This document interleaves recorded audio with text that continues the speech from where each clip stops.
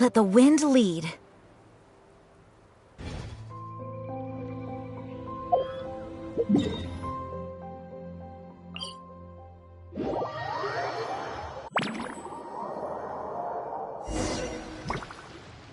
Huh, that's weird.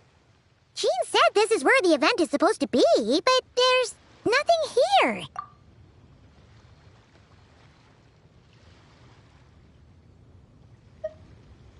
Oh yeah, now that you mention it, this is where our journey officially began. That sure brings back memories. Kinda nostalgic, really. Even after all this time, this place hasn't changed one bit.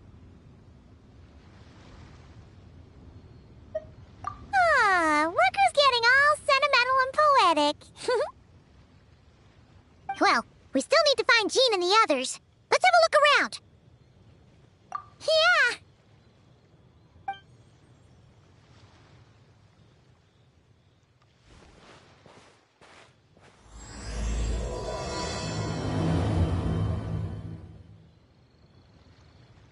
Paimon remembers there used to be hydro slime hiding here, but it's gotta be gone now, right?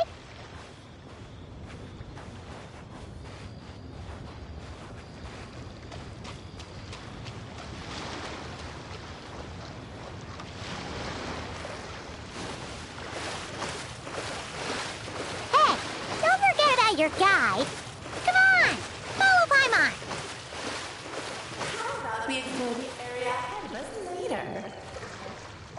What is it? See something familiar?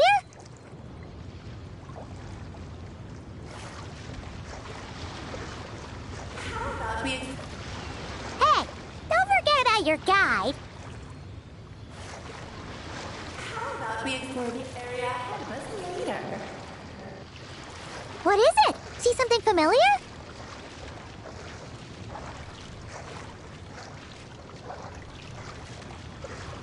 Hey, don't forget about your guide.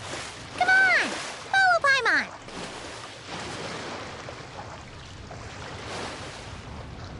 Hey, don't forget about your guide. Come on, follow Paimon.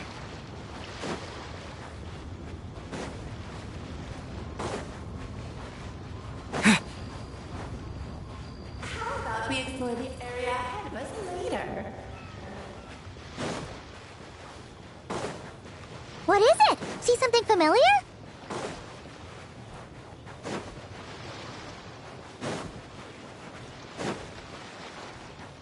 What is it? See something familiar?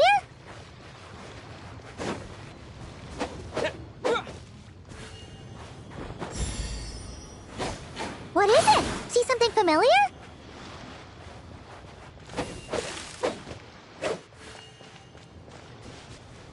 Hey, don't forget about your guide.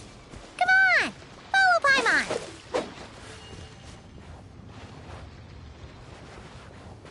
What? Whoa! A fungus? Are those supposed to be in Mondstadt? Not that these are a real threat to us at this point, but still!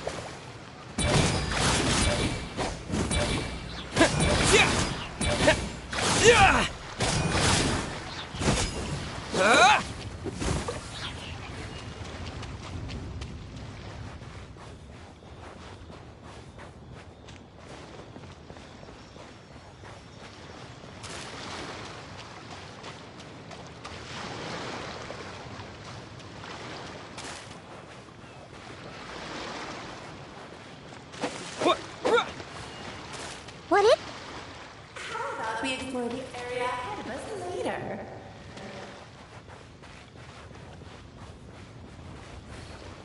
What is it? See something familiar? Yeah! Yeah! Yeah!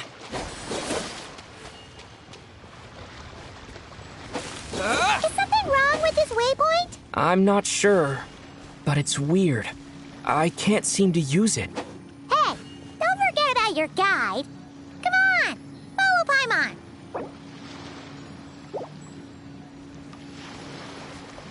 What is it?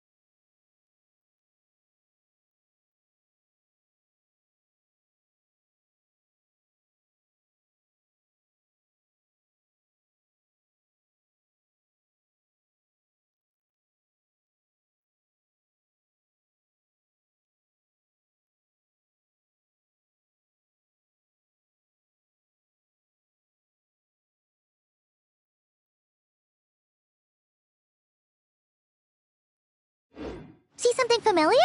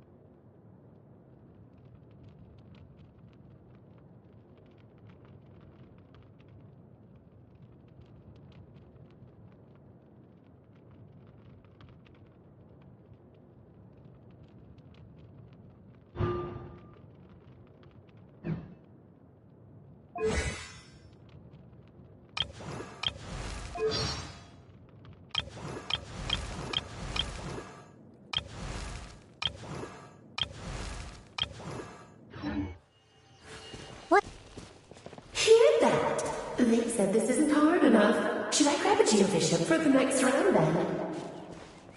Is this really the time to get competitive? Did you hear that, Paimon? Hear what? Huh. Must have been my imagination then. What is it? See something familiar?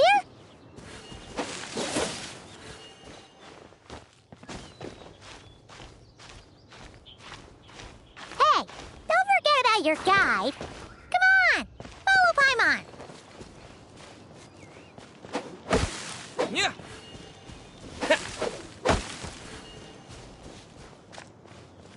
Yeah.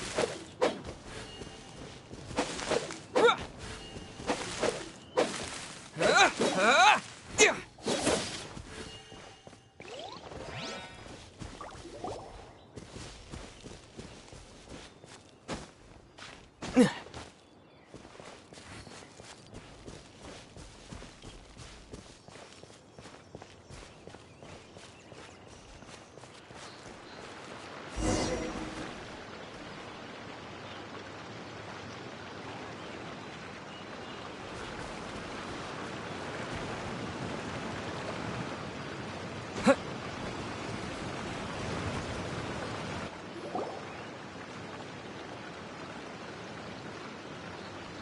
Huh?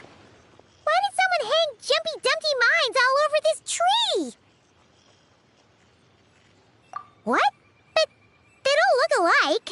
You can't even eat them. Hold on. Could this be an event setup thing? Not a lot of people come here, but a bomb's still a bomb. If someone gets hurt by accident, Clee's gonna get marched off to the confinement room again. Yeah, but let's take a picture with the camera before we take them down. First the fungus, and now this? Something weird is going on. If it turns out not to be event-related, it'll be good to have a record of what we found. You couldn't just compliment Paimon's smarts like a regular person? Whatever. Paimon will take it. Better than being called emergency food, at least. Anyway, it never hurts to be careful. We've seen through lots of tricks, but we've also gotten the short end of the stick a bunch of times, too. Paimon likes the optimism. Come on, let's get that picture taken. Then, get rid of these bombs.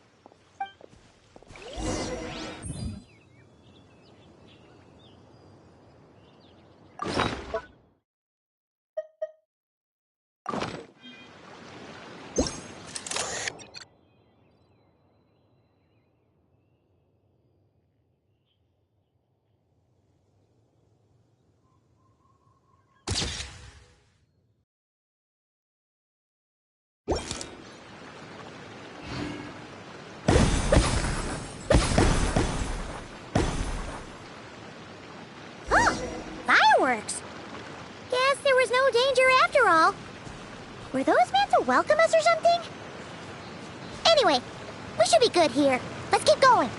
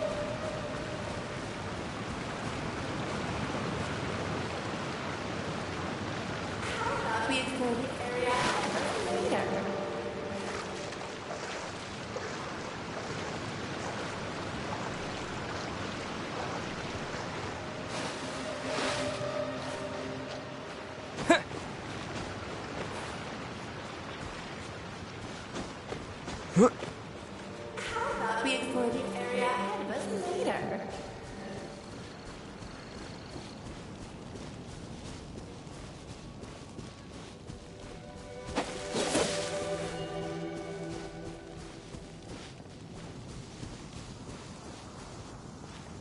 How about we explore the area ahead of us later? How about we explore the area ahead of us later? How about we explore the area ahead of us later?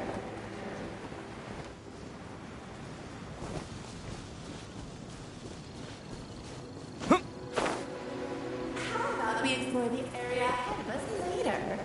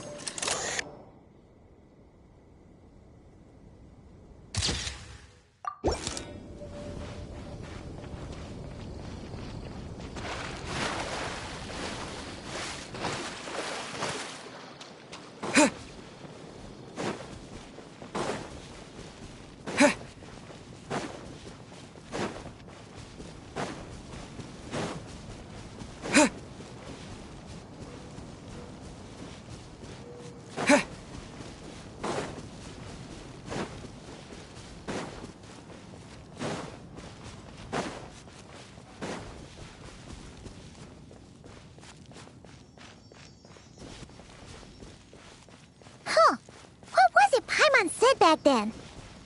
Ah, right! Oh, wow!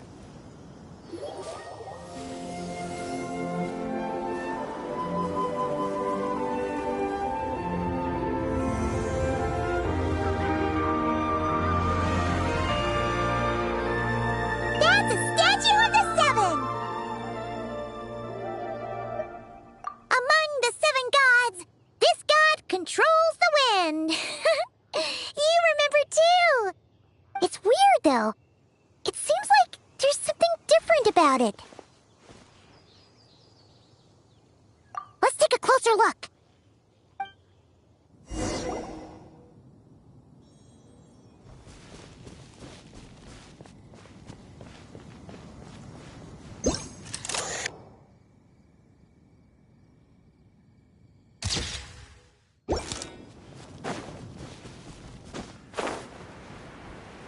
Huh. Paimon's next line was... As we all know, Right!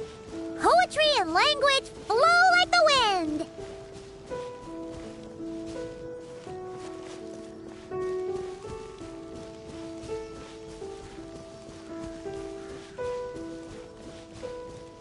Look! There really is something wrong with this statue of the Seven!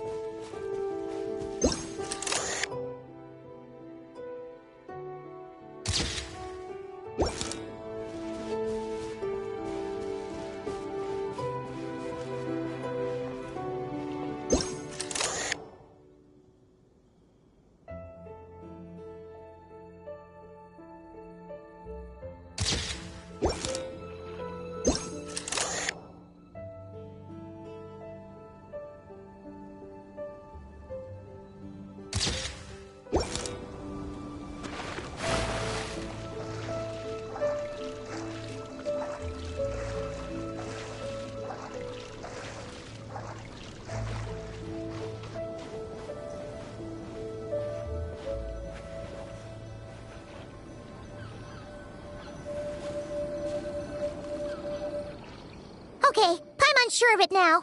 This can't be for an event. No one in their right mind would replace that huge statue of the Seven with a statue of Klee.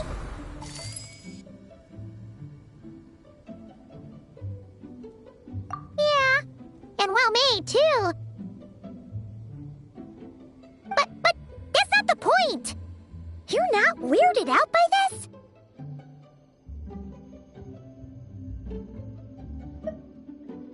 Oh, you're right. This must be Alice's doing. She could put 100 Klee statues all around Mondstadt and Paimon still wouldn't be surprised. That explains the other weird stuff we saw up till now, too.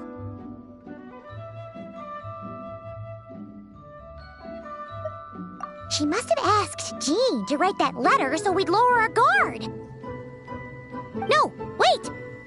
Maybe that was Alice just pretending to be Jean. Paimon wouldn't put it past her. Yeah, Paimon's not upset. The surprises were nice, and this statue is pretty cool. Plus, we got to take a little trip down memory lane. Makes Paimon feel all warm and fuzzy, remembering where it all began. What do we do now, though? There's nobody around. If this is some sort of elaborate prank, guess we're in it until the people behind it jump out and say, "Gotcha!" Huh? What does that mean?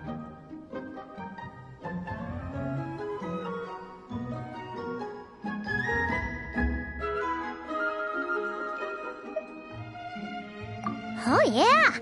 And there could be even more. Guess all there's left to do is touch that statue and find out. Maybe it'll give you the power of pyro or something.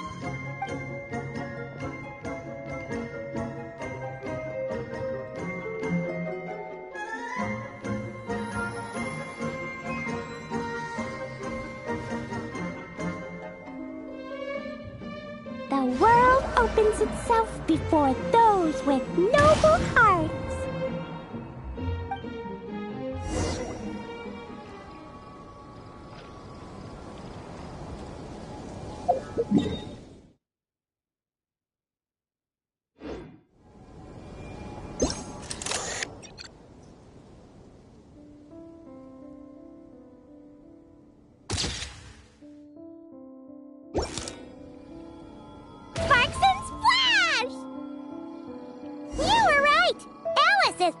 Surprises.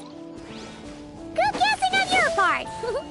Let's keep going and see what else we find.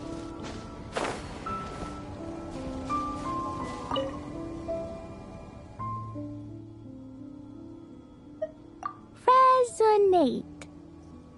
What does that mean? Oh, wait, I know! It's like how I'm the Spark Knight and you're the Honorary Knight. So, we resonate.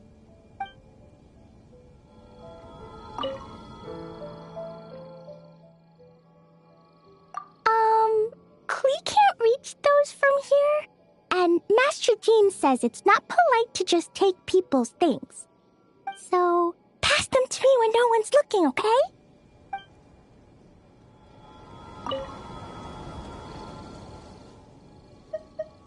Klee blesses you with happiness!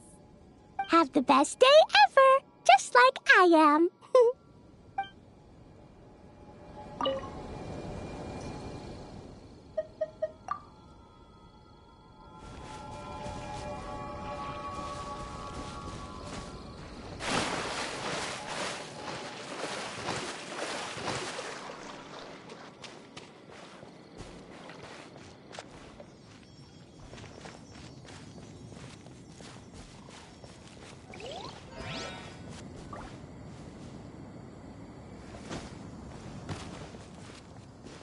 Go now.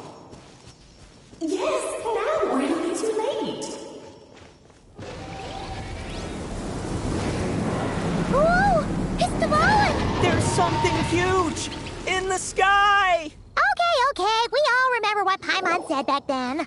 Anyway, since he's here, that must mean we're about to meet another old friend in these woods.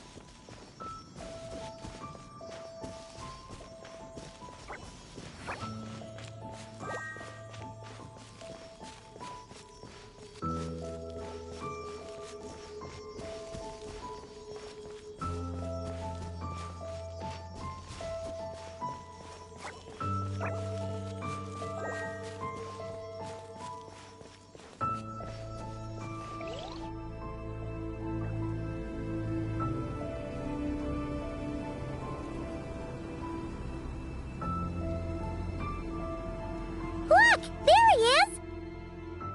Back then, Dvalin was tainted by the Abyss, and Tone-Deaf Bard was about to heal his wounds. But your control over Animo wasn't so great, so they noticed you and ran off. But you've had tons of practice since then, so mistakes like that should be a thing of the past, right? Sure. Here goes nothing.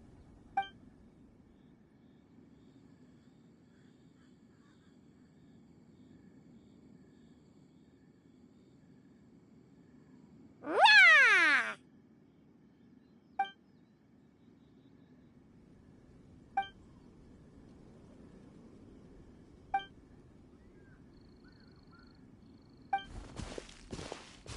Well, this is awkward. You really hung Paimon out to dry there, Traveler.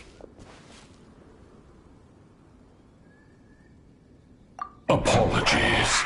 You were just even livelier than I remembered, and I wasn't expecting it. Which means mission accomplished on the surprise front, I suppose. What do you say, Alice? Hi, Marks. Oh, yes, indeed. That was fantastic. I've recorded it all, in fact. Huh! So you were watching us all along. And hold on. You can't just record people like that. What a delightful reunion. Welcome to Mondstadt, you two. The place where it all began.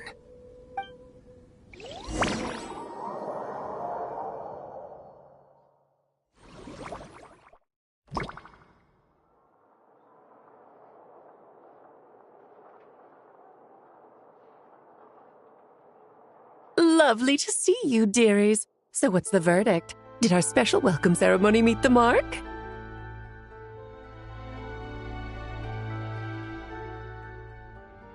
It was very... you, that's for sure. Paimon can't believe the Knights of Favonius let you go that far. Where'd you move the real statue of the Seven anyway? Oh, gracious me. You still haven't figured it out. If I had actually done something to that statue, I would have been locked up in the teensy room next door by now. Certainly not my idea of a pleasant afternoon.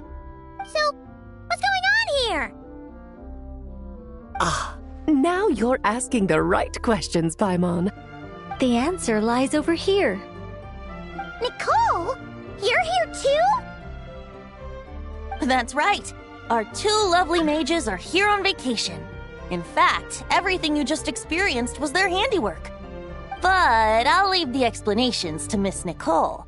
I trust you're well acquainted with her skill at explaining all manner of magic and phenomena. Yep. We experienced that firsthand in Notcry. This bubble is a new kind of magic Alice and I invented.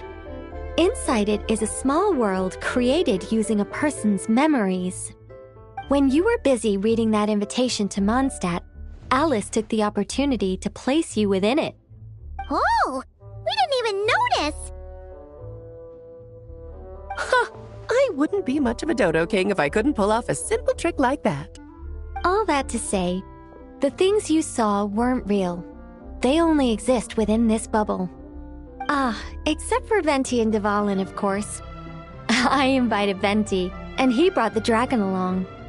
It's not every day you get to relive the beginning of your journey. It feels like listening to a verse you haven't heard in a while, right? You might not remember the name or melody, and still, you start humming along in no time. I'm assuming your trip down memory lane was similarly nostalgic.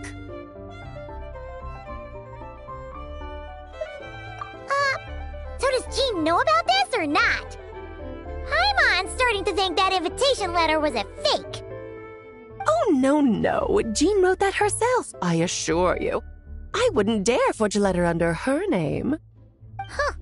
So you do draw the line somewhere. Whew. Not with my daughter in her clutches. If you ever become a mother, you'll understand. Oh, come on! It's not like she's being held hostage. The point is, this magical bubble was created at the request of the Knights of Favonius. With the expedition in Notcry coming to an end, the Knights will be home before long. Varka thinks it's better to give people time to reunite with their families, so he told Jean to hold off on a huge welcome reception for now. Of course, Jean has her own thoughts on the matter. You can get the details from her soon. As things stand, we're keeping the reception small, but there will be some activities. This magic bubble is one of them. The returning knights can use it to catch up on all the major events that have occurred in Mondstadt while they were gone. Simply put, it's a reenactment of your adventures. Indeed. The ultimate goal is for everyone to have a chance to take part in the excitement. So, what about the parts that took a few, creative liberties?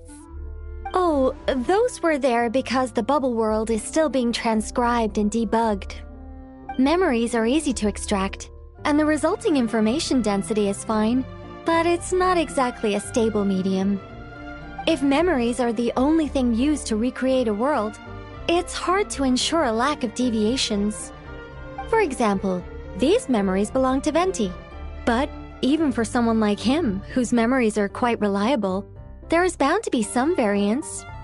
Not to mention, on their own, memories lack an interactive component, so I added some self-deductive capabilities to this magic, which exacerbated the instability issues, unfortunately. Yeah, that, makes sense. For instance, say we're recording memories and Lisa happens to fly into a fury over some overdue library books at the same time. A powerful thunderstorm might unfold in the bubble world out of nowhere. Luckily, there's a simple solution. We just have to send someone to scout things out first. Then we can manually correct anything that doesn't make sense. Exactly. Plus, once the recording is complete, the magic will loop, so there won't be further deviations, and we won't need real people to act things out. Ah, and before it's all said and done, we'll be sure to cover up your identity, Venti. Much appreciated. Otherwise, buying around at the Angel's share is gonna be much more of a hassle. Huh. Like you're the one who does the buying. It's settled then. We'll allow you to be the first to relive these precious memories, and in return, you'll be our eyes on the inside. Yeah, but it sounds like fun. Besides, we he snapped a few pics of some potential bugs. Like that weird statue of the Seven. Oh, no, Paimon. That one was entirely intentional. What? Seriously? As the creator of this world, I'm afforded a bit of creative license, I would think. Creating this bubble was no easy task. Is a little personal touch too much to ask for? I doubt anyone will mind. As far as I'm concerned, you're free to do as you please. This is Mondstadt, after all. Oh, well. Paimon can't argue with that. In that case, we'll be counting on you to continue testing our work tomorrow. It's still early. Why not check out the other events at the testing grounds in the meantime? Jean should be there too. Yeah, we'll go say hi. She's the one who invited us after all.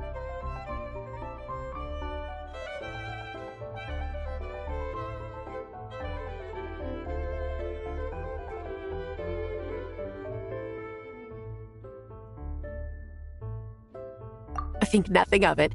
Now that the world is at peace, you two are overdue for a vacation. Best to make the most of it.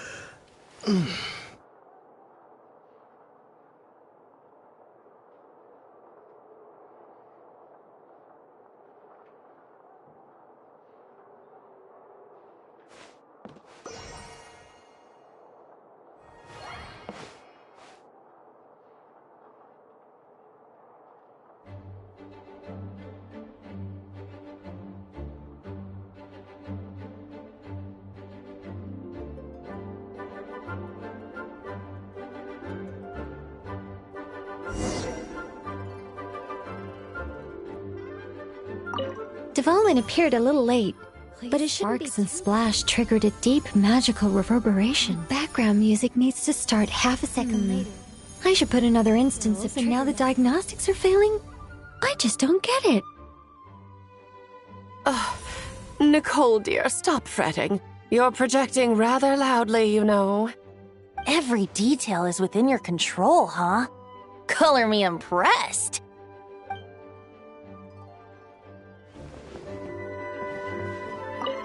Oh, and didn't you say Kleiner would be making the trip with you this time, Alice? He's been delayed, I'm afraid. Troublesome happenings on another planet. And of course, just when he jumped through all those hoops to make it back to Tevat, Dottore starts causing trouble. The border is a terrible mess even now. So, unfortunately, his vacation has been postponed. Just yesterday, he did give us a call on the Dodo communication device, though. As you can imagine, Klee was pleased as punch to hear her dad's voice. I see. Being a seeker is a tough job indeed.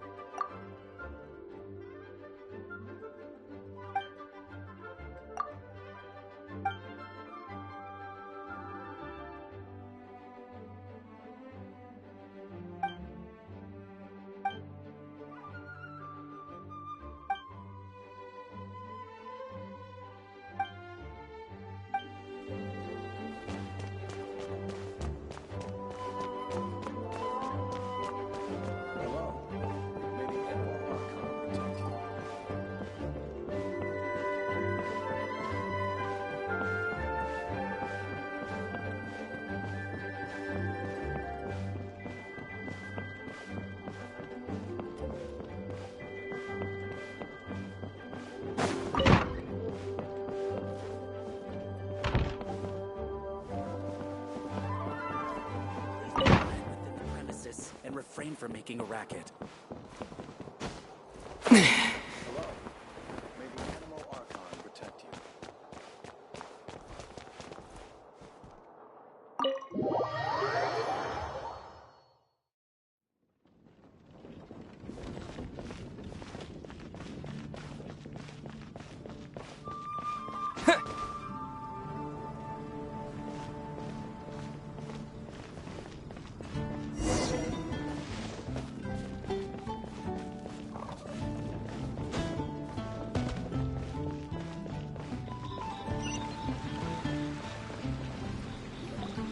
Yes, good work.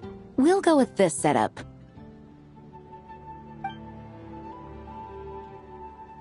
Hey, Jean! We're here! Honorary Knight, Paimon, welcome back. Did you have a good time in Alice's magic bubble? Yeah, it was so cool! Paimon's looking forward to getting back in there tomorrow! I'll be sure not to spoil it then. I imagine you might be interested in what went into the preparation, though. I loved the idea when Alice brought it up, but I knew it would take a great deal of reenactors, not to mention recruiting Dvalin. Luckily, Venti, or rather, Lord Barbados, agreed to help. After that, I opened up recruitment to the people of Mondstadt.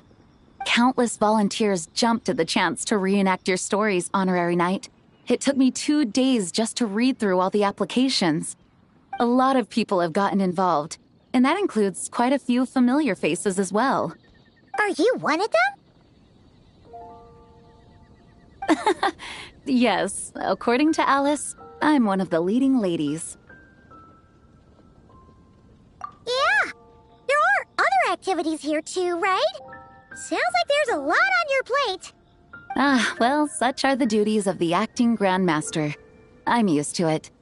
For those of us who have been holding down the fort, so to speak, the return of the expedition team is a matter of great importance.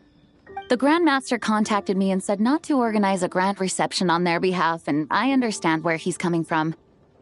I'm sure the team will be exhausted upon returning, and making a big fuss might just tire them out further. I'm sensing a butt in there somewhere.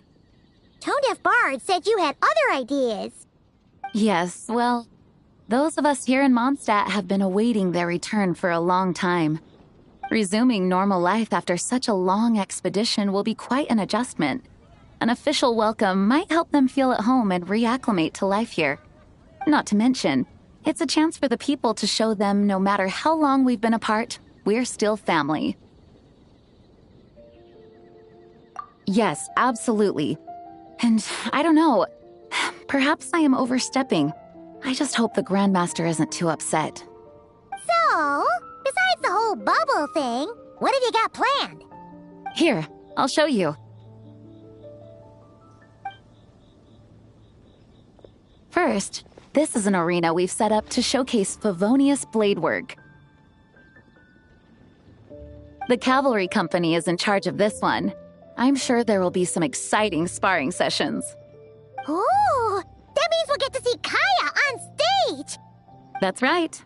Compared to me, he's much better at keeping things interesting, even when the subject matter is quite serious.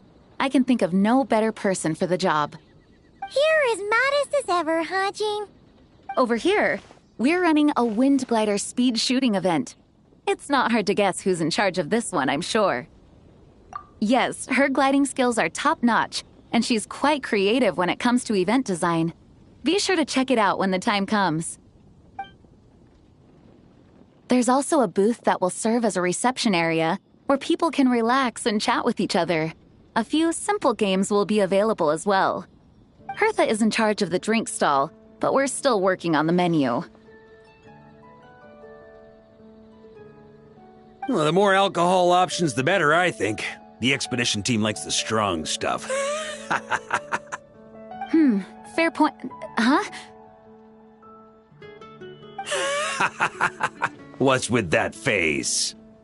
Grandmaster, you're back? Has the entire team returned as well? Well, apologies, we're not quite done with the preparations, but I assure you, it's limited to what you see here. We're exercising the utmost restraint.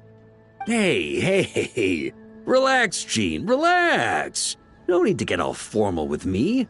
I split from the group to make it back first. Pretend I'm not even here. Besides, I knew you'd want to surprise us, no matter what I said. Oh, I see. If I didn't tell you to put on the brakes, I knew you'd go full throttle and start planning the next Ludi Harpastum or Windbloom Festival. You put so much pressure on yourself, diving headfirst into the deep end without thinking about how much is on your plate. I just didn't want you to overwork yourself, that's all. Oh, wow. That's actually really nice of you. Well, looking out for my fellow knights comes with a job. As for the event, food, drink, and fun in spades without too much pomp and circumstance. Yeah, just like a Mondstadt festival should be. The team will feel at home in no time. That's far too kind, Grandmaster. But thank you. I mean it, you know? Just trust my judgment. Anyway, you two got a sec? Now that I'm finally back in my old stomping grounds, let me treat you to a meal. I'll even introduce you to the Good Hunter's secret menu. Oh, nice! Paimon's never heard of that before. What's wrong? Not hungry? Actually, Grandmaster, there's a few things I'd love for you to look over, since you seem to have some time to spare. Perhaps we could go back to headquarters first. Hang on. You know this is just a pit stop, right? There's not going to be time for me to take over the whole shebang. Of course. Still, you are the Grandmaster. Oh, you have no idea what this means. I'll be trapped in the office until tomorrow morning. It's not that dramatic. If we make haste, we'll finish before dawn. As much as Paimon wants to check out that secret menu, you should at least do some work now that you're back. All right, all right. Oh, let's go. Guess I'll see you tomorrow.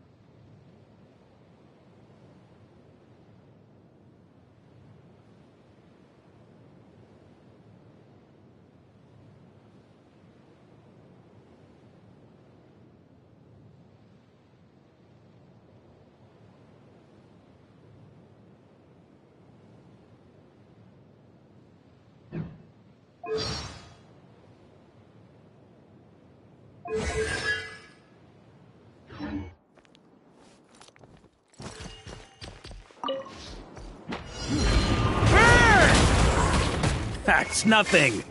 Ugh. Leave it to me! Let's play! Think you can get away? Ha! Everybody stand back! Burn!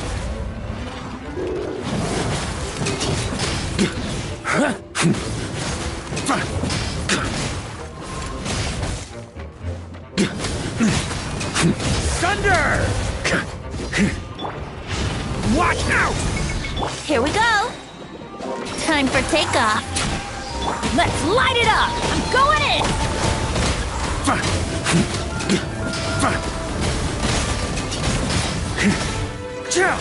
Thunder! Up the ante! Charge!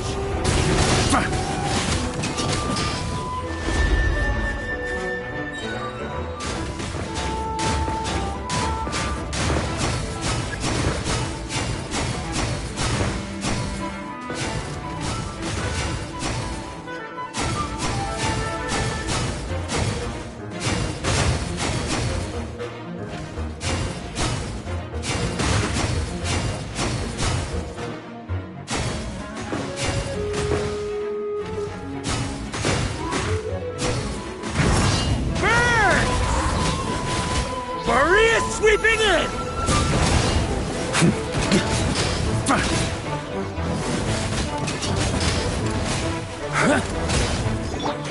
Watch out! Brace yourselves. Think you can get away? Everybody stand! Burn!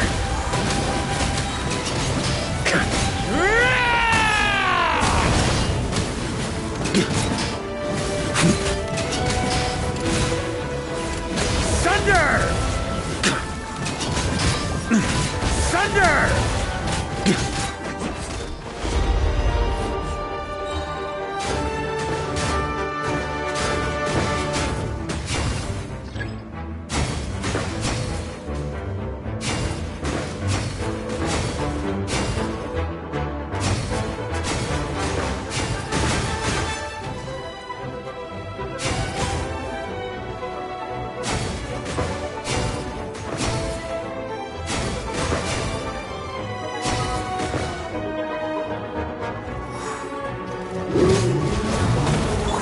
Watch out! Time for takeoff. Huh? Teamwork is strict! Maria sweeping in!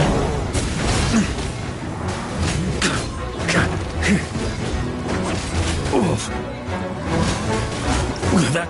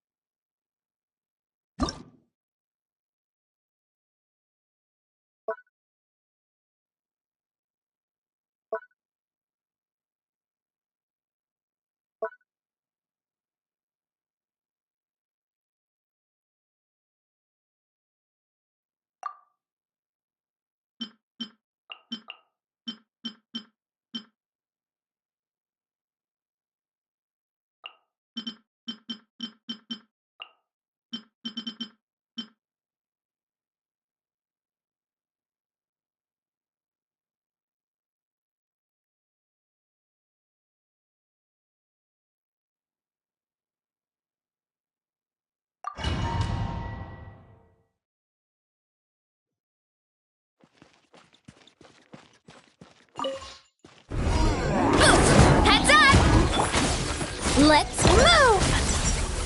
Stop right there! You asked for it! Light it up! Charge! Yeah! Kapow! It's justice o'clock!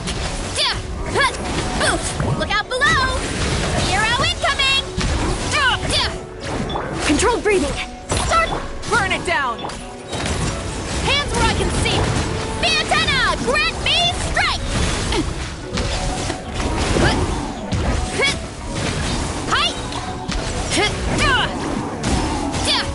Quick as a flash! Light of the blazing sun! Incinerate!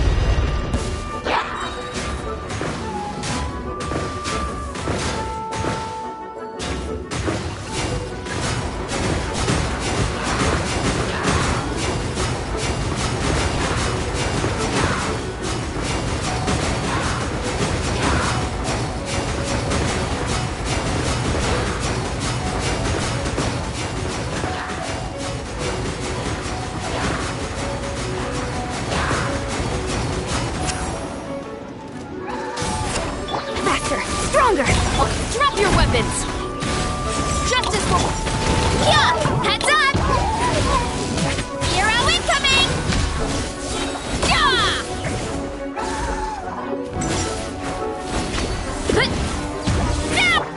Pyroclastic surge!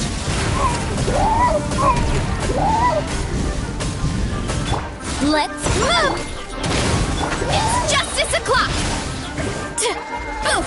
Heads up! Hero incoming! Ultimate flying kick!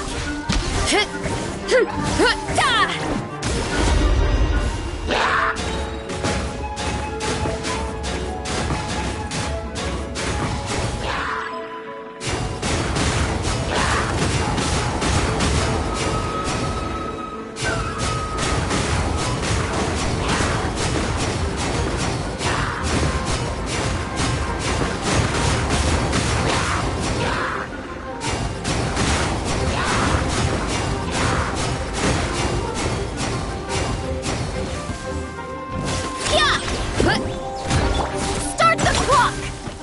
Light it up! Light of the blazing sun! Stop right there! Hands where I can... Charge! Yeah! You ought to stand down! It's justice o'clock! Boof! It's justice o'clock!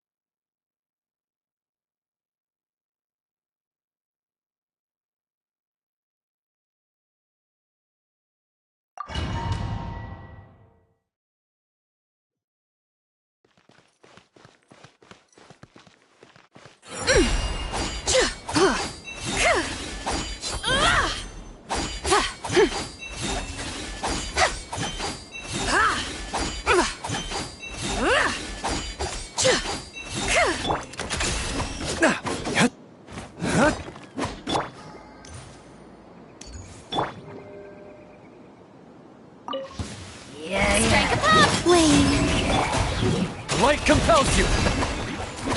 Without further ado!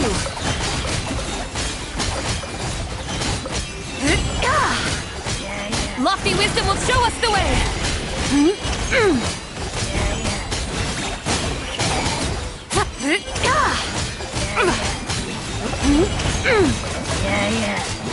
Be cleansed!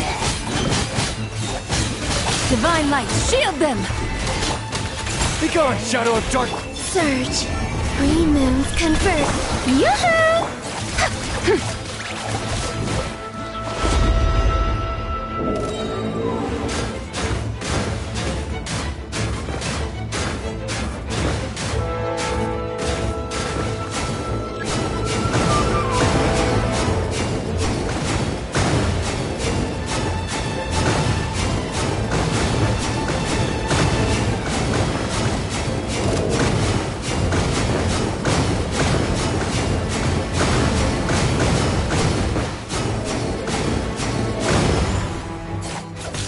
Shower me with praise! Let the world collide! A moonlit night for all. Go get him, Aiden! Behold, the dawn! The sky's clear, the glazed moon shines! Smite the dust!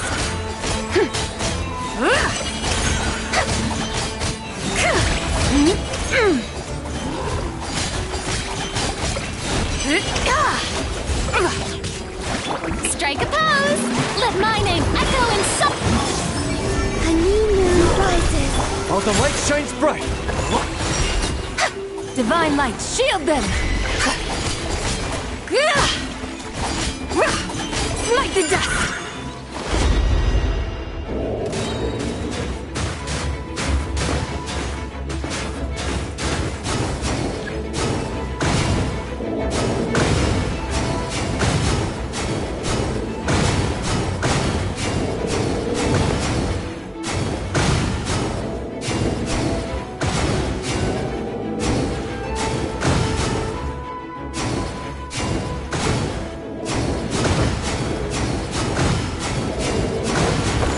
Without further ado, yoo-hoo!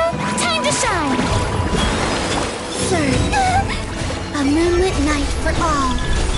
You got this! Behold, the... Lofty wisdom will show us the way!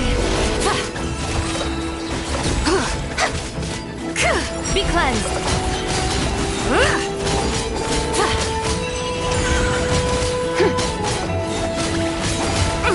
Strike a pose! Let the world collide! The sky's clear, the glazed moon shines!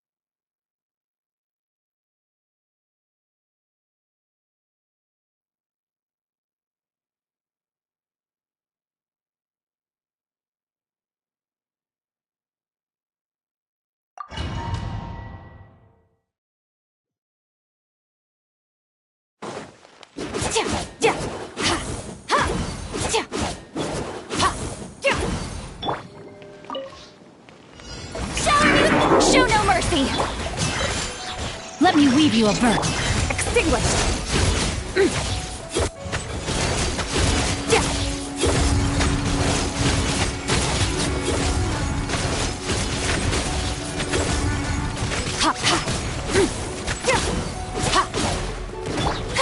Strike a pose! Get to...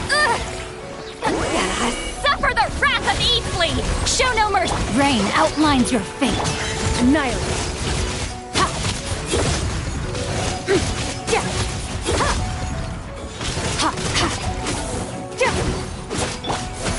Let my name echo in song! You two! Time to end them!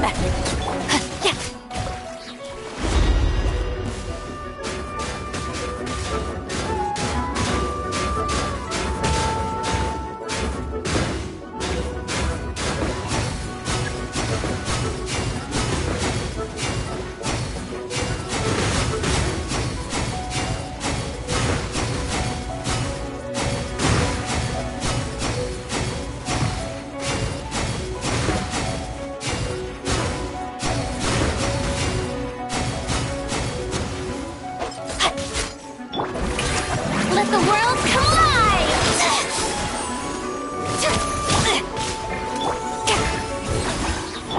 Know my sword! Witness the power... Extinguished!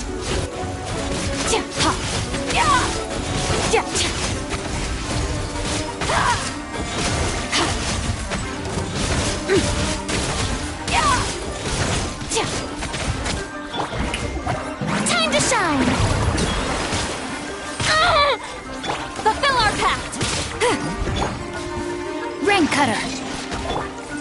Eat Laline! Eat Papa! Annihilate! Ha! Ha!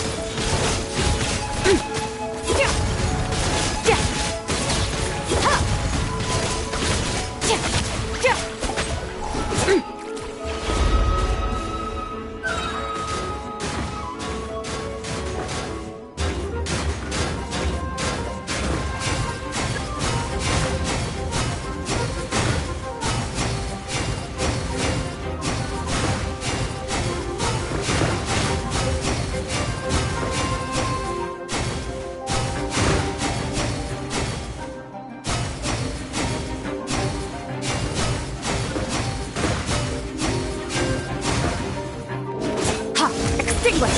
Shower me with the... you two! Time to end them! Witness the power... Annihilate! Death power!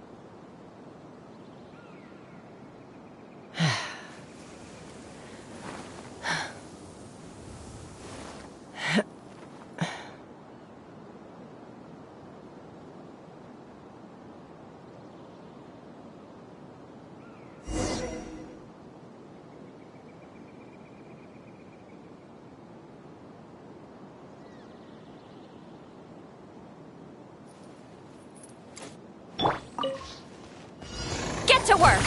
Burn it down! Wrath from the skies! Farewell! Time to say hello. Let's fly.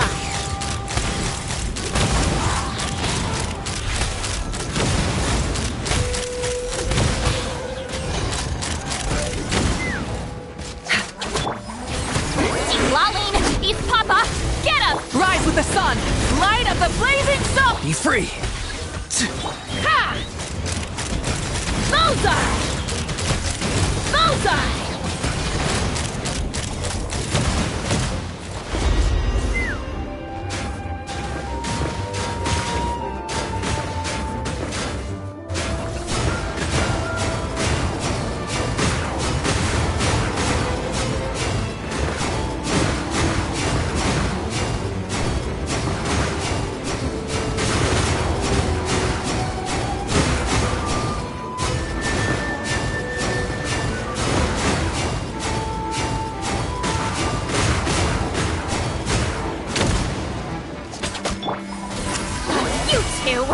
Time to light it up! Pyroclastic surge! Go! You're free now! Take me up!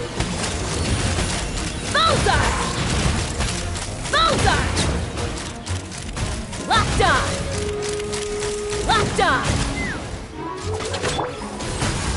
Laline, East Papa, Rise with the sun! Light of the blazing sun! Not too far now. Time to say hello. Ha!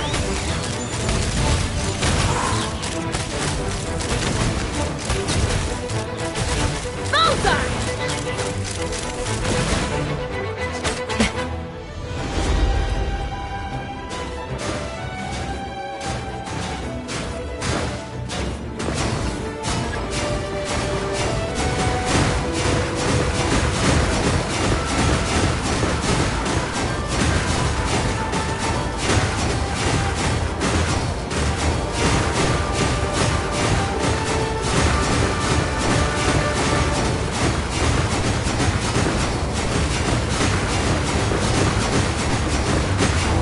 Take me up!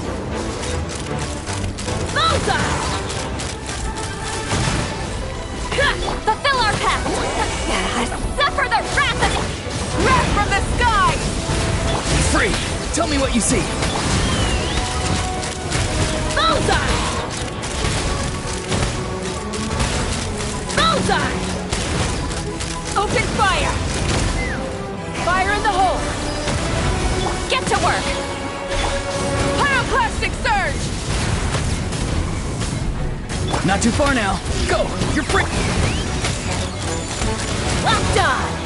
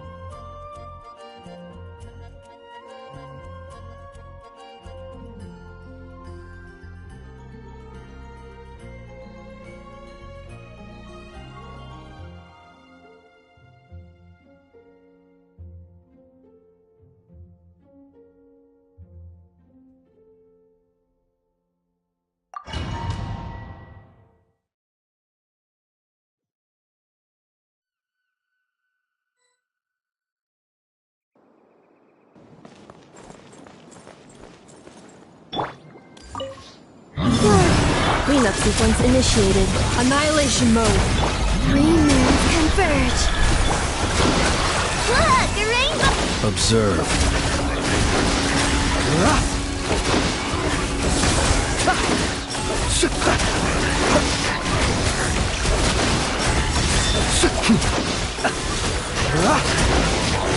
The night cometh. Close your eyes. Wayne, a new moon rises.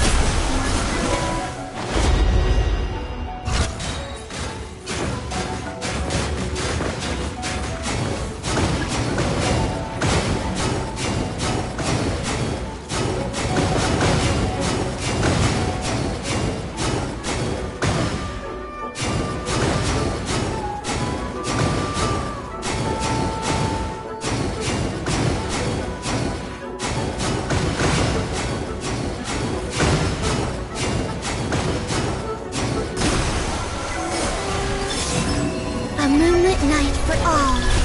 Defensive mode engaged. Preparing for dust up. Chew on this! Ding dong! Observe. Close your eyes. Do you fear the dark? Beware the creatures of the night. Be silent. A new moon rises. Ultimatum protocol. Flash attack!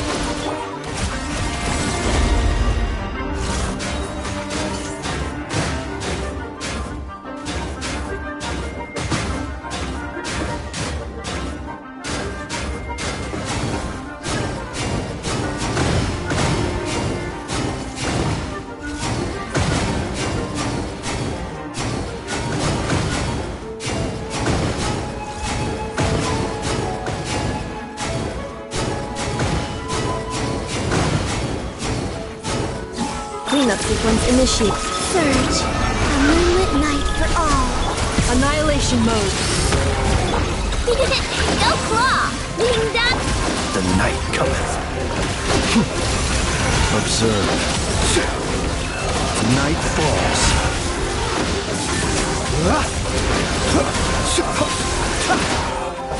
Whoa. A new moon rises.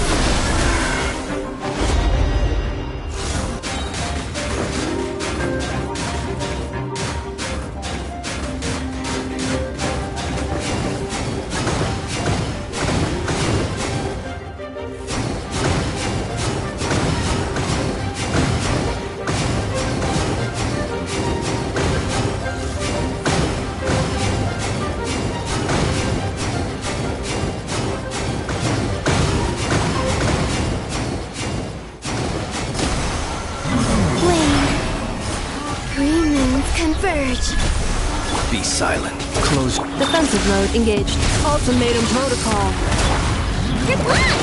Look, a rainbow! Beware the creatures of the night.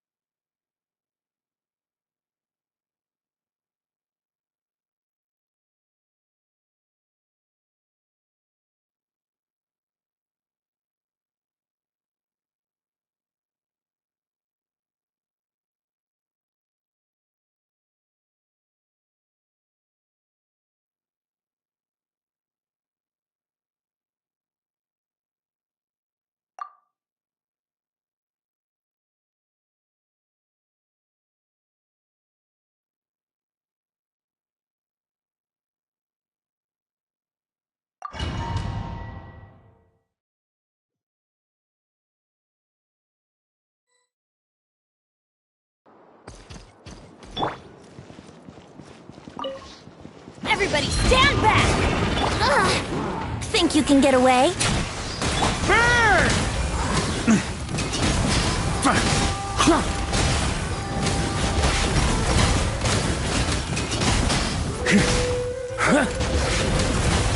Let's light it up! Teamwork is Let's play!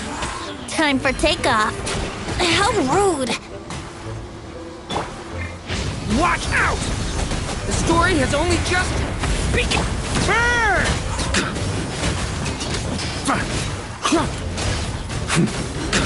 Up the ante!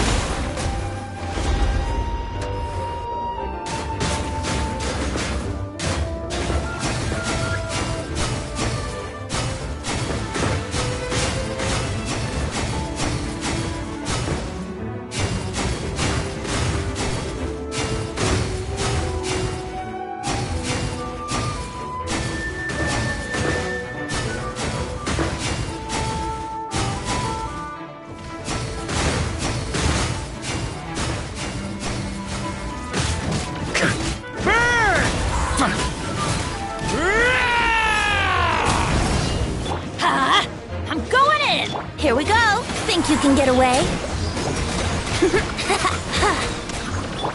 Leave it to me! The story has only just begun!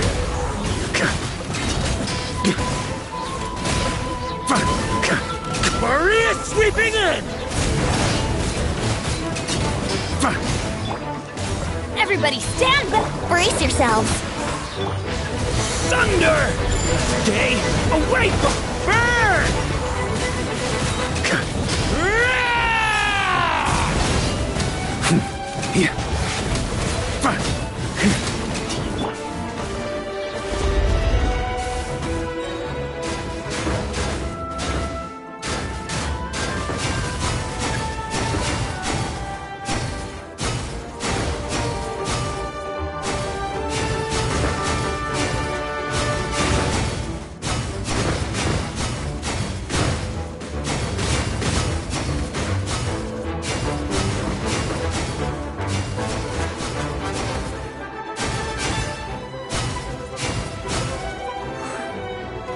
Let's play! Time for takeoff. Let's light it up! Teamwork is Watch out! Decay! You burn! Charge!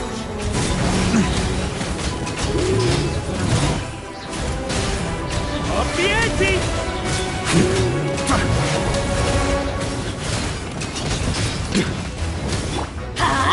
Everybody stand back! Think you can get away? Maria sweep!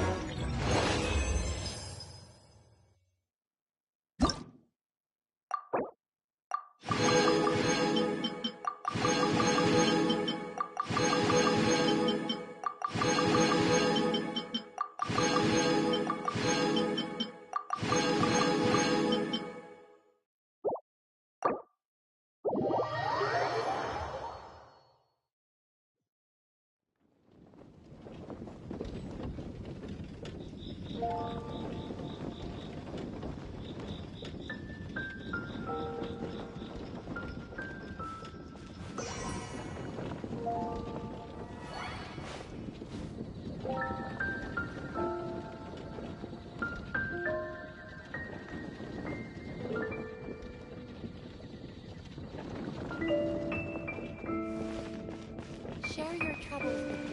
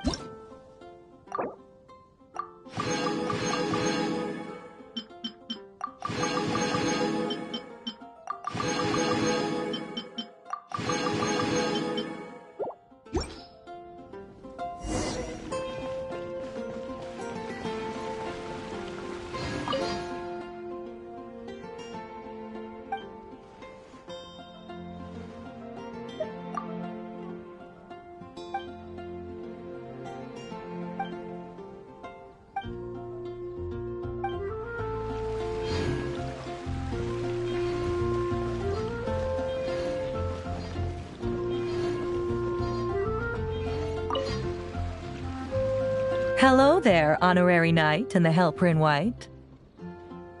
It's so nice to meet you, Honorary Knight and Lady Paimon. Glenfidia, at your service. Looks like you're in a good mood, Hertha. And nice to meet you, Glenfidia. By the looks of things, you're about ready to open? Indeed. Thanks to some help from the Angel's Share and the Cat's Tail, our drink stand is ready to go. Besides all the classics, we also mix cocktails to order, and are currently offering a limited-time delivery service. Cocktails? Do you remember that time we served as bartenders at the Angel Share? And recently you've also shown off your skills at the flagship in Nocrai. We sure have come a long way, huh? The only thing is, our current drink selection is quite traditional, and it stopped feeling fresh long before the expedition began.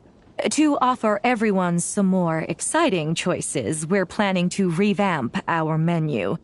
But I need to get back to handling resident requests, and Glenfidia doesn't have much experience mixing drinks. Plus, we've got a whole bunch of outstanding delivery orders on hand. Honorary Knight, if you're free, could you maybe help us out for a while, just until my other squad gets back from the Stormbearer Mountains? You'll be amply compensated, of course, plus double pay for overtime, depending on your performance metrics.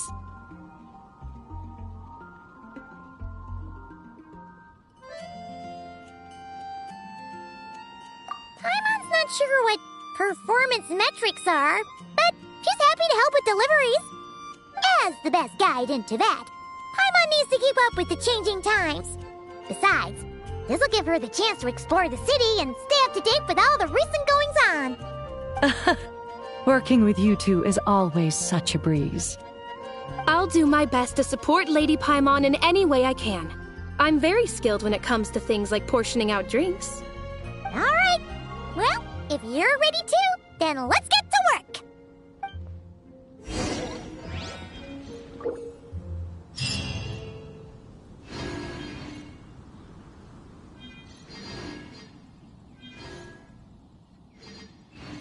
Finally, a break.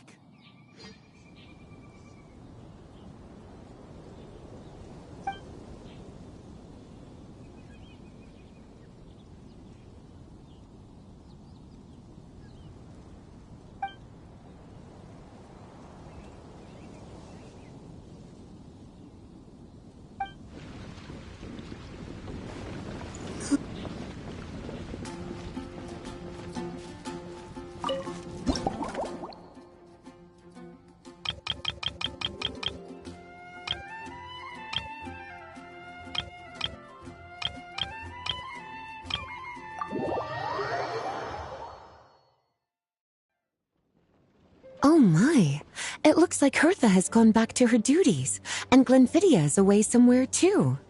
Has our dear cutie taken complete charge of the drink stand? Wonderful. Now I can order without worrying about ending up with one of the logistics company's specials. The type of drink that keeps you awake all night, leaving you no choice but to pass the time working. That's right. I'm just a carefree librarian now. If only there weren't so many people with overdue books, and I didn't have to go door to door to get them back. I would have dropped by to chat with you sooner and try out your delightful creations, of course. Let me think. I don't really have a favorite drink. Just wrestle me up something rejuvenating that'll lift my spirits. And if it could help me nod off to sleep later, that would be even better.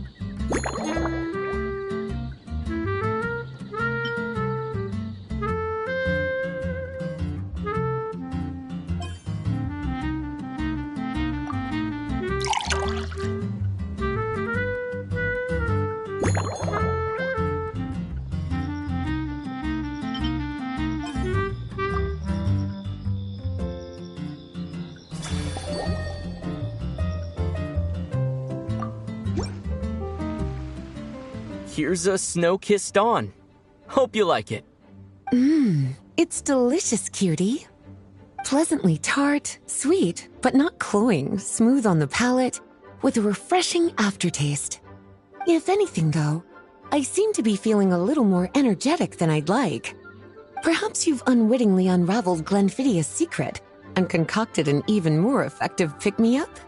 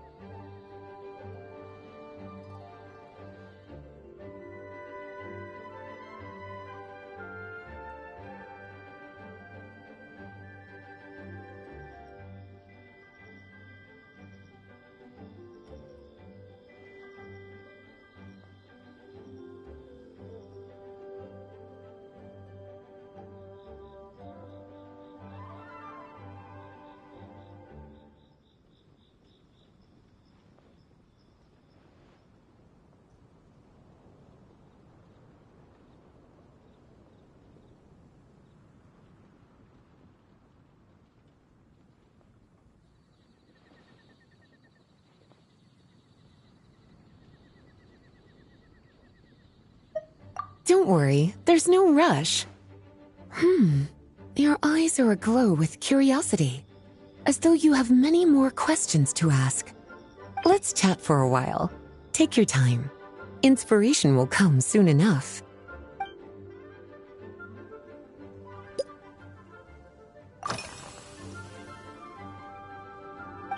Since you're asking, it's been a bit of an unusual day.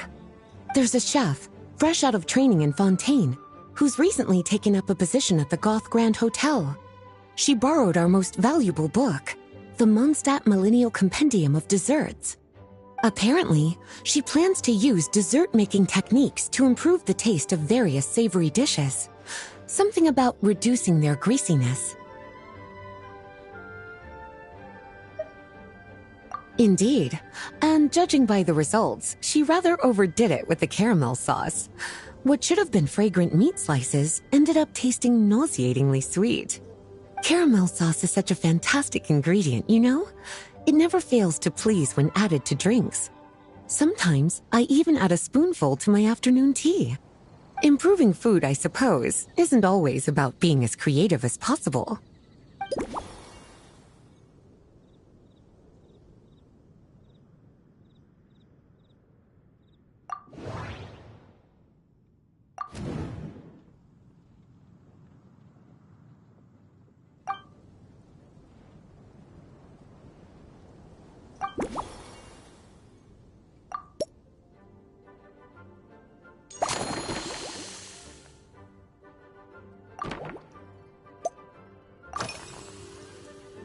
Oh, this?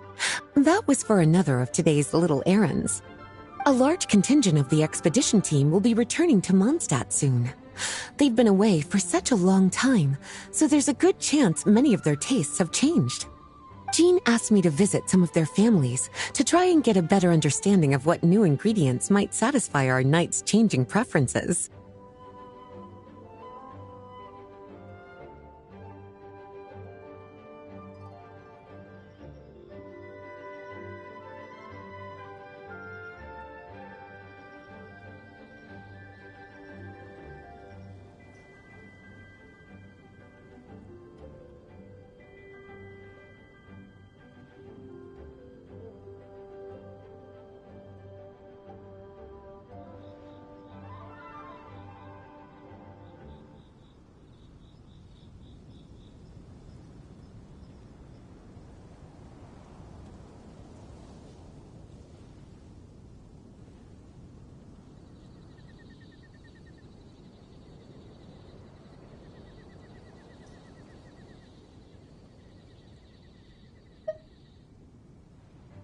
Well, they've all devoted their blood, sweat, and time to protecting Mondstadt.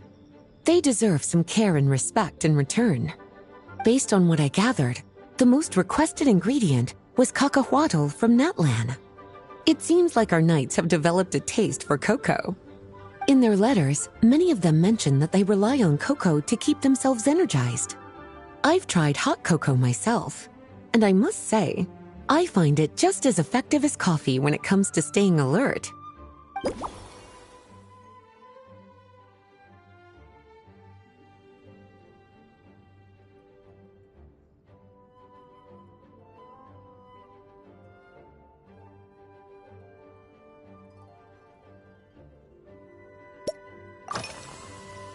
Surely you're not suggesting I'd take this opportunity to sneak off on a little countryside wander?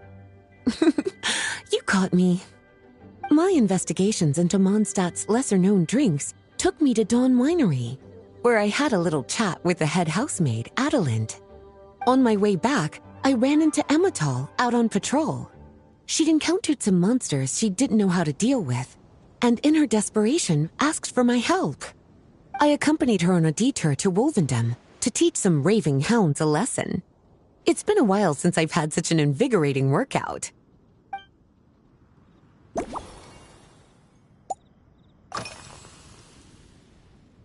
Lately? So careful with your wording, cutie. Is that because you think that I, too, might have changed since we last met? Or simply because you can't remember?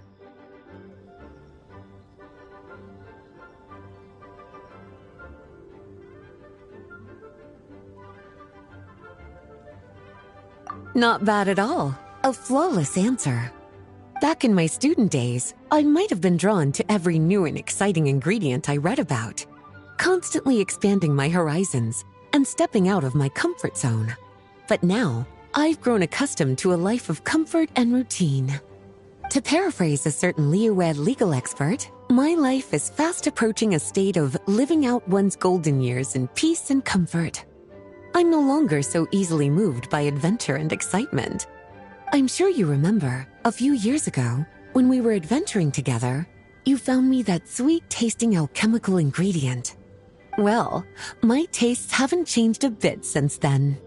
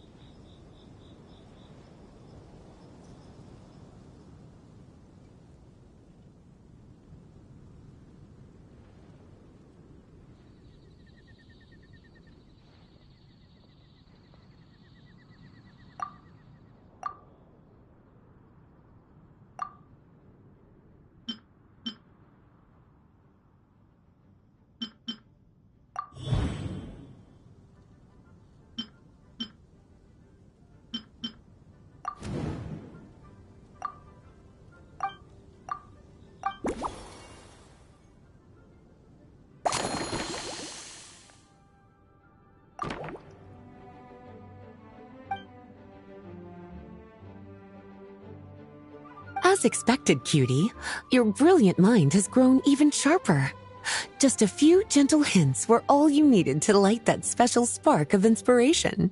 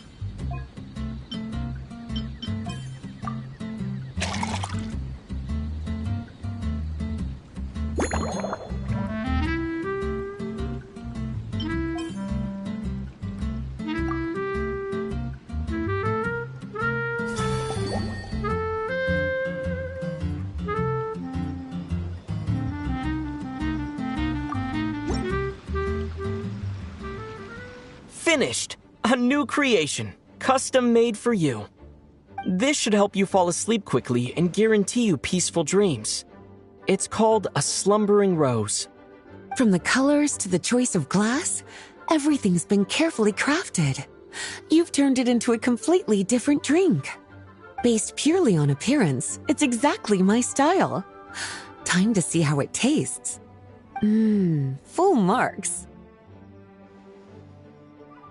It's like savoring an exquisite dessert before taking a stroll along the shore of Cider Lake, with a gentle breeze caressing your skin, relaxed and at ease. I no longer feel drained of energy, but neither am I overstimulated. I'm actually starting to feel a little sleepy. As a bedtime drink, this is pure perfection. So good, in fact, that I feel like writing an article to extol the virtues of the slumbering rose. I can use it as an opportunity to crown you the new maestro of mixology.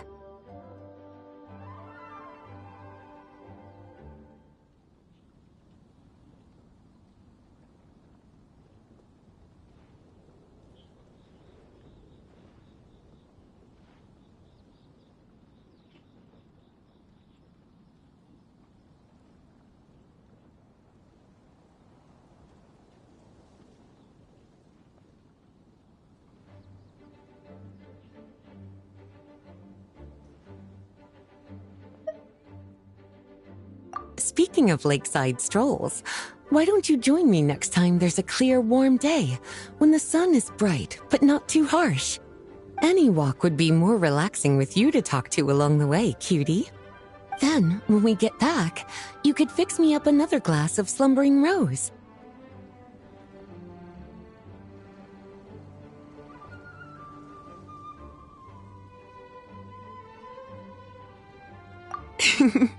And I'll make just as sure to hold you to that. When the time comes, I won't accept any excuses.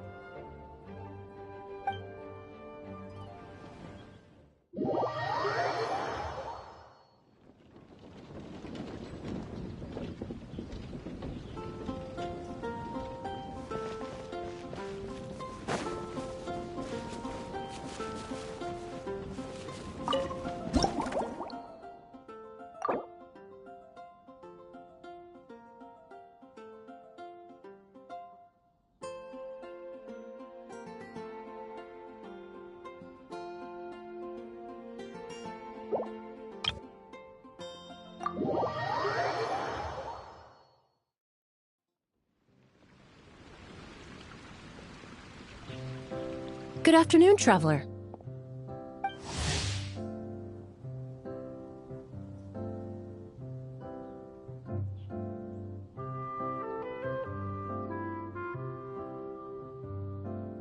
I didn't expect the honor of witnessing your harmonizing talents here in Mondstadt. Both, actually. A lady calling herself a mage asked me to come manage her flower shop. At about the same time, the Cat's Tail commissioned me to create a new fragrance for their establishment. Ending today's busy schedule with a drink crafted by you in person is truly a wonderful reward. I have faith in your choice.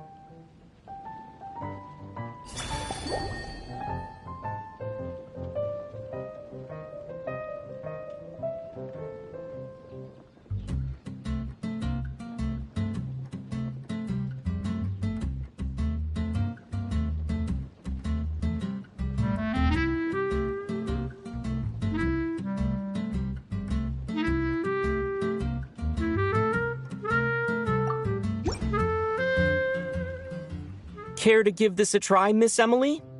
Your artistry is truly a pleasure to watch.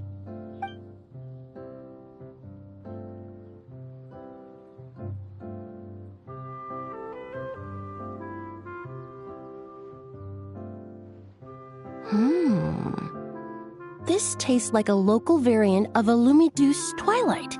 Am I right? The gentle and elegant taste, with its distinct layers combined with a hint of Mondstadt's characteristic scent, offers quite a welcoming flavor, all the while avoiding potentially discordant aromas. Though in reality, there's no need for you to be so conservative. I have quite a high tolerance for flavors that stray outside the boundaries of conventional wisdom. Your drink was nice, but it would be perfect if you could make one with a little more depth. A cocktail that shows off your unique understanding and enhances my impression of Mondstadt. If you need time to mull things over, perhaps you might find inspiration in a little light conversation?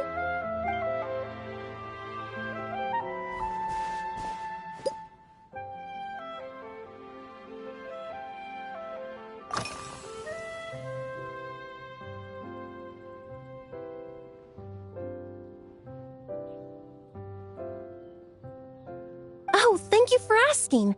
It's been going well, though this trip to Mondstadt has presented some unexpected challenges.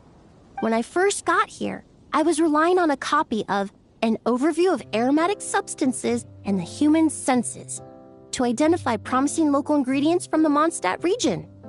To my surprise, my trial fragrance, which used Valberry as the primary note, proved far too sweet in the context of a tavern, relaxing people so much that they ended up feeling drowsy.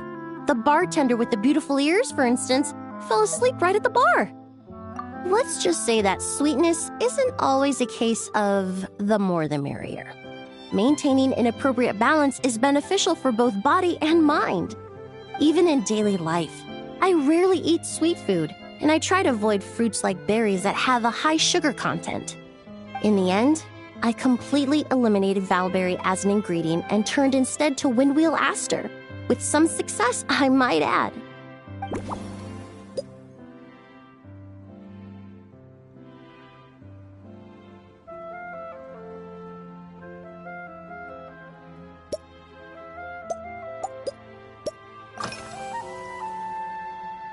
They're part of my reward from the flower shop owner.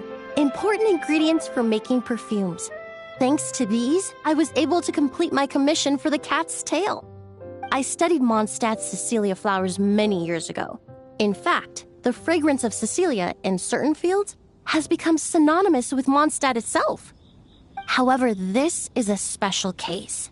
Some cats are quite averse to the scent of Cecilia, and we need to be particularly mindful of their preferences.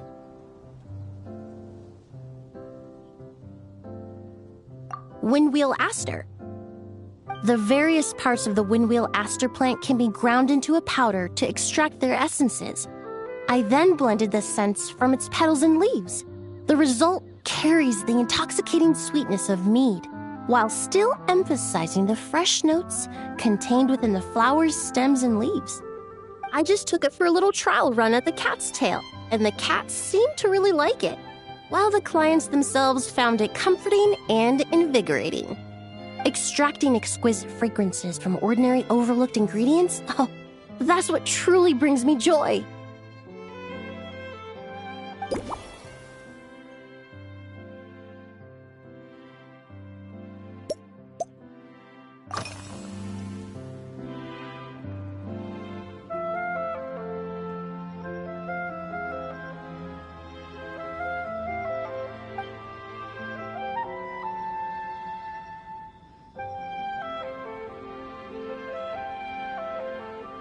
It really is. A while earlier, I watched a whole run of fair weather clouds float by, fluffy as pillows. It's not overly humid either, and the wind is gentle too. In such conditions, one's sense of smell is heightened, but not to an excessive degree. When scents are blended well, they naturally combine with the ambient context, leaving particularly powerful impressions.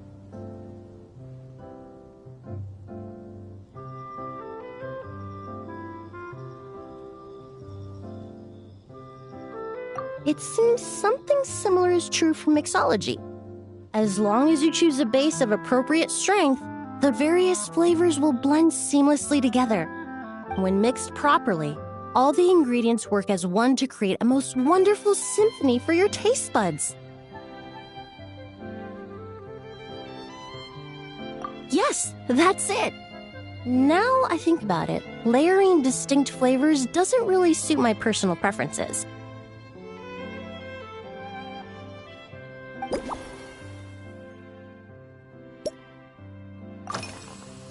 Usually, after work, my friends from the Maison Gardiennage sometimes treat me to a few drinks.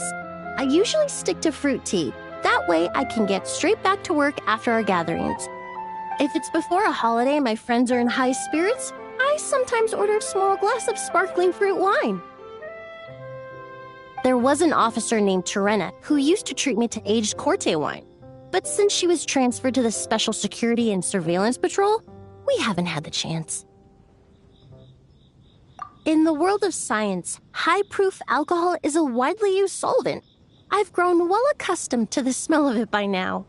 Besides, when I'm slightly tipsy, my state of mind changes, which in turn alters my approach to perfumes. It doesn't matter if the result is good or bad, it's all about trying something new. So I don't mind drinks with just a little bit of alcohol, but I don't like anything too strong.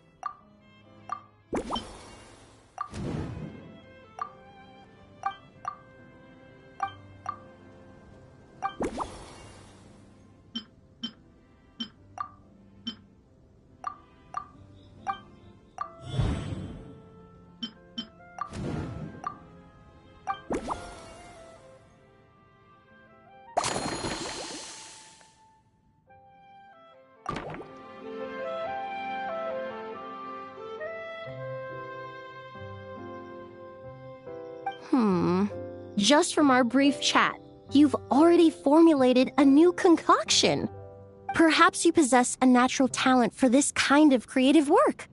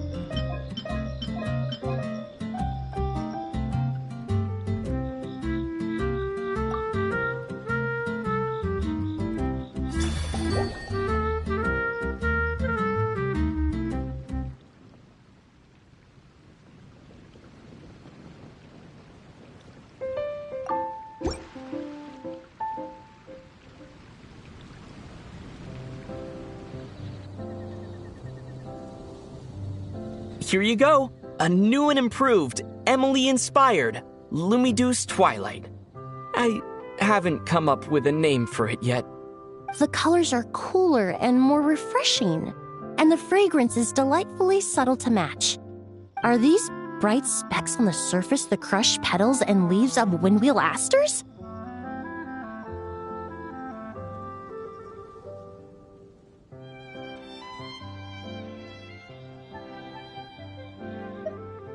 I'm sure it must taste wonderful. Let me try.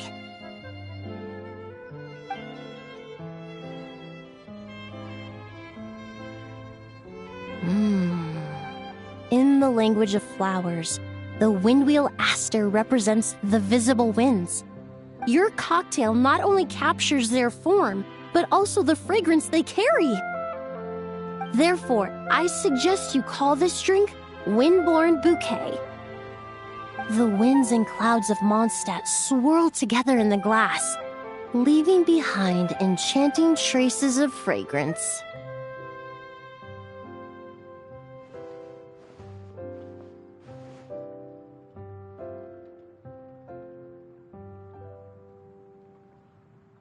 Really? Oh, perhaps it's just a habit of my profession. I'm glad you like it. Now it's time to slowly savor this masterpiece. Thank you so much. This trip to Mondstadt has been so rewarding. This is the most memorable cocktail I've ever had. Once I get back to Fontaine, I will attempt to recreate this moment as both a fragrance and a perfume.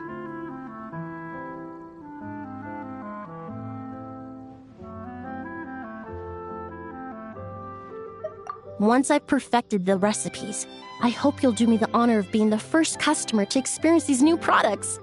Until then, I look forward to seeing you in the Court of Fontaine.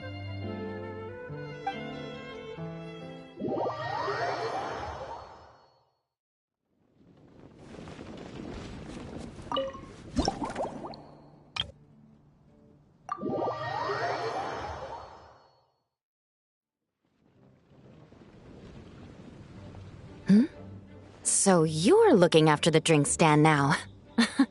If I'd known sooner, I would have stopped by this morning. I've got to say, I'm getting curious. I've heard a lot about your mixology skills. I wonder what kinds of drinks you can mix with the ingredients Glenfiddich has prepared. I don't have much of a choice. It's just one thing after another right now. First off, the Knights of Favonius annual combat assessment is coming up. And this year, the standards are higher than ever. As the captain of the reconnaissance company, I have to lead by example. At the very least, I need to rank as one of the top 3 captains in the practical portion. So, I've been intensifying my training lately.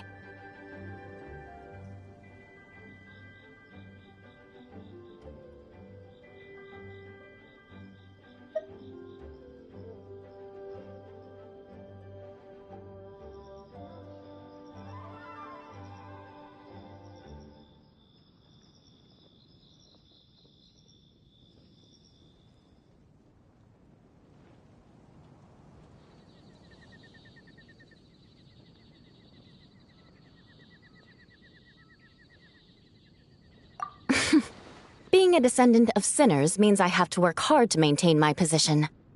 I'll have you know I've never once neglected my duties. Anyway, on top of all that, the General Affairs Company has invited a renowned champion duelist from the Court of Fontaine to come here for a swordsmanship exchange. Since I'm one of the captains with the highest attendance rate when it comes to these things, and I'm fairly skilled with a claymore, I was chosen as our representative. I have to prepare thoroughly to make sure I'm a serious match for the champion duelist. And then after the exchange, I need to write at least 6 different reports based on the results. Oh, I sure could. Anything that'll perk me up would be welcome. I'll leave the details to you.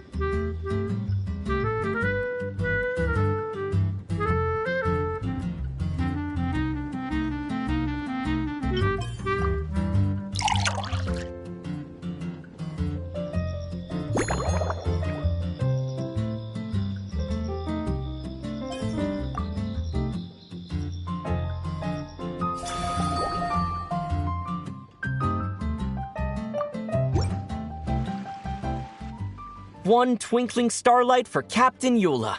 Hope you like it. Judging by your confident tone, I'm certain I will. Well then, I'll make sure to savor this thoroughly.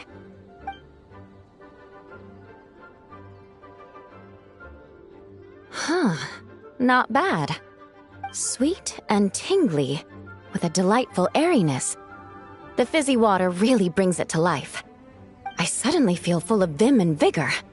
But just one glass doesn't quite scratch the itch. How about something with a bit more bite?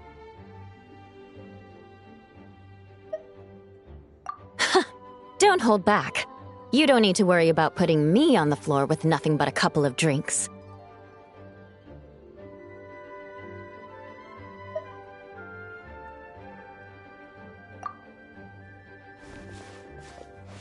Works for me. The first company hasn't assigned me any paperwork for tonight, so I'm free to catch up and try your new creations at my leisure.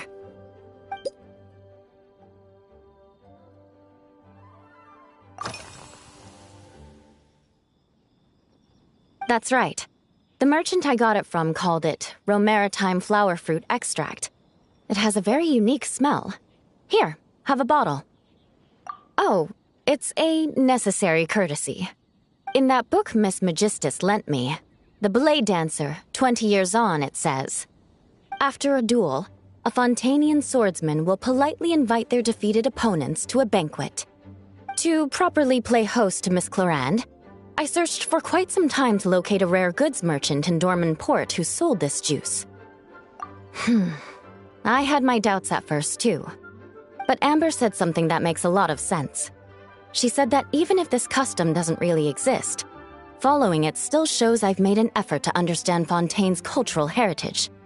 Besides, who doesn't like trying new things, right? I'll treat Miss Claran to this juice at our post-training banquet.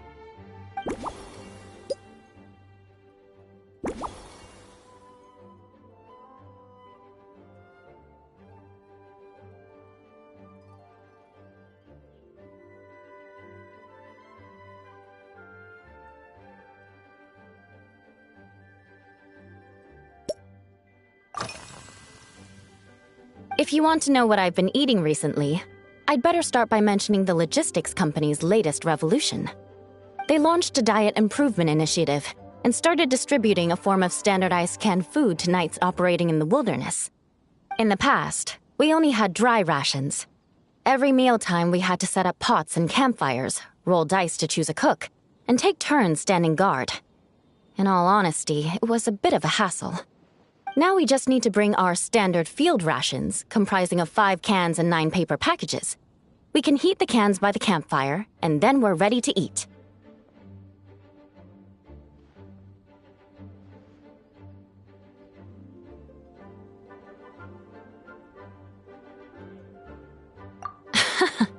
You did say, sounds like, right?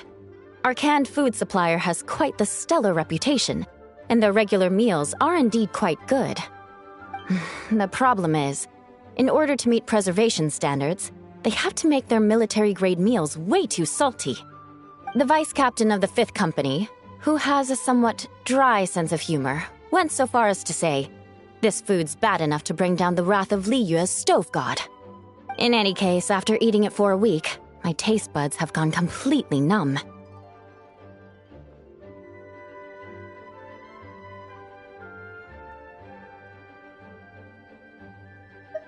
You can hardly blame the logistics company. After all, it is hard to please everyone. Our feedback has already been submitted, and they should be working on fixing the issue. Of course, having fresh meals prepared in camp by a dedicated company chef is still the best option.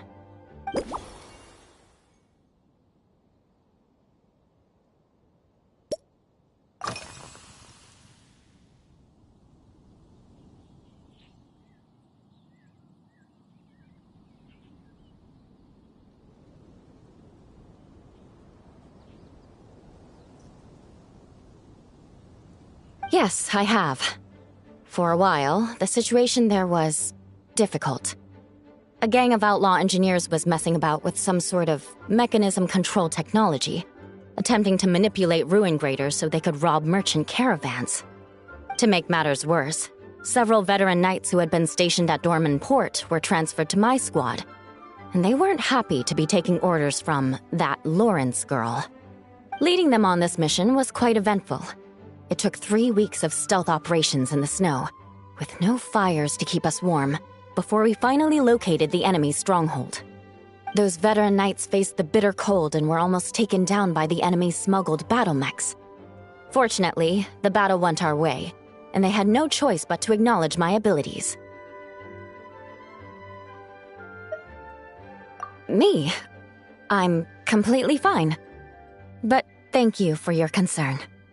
It was mentally tiring for sure, but fortunately, the operation wore them down far more than it did me. They won't be questioning my authority again anytime soon.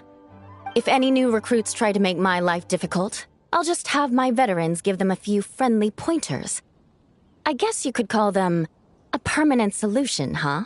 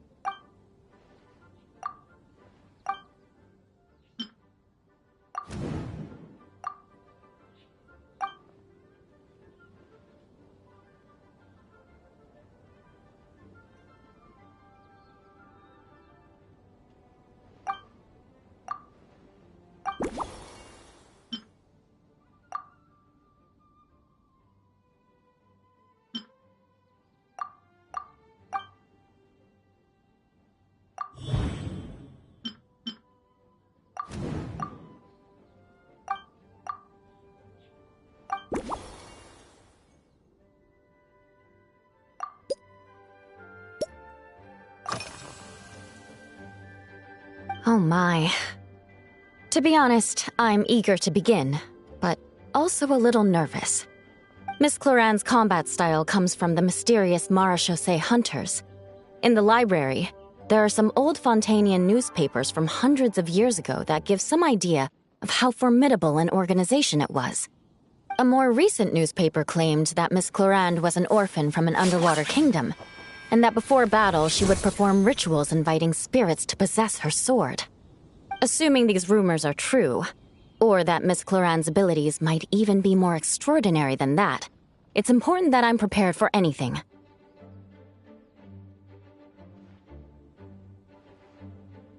Incorporating elements of swordsmanship into a drink? Huh. Certainly a creative idea, I'll give you that. I sure could do with an energy boost, but how do you plan to express something like swordsmanship with a cocktail?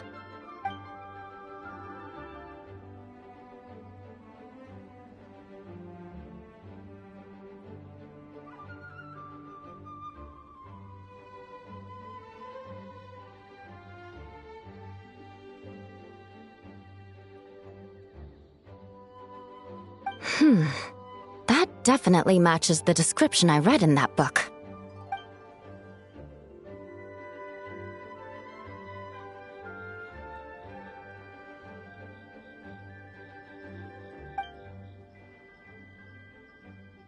That's right.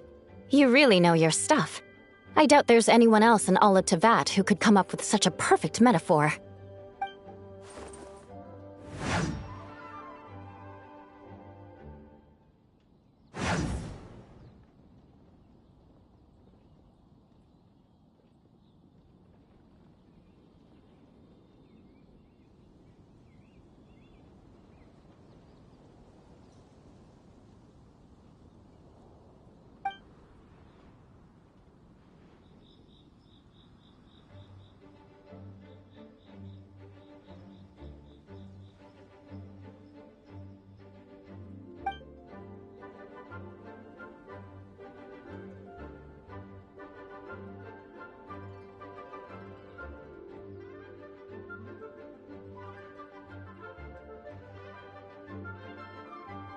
There's no need to make it sound so fancy.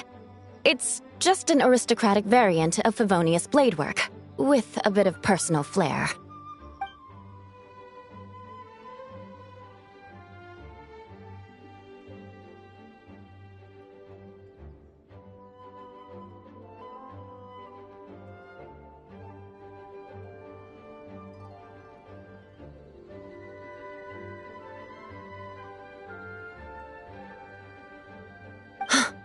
Firewater. In recent years, firewaters gained popularity the world over, following in the wake of prosperous Snezhnayan merchants. These days, almost every tavern has a signature drink that uses it as a base. You really are good. Why don't we try replacing the fruit wine with firewater? As for the alcohol content, that's not a problem. Plenty of the expedition team may have drunk themselves senseless with firewater. But me, I'm full of confidence.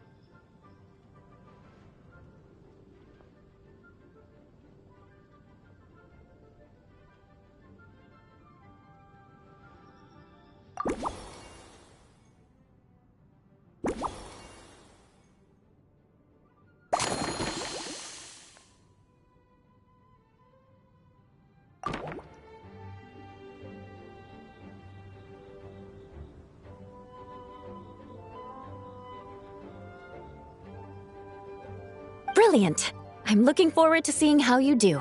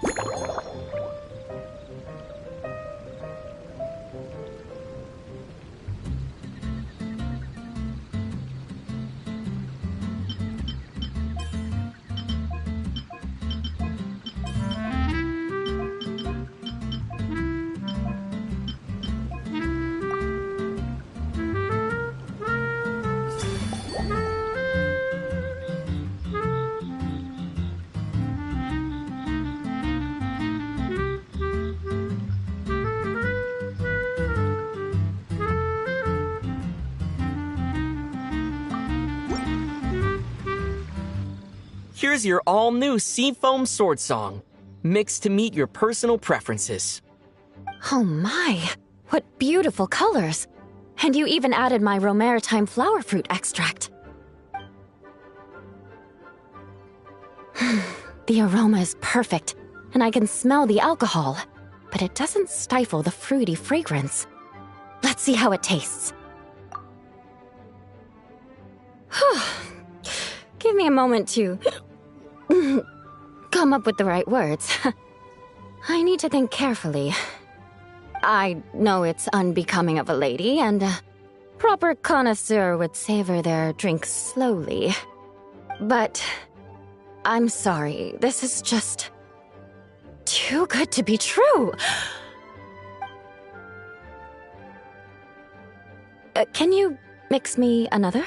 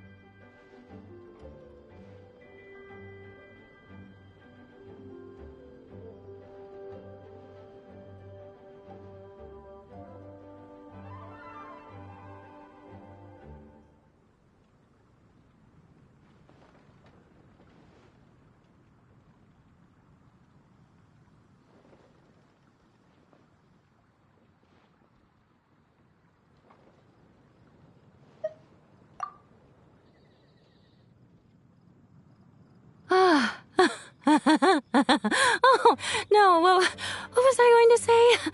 I've completely lost my train of thought. Whatever. I feel fantastic. This cocktail. Oh, it's the best I've ever had. I think I'm gonna head home and get some sleep.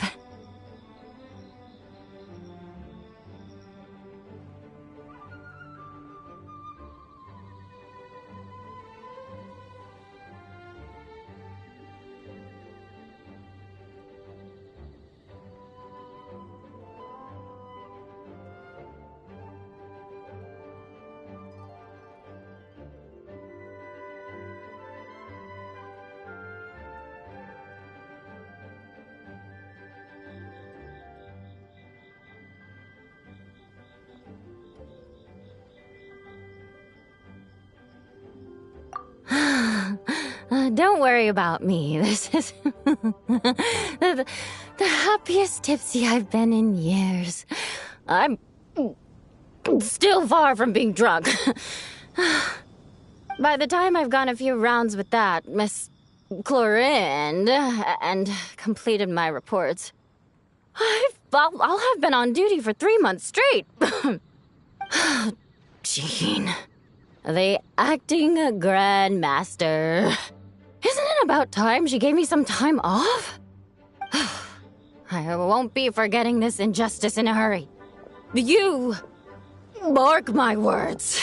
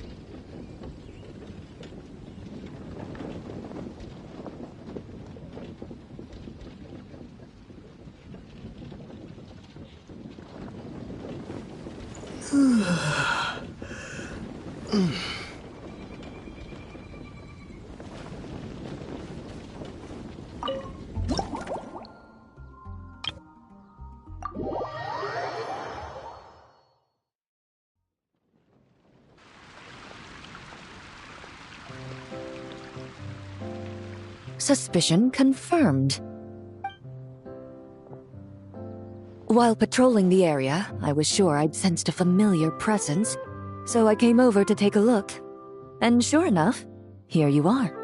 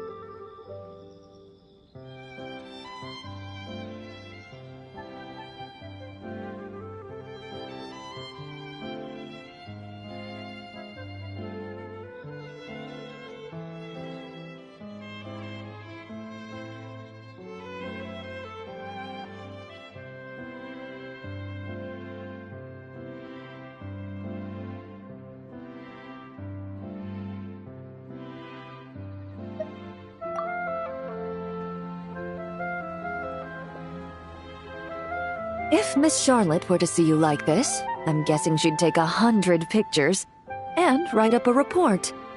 Sword-wielding traveler's secret side hustle. Exclusive cocktails from Tevat's Explorer Extraordinaire. You'd make the front pages of every major newspaper. And there'd be crowds of Fontanian tourists flocking to your drink stand, causing gridlock on the streets of Mondstadt.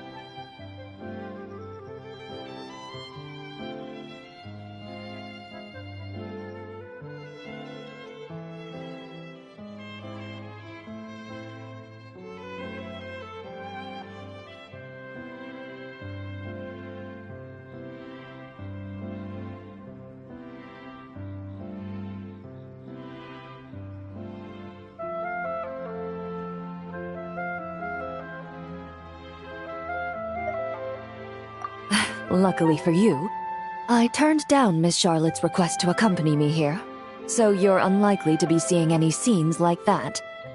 Let's quietly celebrate this moment of peace. And on that note, I'd like a caramel glaze. That look on your face tells me you have a lot of questions you want to ask.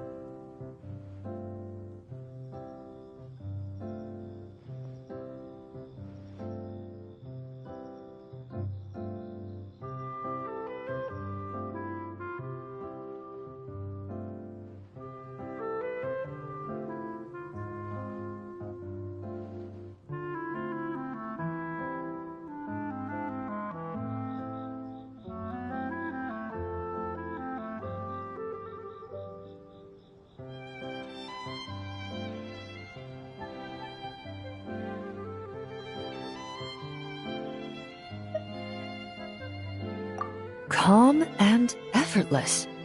I'm shocked to learn you're a real pro at this sort of thing.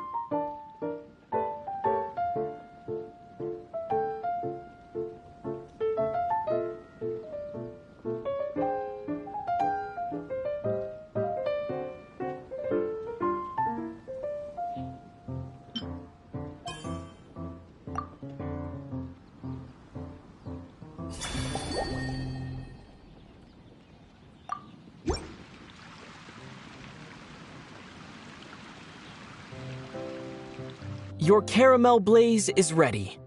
Try not to drink it all in one go. Huh. It sure lives up to its name. The color reminds me of a raging fire, while that aroma really hits you head on.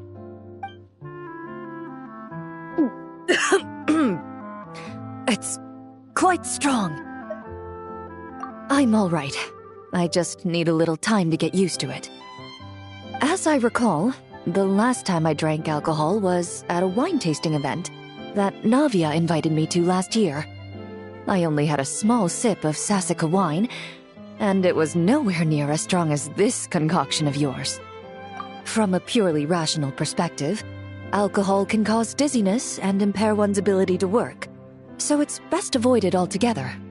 But when Miss Farina saw me off at the docks, she mentioned that Mondstadt is the land of wine and poetry. Since I'm here, I thought I should at least try the local specialties. In fact, according to my intelligence, the captain of the reconnaissance company, who I'm preparing to spar with, has quite the refined taste for fine wine. Her publicly available battle reports are truly a sight to behold.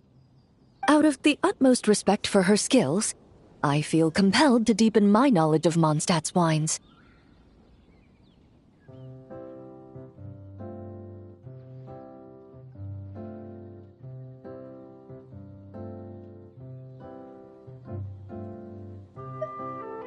I truly appreciate all the trouble you're going to.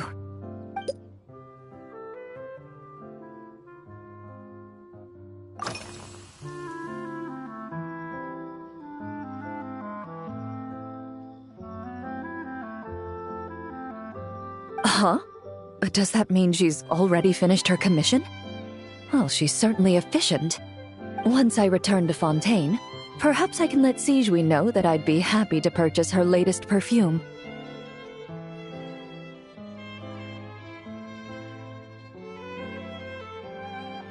I'm not sure I'd say that. On my way to Mondstadt, we happened to take the same boat. Naturally, we got to chatting. I've often heard Sigewinne praise her work. After conversing with her on the journey over, I must say, she is indeed a rare and refined individual. She's gentle and composed, yet keeps others at a distance. Perhaps it's due to her profession. I find this approach ideal. It allows one to maintain a lasting sense of inner peace.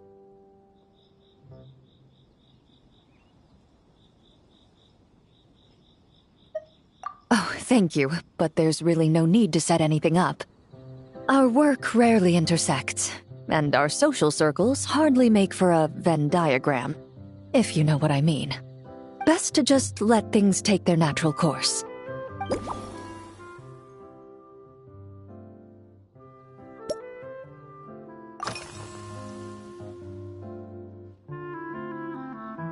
I've seen a little.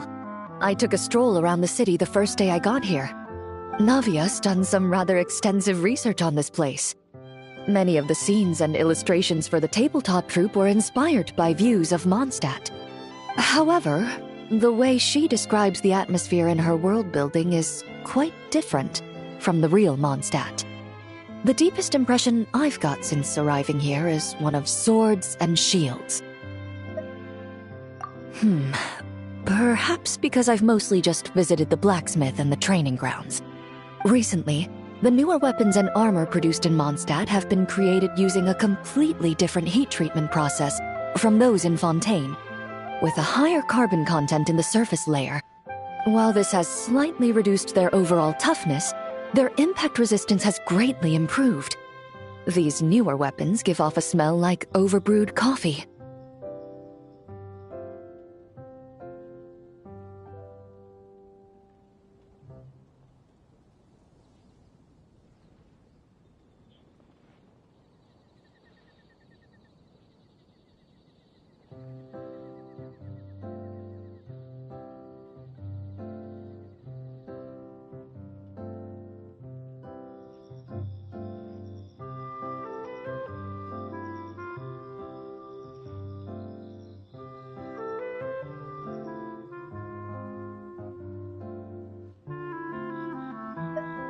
Perhaps it's because that scent gave me such a positive first impression. You see, Fontaine's signature metalwork is often coated with a protective agent that contains Marcotte. Over time, the faint fragrance becomes overly sweet. And for some reason, it makes my teeth feel funny. I don't imagine the scent of Mondstadt's swords and shields would cause the same level of irritation. Of course, there is a solution to this problem. The next time you find yourself in Fontaine, there's another protective agent I can recommend. One that's as neutral as water, without any excess fragrance. If you also dislike being bombarded with sweetness, this protective agent should suit you well.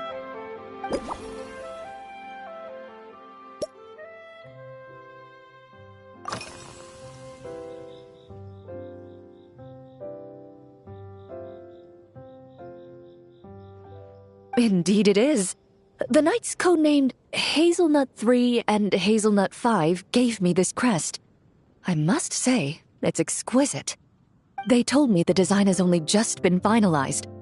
Apparently, it's only presented to important guests. They said they're making a badge for you, too, but it hasn't been finished yet.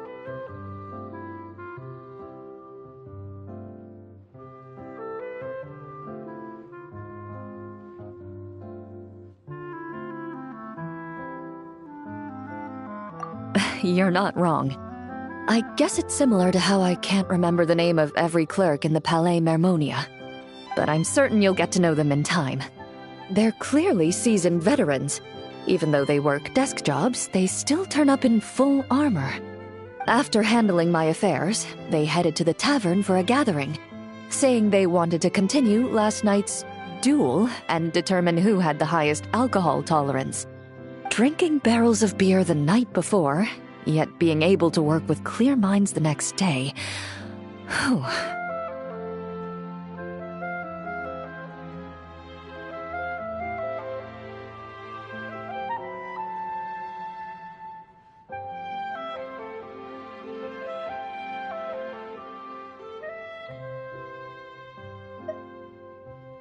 So what you're saying is, while Mondstadters may seem carefree, they actually have an admirable ability to know their limits when it comes to drinking.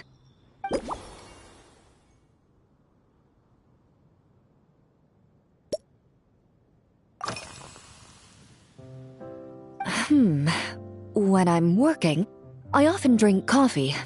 But with meals, I prefer a lighter tasting drink, like Buell fruit juice. Since I eat a lot of meat, the slight acidity of the juice helps balance out the greasiness. Over time, I've grown accustomed to the sour taste. After the swordsmanship exchange, the Knights of Favonius rather kindly treated me to some traditional Mondstadt cuisine. I had 8 different meat dishes, and all of them were excellent. The portions were huge, and only the highest quality cuts were used. Everything was cooked to absolute perfection. Of course, there was still room for improvement. When catering to tourists, the sticky honey roast and pile 'em up might benefit from a slightly lighter sauce.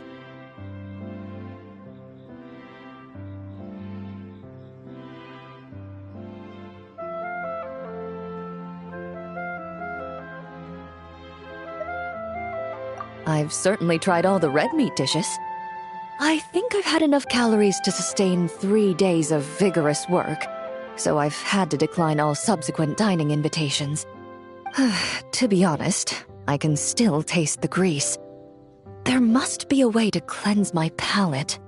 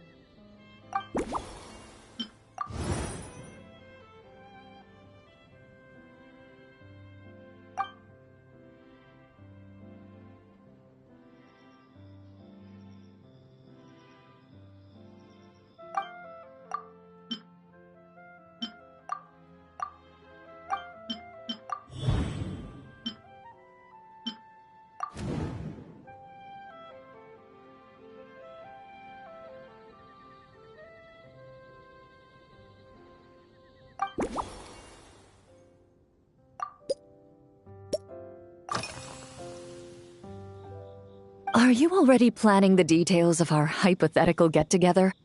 Based on my previous experiences with alcohol, I'd guess my tolerance is similar to Emily's. Fruit liqueur is probably my limit. So when the time comes, I think you'd be best off mixing similar drinks for the both of us.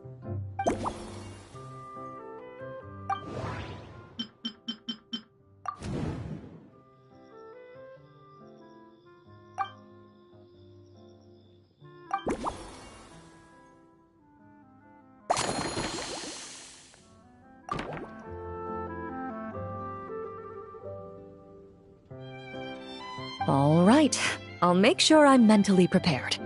Even if it's still a bit strong, I'll do my best to finish it.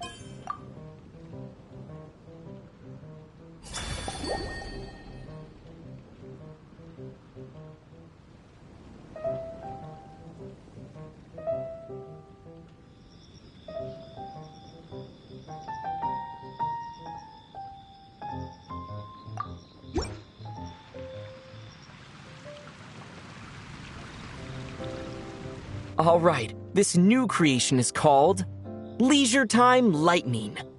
A cocktail made exclusively for champion duelists. Enjoy.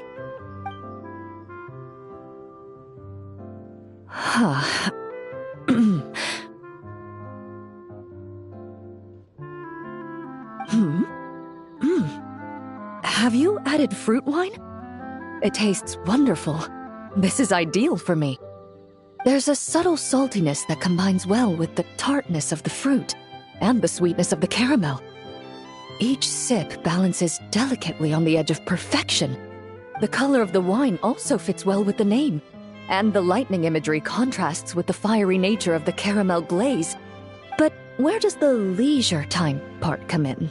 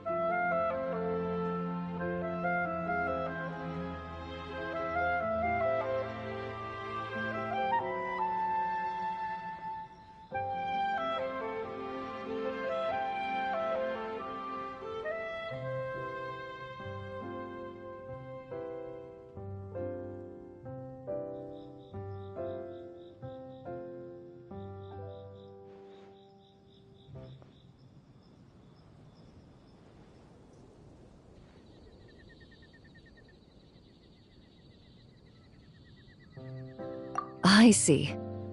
That certainly matches the impression this cocktail gives me. Its unique aroma and taste will hold a special place in my memories of Mondstadt.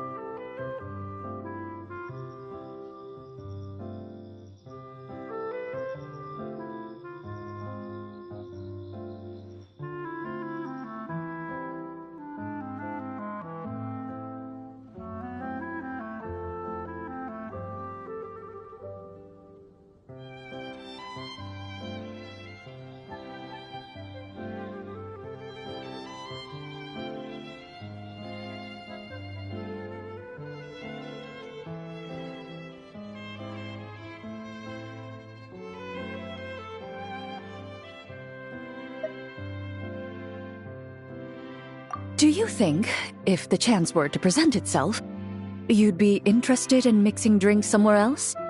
A cafe, for instance, or the Hotel de Boer? Mostly for Navia and Miss Farina's sake. Though obviously I'd be more than happy to try more of your masterpieces myself.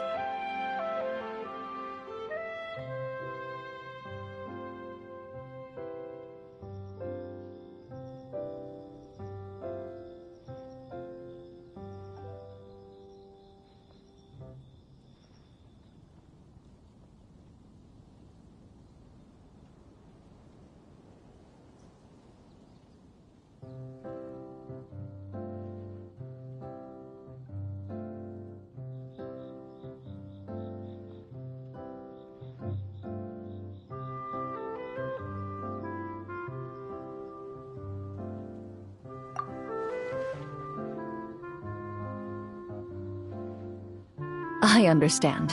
I won't try to strong-arm you. In any case, I truly appreciate your hospitality. Thanks to you, whether I'm facing the powerful captain of the reconnaissance company or discussing strategy with the Knights of Favonius, I'll be in my best condition.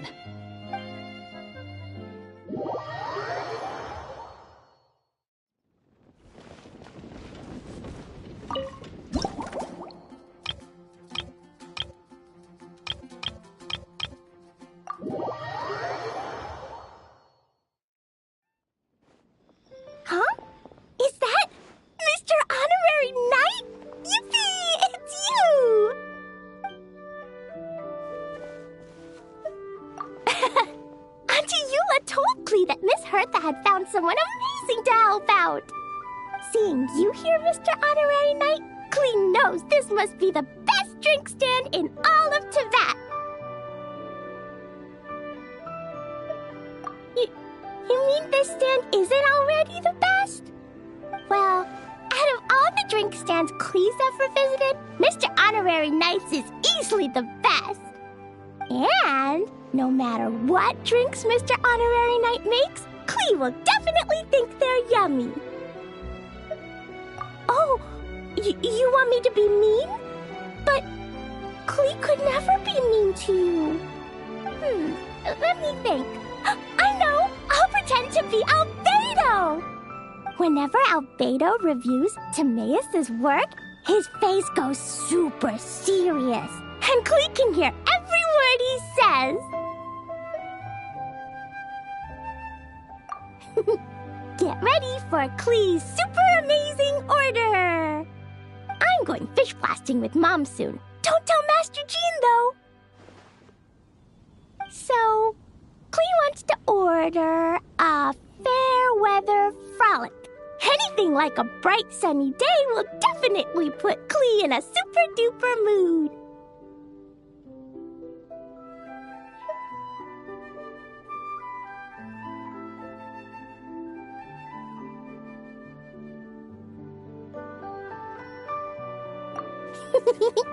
I wonder what it'll taste like.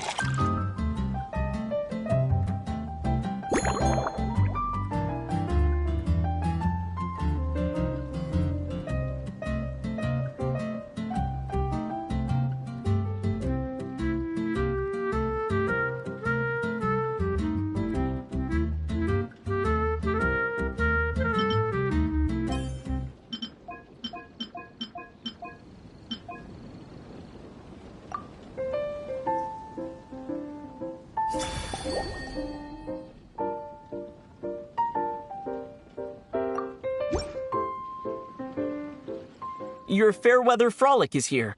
Go on, give it a try. Wow! So, a Fairweather Frolic is this color? Purple sky. Is it supposed to be a bright, shiny night?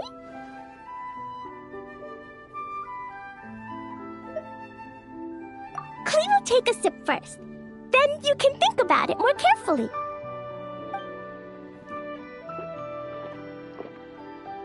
Ah, finished!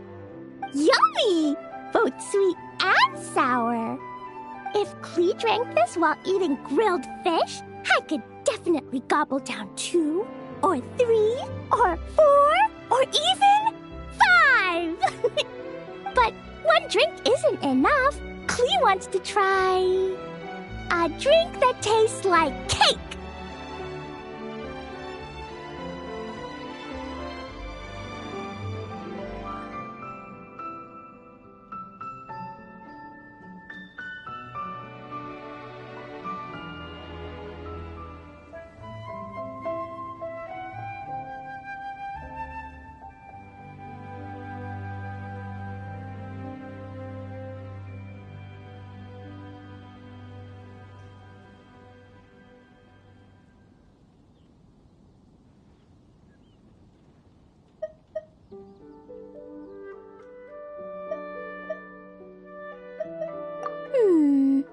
Clee doesn't know what drink to choose.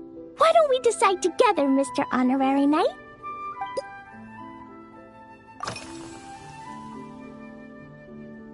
Three square meals?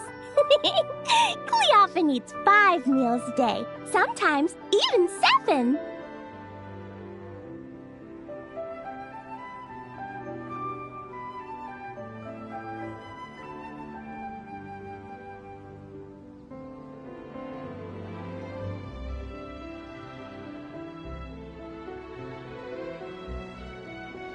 Adventuring takes a lot of energy, and if I eat too much at once, I can't run so well. So, it's better to eat lots of smaller meals. Albedo used to prepare all Clee's meals, and my lunchbox was always arranged so neatly, just like a pretty painting. When Albedo's busy at Dragonspine, Clee goes to eat with the other Knights of Favonius. Kaya's camp is usually the neatest, while Amber sometimes camps in the trees. It's so much fun. Oh, and Auntie Hertha makes the best food. When my mom comes back, there'll be even more yummy food to eat. There's this one dish where she takes loads of different fish and makes them into little pudding cubes. It's called rainbow fish jelly.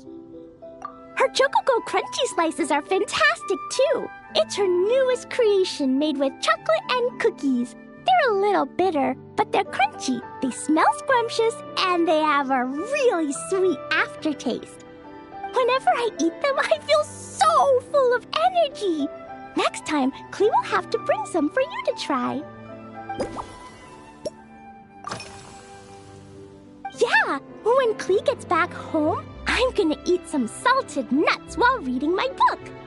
Clee used to eat cake after dinner, but Master Jean said it's too sugary, and it's not good to eat sugary things before bed.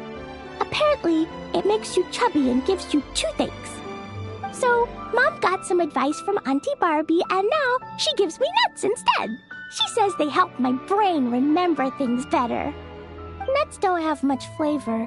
It's like chewing on grass, but they're okay if you add a little salt.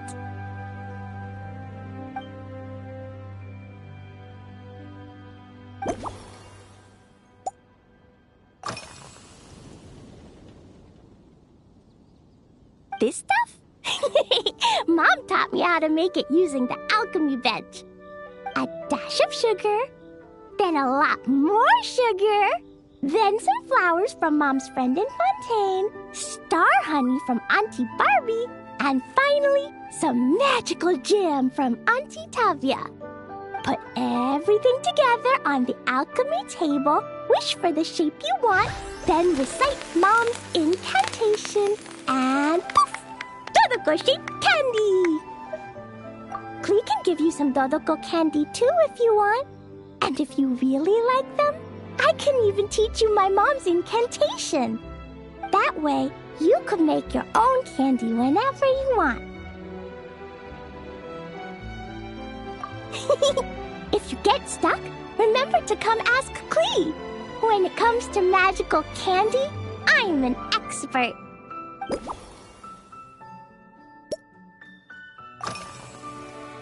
Yeah, Mom gave me an amazing book recently. She said I have to read one chapter every night, learn something useful, and then go to bed early.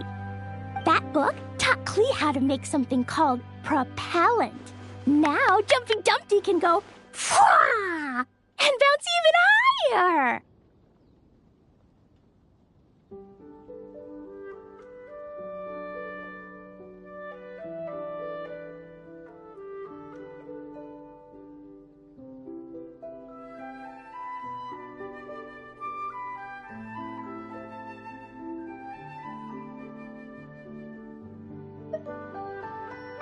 It's not hard at all. In fact, it's a lot like making bombs. You just have to be careful when trimming it down. It's like sharpening a pencil that could suddenly go boom. Bedtime's an important part of Klee's schedule, too. Mom sits by my side and tells me all kinds of wonderful stories. She has a lamp made of gemstones, and when she turns it on, it goes kabling and lights up the ceiling. Yeah, when something happens in the story, the lights on the ceiling make pretty pictures. Sometimes Mom falls asleep before the story ends, so Klee has to tuck her in instead. As soon as Klee learns how to use the lamp, I can come tell you stories, Mr. Honorary Knight.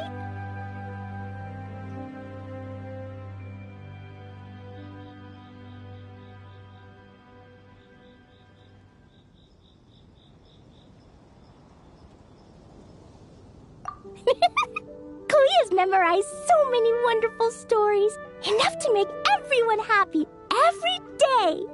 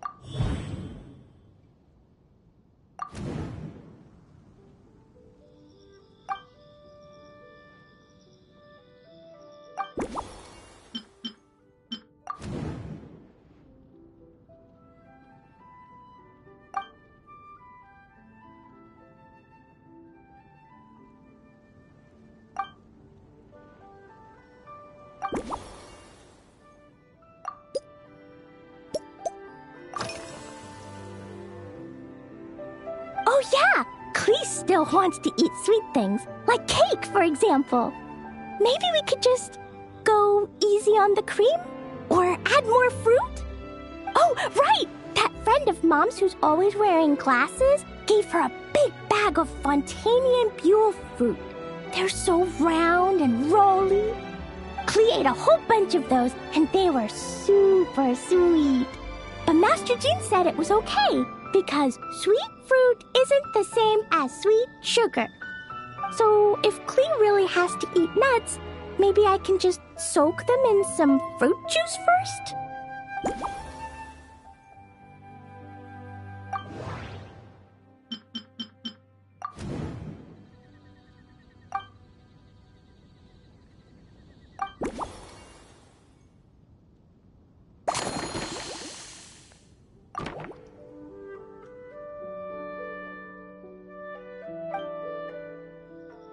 yeah, that was quick. Klee's looking forward to finding out how tasty your next concoction is.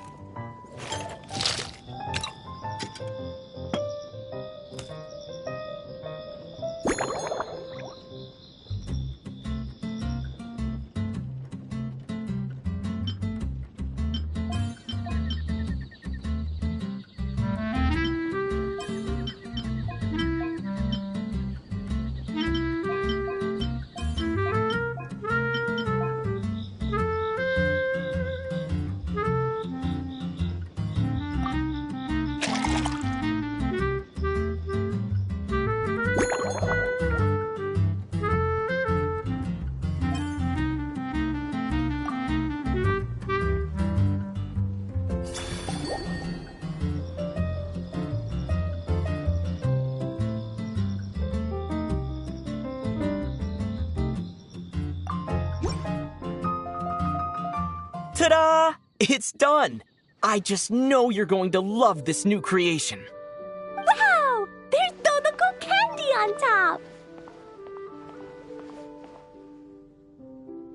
There's so much orange in this cup, and Dodoko looks like he's lying on top of white fluffy clouds. And the weather inside looks much better, too. Yummy! It's so delicious! Klee has to drink slowly. I can't just gulp it down, or I'll miss all the yummy flavor. Mr. Honorary Knight, this is amazing! It's like you mixed sunshine with juice! Klee was so tired from playing, but now I feel refreshed. And warm. And peaceful. Oh! You're the best, Mr. Honorary Knight. Really? Let me think. When the weather's nice and Dodoko's happy, Dodoko will want to sing, right? And when Dodoko sings, Klee wants to sing too. So, let's call it Dodoko's Duet. Thank you! And thanks for making such a yummy drink for Klee. Klee's gonna go tell Mom that the best drink in Mondstadt right now is Dodoko's Duet.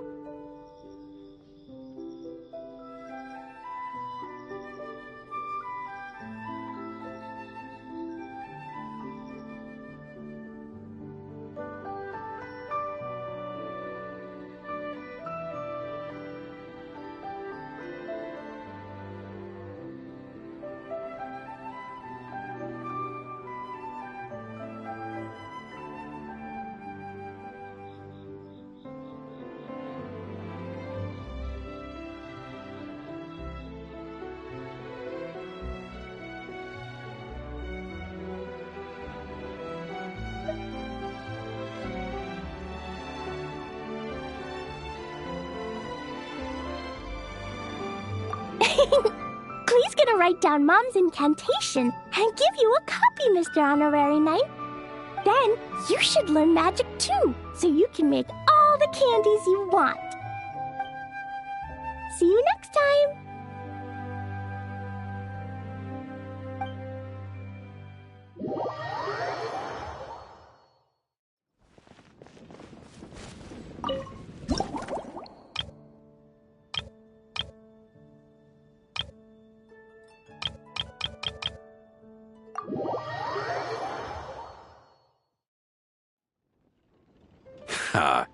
So Hertha's even roped our honorary knight into helping with this little venture. When we were discussing the drink stand earlier, I took one look at the menu and could barely contain my excitement. Now, it's finally time to sample the finished products.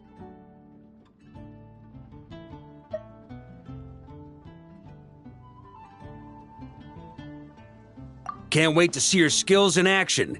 Give me something that goes well with casual conversation, but still packs a punch. Of course they don't clash. A drink that packs a punch means you have to drink it slowly. And if you want to chat, then it has to go down smooth. So, something with a sweet aftertaste. A conversational connoisseur requires the perfect balance. The most suitable choice on this menu would be the Thorny Lake.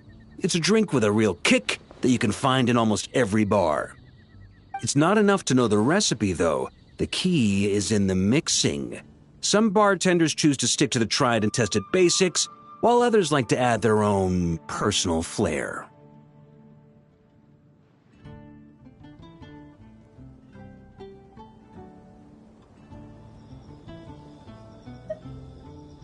That's the spirit. Now, show me what you've got.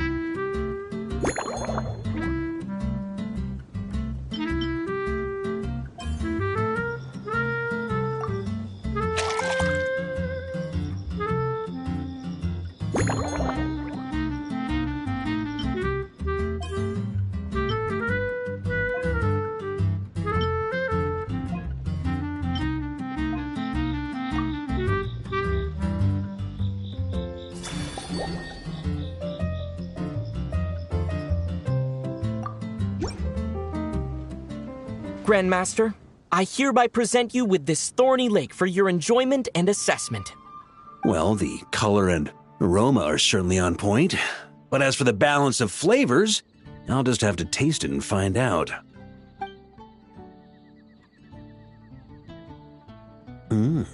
Not bad.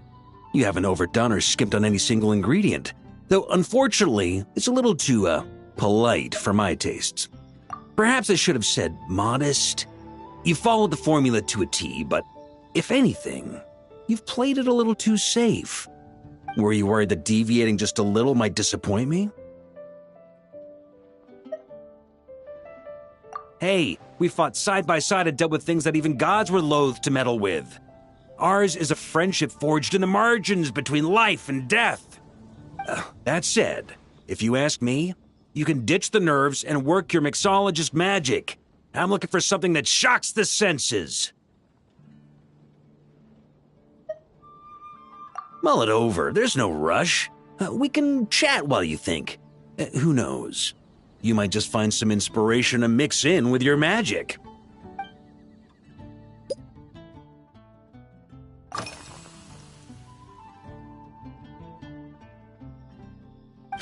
Ha!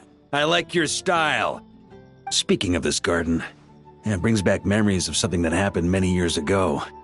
When I was young, I liked to find ruined guards to test my fighting skills, both armed and unarmed. Once, I failed to take down a stray missile, and it ended up destroying a watchtower on the city walls. As punishment, I had to run 50 laps around the city, repair the watchtower, and help rebuild the shattered walls in this garden.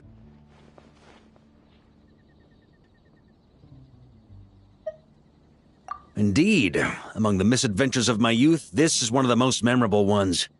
Mostly because that day, Crepus saw me covered in dirt. He took 2 bottles of 100-year-old wine and sent D. Luke, who looked even younger than Mika does today, to work out a clever way to get rid of Faru, who was guarding me. It was so hot that day, I could swear I was about to pass out. On a whim, I picked some mint leaves, put them in one of the wine bottles, and the result turned out to be surprisingly tasty.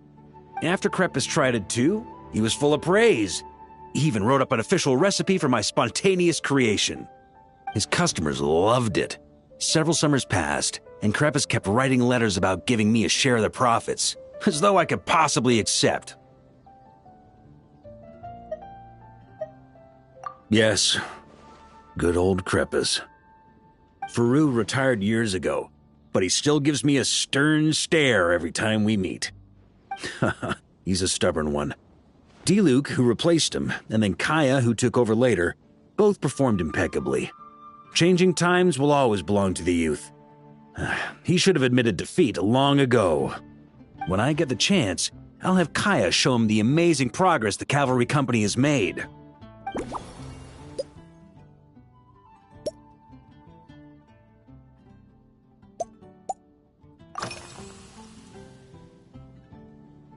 It's a treasured place that the Knights of Favonius have maintained for years, so it makes sense that it's become the go-to location for organizing such things. I heard that while the expedition was underway, you were a great help in giving those left behind the opportunity to put their energy to good use. Sometimes, I look through the photos I've been given from those events, though unfortunately, there aren't enough to include everybody. My conclusion is that Mondstadt needs to do more to popularize the camera.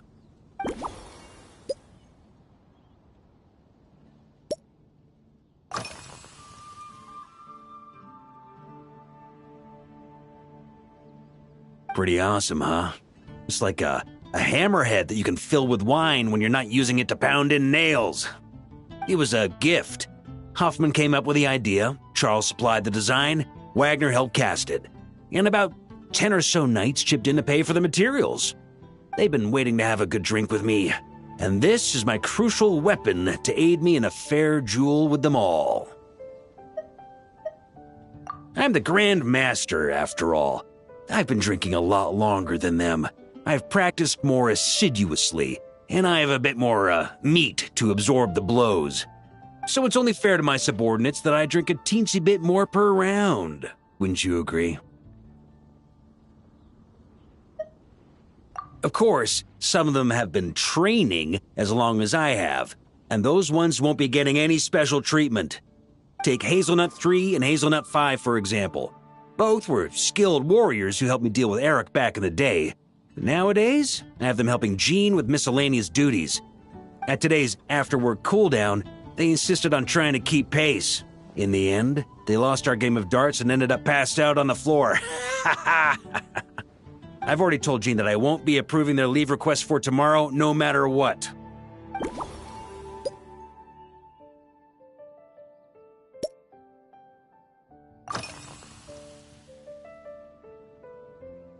Well, let me think. I guess you could say it lacks impact. Even when following the same recipe, the techniques used to mix different ingredients can affect the taste. Sometimes, deliberately creating layers between spirits can bring out the different, waves as each one hits the taste buds in sequence. In this regard, too, you've taken quite a tentative approach. Why not be a little bolder? Ha ha ha. You catch on quickly. No need to explain further.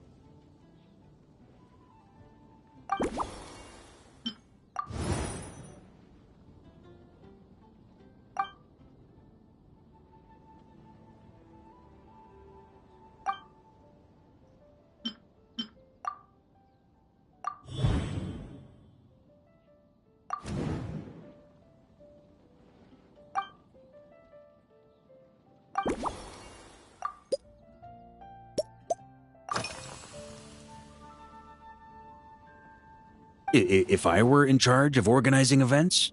Well, I suppose everyone would revolve around fine wine, or at the very least, there would be some sort of tasting involved.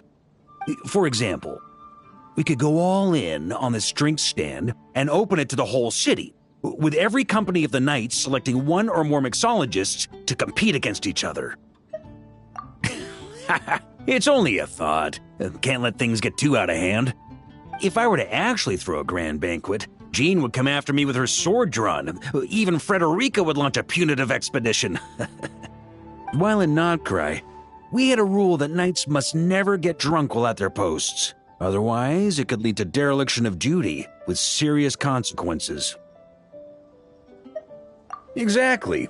As expedition members return to their companies, my hope is that this rule will gradually spread to everyone in Mondstadt too. Just like firewater and Smedina, these Notcry delicacies have made their way into Mondstadt's households and become part of people's daily lives.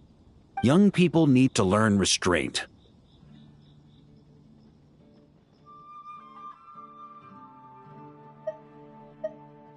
At the end of the day, no one should be biting off more than they can chew. Unless it's someone near my level, they shouldn't even be thinking about enjoying a light buzz when they've still got work to do. Most people would just end up a whole lot drunker than they'd like. You should come practice with me on weekends. Trust me, once I've drunk them under the table, they'll be swearing off wine for a whole week.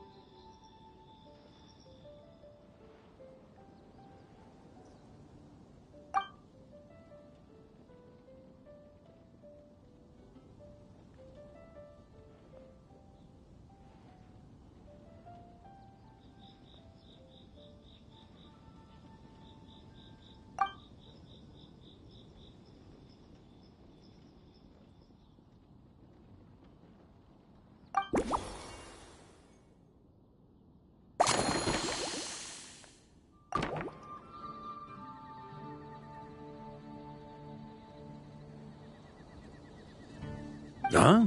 Oh, feel free.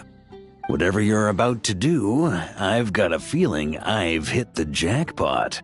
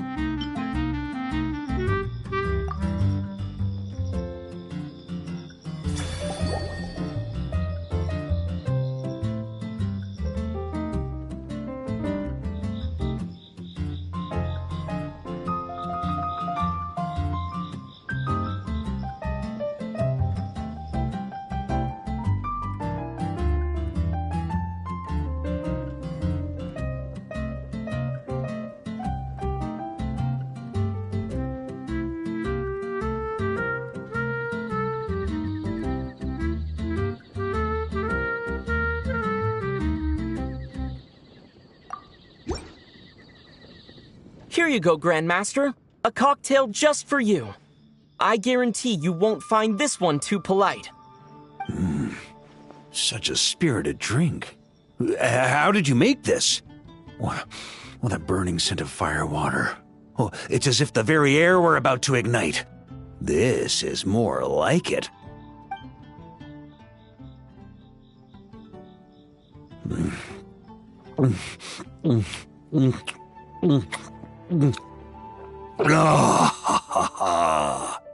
Perfection.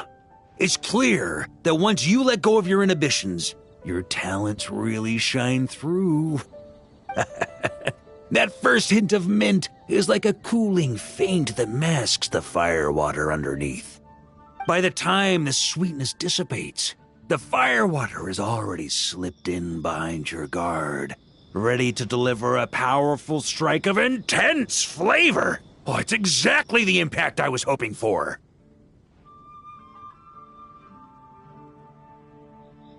That's the most ingenious part. Firewater's greatest flaw is a lack of aftertaste, but the Smetana perfectly maintains the flavor at the peak of its intensity.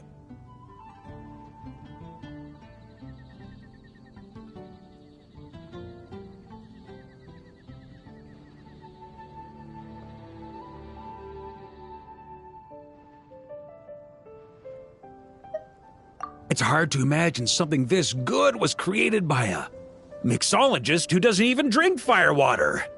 I think it has the potential to become a firm favorite in Mondstadt and Nodcry.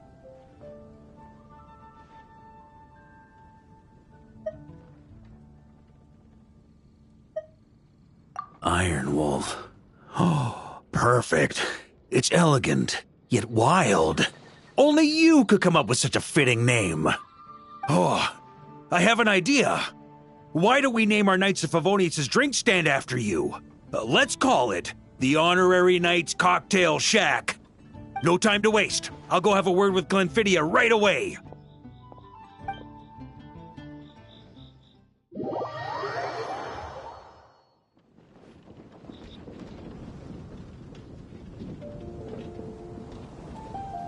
Hey there, Traveler! All wrapped up for the day? Paimon hears you did a great job holding down the fort while she was out delivering drinks with Glenfidia.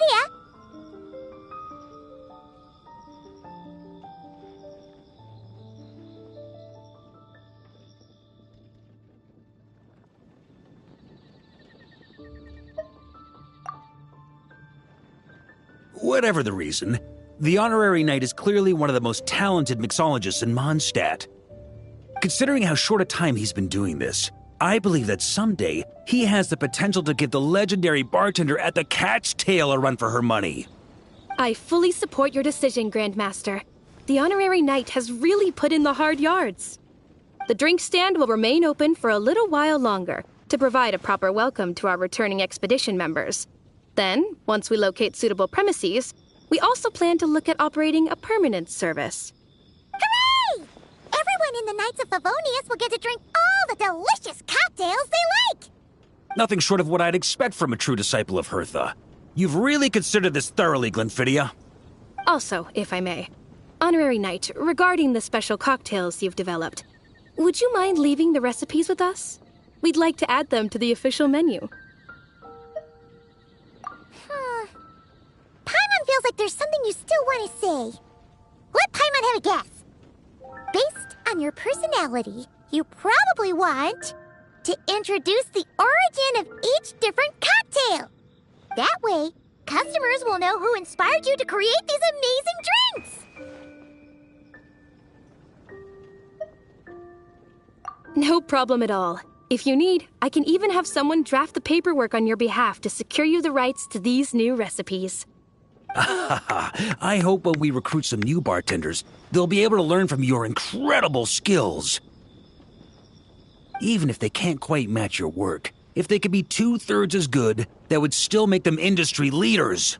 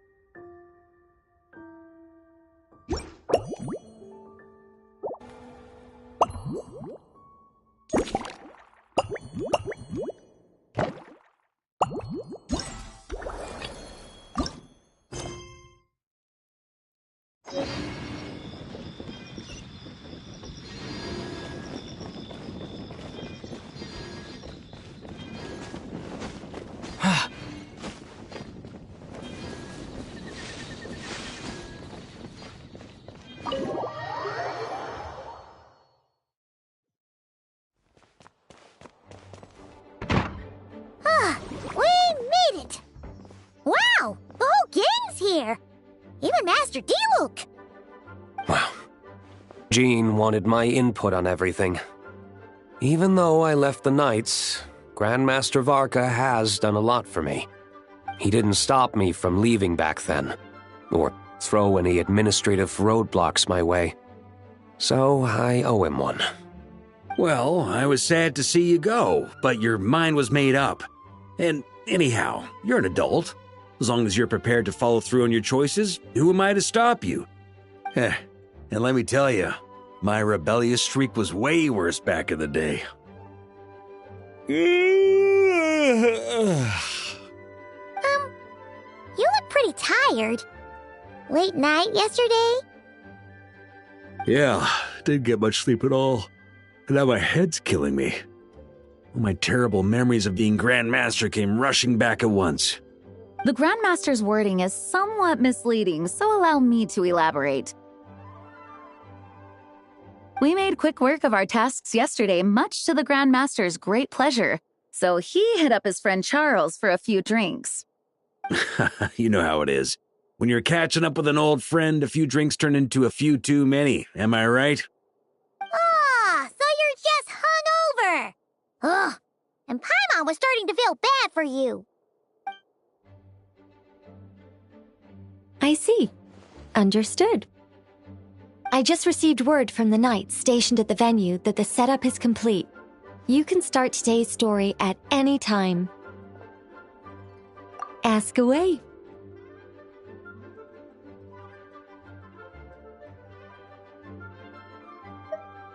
Ah, you mean like how only you could have purified Dvalin's tears? That ability is unique to you, and to be honest, a lot of people might not even know you're capable of something like that. So they might get stuck at that point in the story. Don't worry, I thought about that. The story told within the bubble has some jumps. I've deleted the parts that might complicate things. The remaining content doesn't require the participant to do much of anything, actually. It should be like watching a play, except you get to walk around as you enjoy the performance. Wait! But we ran into a combat encounter yesterday when that fungus jumped out at us! We'll take care of that.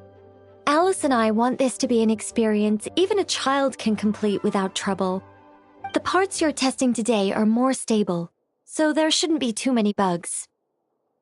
Of course, when you access the dicier sections, be sure to keep our vision in mind. Speaking of Alice, where is she? Clee demanded some playtime with her mom.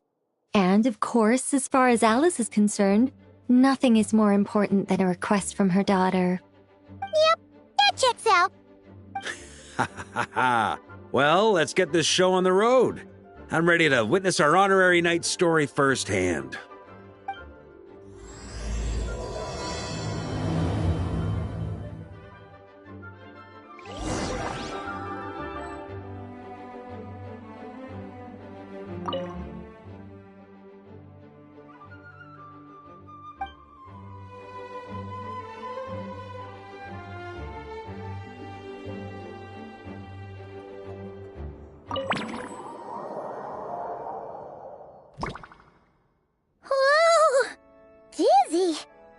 That's gonna take some getting used to. Why didn't that happen the first time? Ah, looks like we've jumped forward a bit since yesterday. We're at the Favonius Cathedral now. Wait, is this the bit where we borrow the Holy Lyre?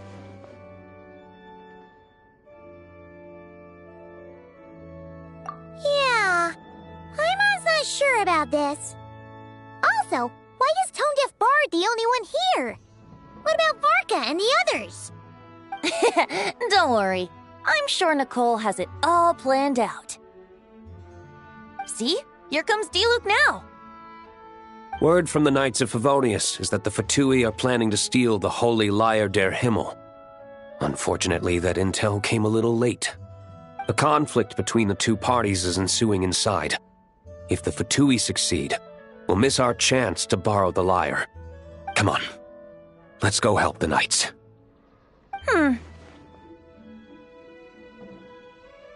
What is it? Oh, so that's how we're explaining this part. Huh. Pretty convincing. It's all thanks to that committed performance from our good friend D-Luke. I'm just reading the lines Miss Nicole gave me. You need to play along, okay? The cameras are rolling. Don't worry. Our operation isn't that strict. If there are slip-ups, I'll just delete them later. Feel free to take a relaxed approach. Wait! That was Nicole's voice?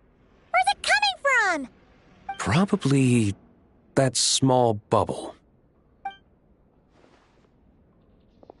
That's right. This is a kind of communication magic. The same one the Knights of Favonius used to get in touch with me earlier. If you get stuck at any point, you can contact me through this magic, and I'll provide a few hints. How very convenient. I suppose, given how the story is progressing, we don't have to worry about borrowing the Holy Lyre then. That's right. Obviously, we're not including the stealing part in this version of the story. After all, the Fatui were the ones who ended up with it. Borrowing, stealing, leaving out that detail doesn't change the direction of the story. Anyway, the Knights are currently fighting to protect the Holy Lyre. Varka and Jean are already in the underground area. We should head over as well. This is like getting to read the script before watching the movie. I wonder what would happen if, this time, we managed to catch the Fatui thief in the act. That would complicate things. Worst case scenario, we might need to do another take. So if you could refrain from going off script, that would be great. Okay. Someone's got an axe to grind.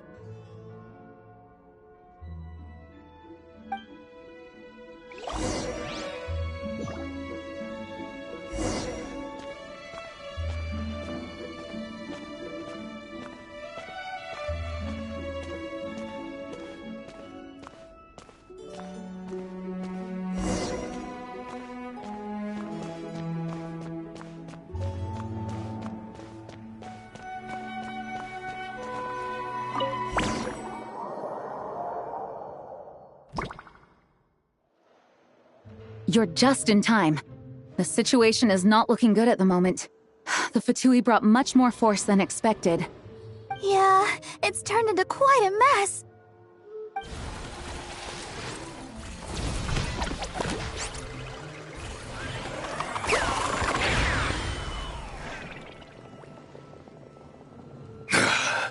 You're not bad, boy. Against the Fatui, though, you'll need to try harder than that. You ain't messing around, huh? Take this! Oh no! If this keeps up, the Holy Lyre's gonna be... Oh, sorry. Paimon can't do this. Nicole, shouldn't these people be wearing Fatui costumes at least? Yeah, it's kinda hard to get in the zone when our opponents look like average guild members. Let me see here. It looks like magical autoload has been disabled, so the Fatui costumes didn't appear.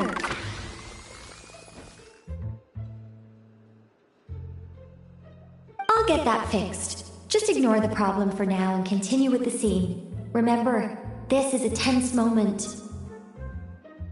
Got it. In that case, I'll evacuate the members of the church right away. All right, thank you. As you see, Traveler, the situation is dire. We need to retrieve the Holy Lyre and get it back to headquarters. Looks like the Fatui are tied up fighting the Knights. I doubt they have the manpower to spare to deal with us.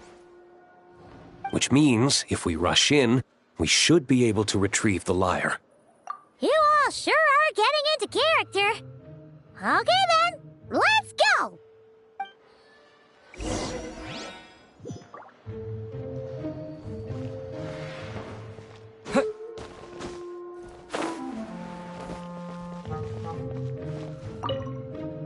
If the conflict really had escalated to this point back then...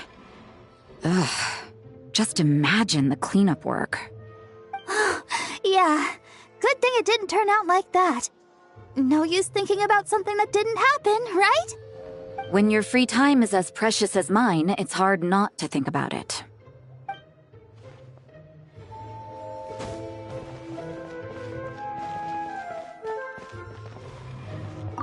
I couldn't keep up with you after all, Grandmaster. It's like you've gotten even stronger since I last saw you. Expeditions have a way of doing that to people. Ever consider taking your adventurers out on a long trip? Ah, I think I'll pass.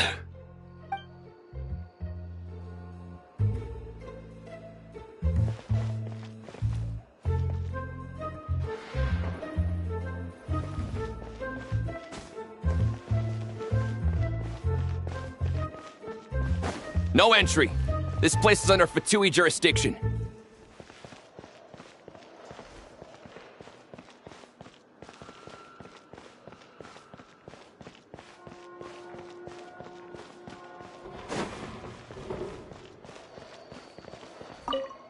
I never thought I'd get the chance to spar with the cavalry captain. I'm always up for a duel, as long as you treat me to a glass of wine after we're done.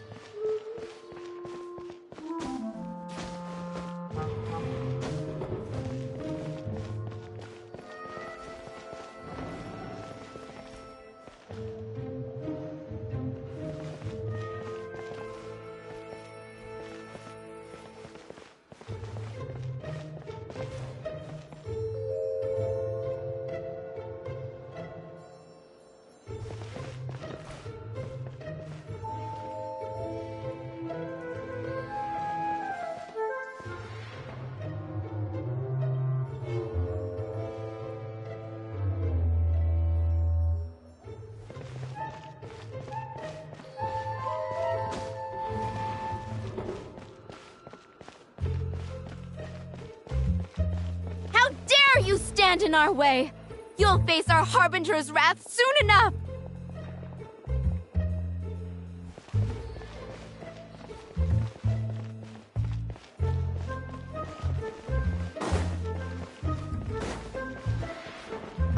What a coincidence. Or perhaps I should say, great minds think alike. Yes, well, this looked like the most relaxed part of the performance. I'd prefer to get this over with and return to my work as soon as possible. I'm assuming you feel the same, Miss Lisa? Of course. After all, this place suffers from a dire lack of comfortable chairs and good tea.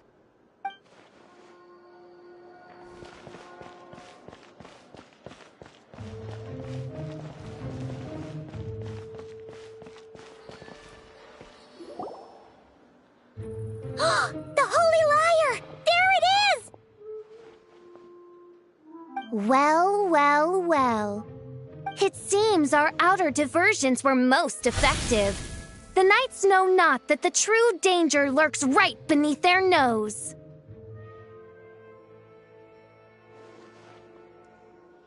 It's no wonder you're known as the youngest, most capable Electro-Sisson mage in your unit. You can read our enemy like a book. No! We're too late!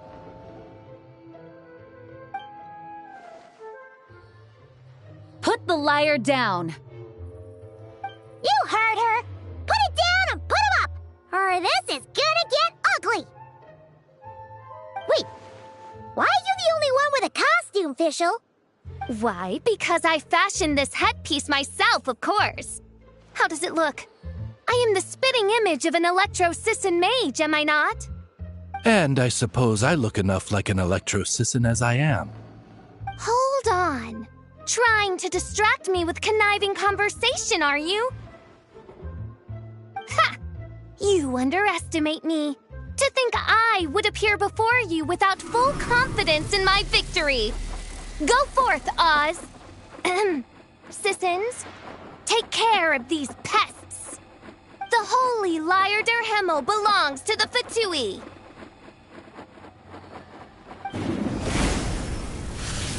Whoa, that was fast. Mage-powered flight is something else. Fischl is... the Fatus is getting away! After her, quick!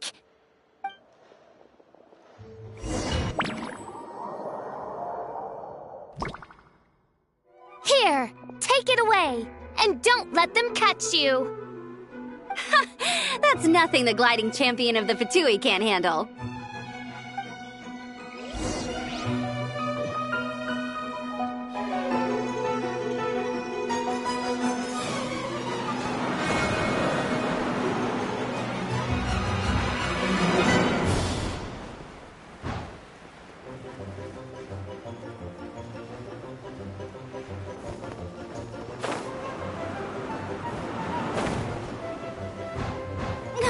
Hey!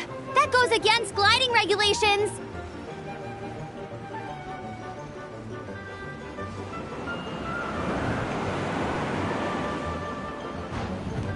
Pretty tough, aren't ya? Well, let's see how you handle this.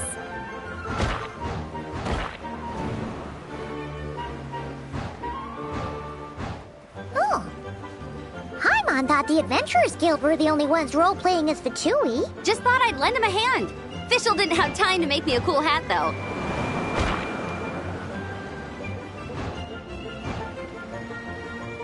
Amber's over there! Let's get ready to land!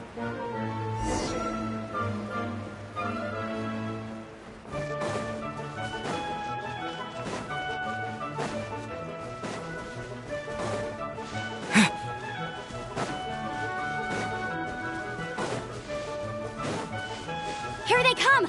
Positions, everyone!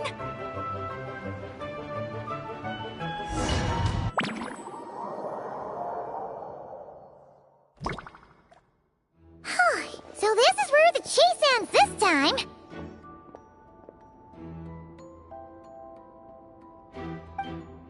Wait a minute. This isn't what their hideout looked like! It's at least a few times bigger! Yes, I remember it being much more run down. This place has far more structural appeal. The Lawrence clan lived here for a time, but this doesn't look like their handiwork. And I know for sure it's not the work of the Knights.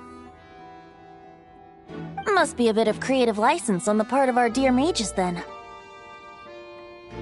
Alice said the original was too run down and didn't fit her aesthetic taste. So we repurposed some assets from the Golden Apple Archipelago. As you can imagine, Alice has always been a go big or go home kind of person. Yeah, this is go big, all right. Still, our mission remains the same. We're here to get back the Holy Lyre. Yeah, and this time we have a whole bunch of people to help us. Not just Diluc. Should be a total piece of cake.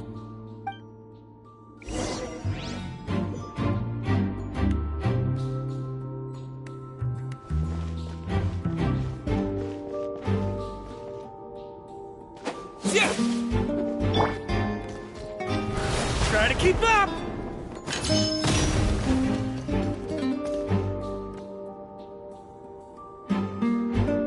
A human never doubts what their eyes see or rejects the ground beneath their feet.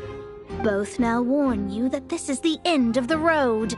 Give up and turn back while you can. That voice! Is that Mona? Mona? Oh, you mean Barbarloth's student. You know about her? But Mona came to Mondstadt after your expedition left. Well, I had regular contact with the Hexen Circle, so her name came up now and then. The whole thing about her messing up and being too afraid to go back? Yeah, I know that too. What? But how? No one in the Hexen Circle should know about that! For real? Sorry, but I'm pretty sure all the mages know. All of them? I'm afraid so.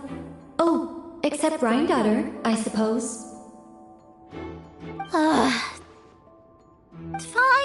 That's just fine. It's not like the old hag's gonna come find me in Mondstadt to settle the score, right? Anyway, how do we cross? I'm not telling. Aw, come on. Don't take it out on us. I'm not! This is unrelated. Besides, I'm playing a fatus whose job it is to issue riddles. You can't just ask me for the answer. All right. Almost forgot about that. If you want the answer, think back to what I said at the beginning.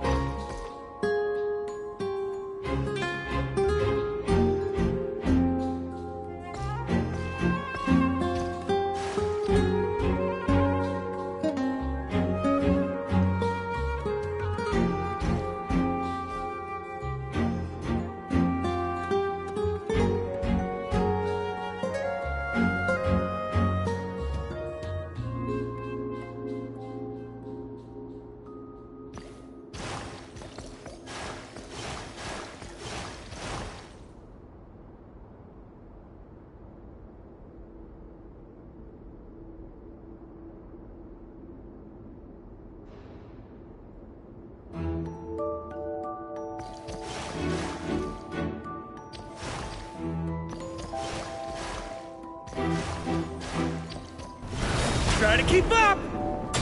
Nice! We made it!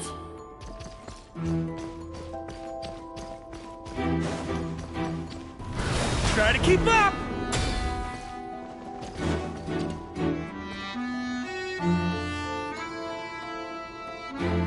Looks like Mika's guarding the spot.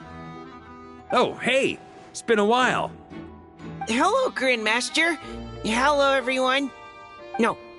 Wait, my line. How did you get in here? I would think you have bigger concerns right now. Tell us where to find the lyre. It's locked in the back room, but good luck getting in there. 3 crests are needed to enter, and each one is guarded by a fatus.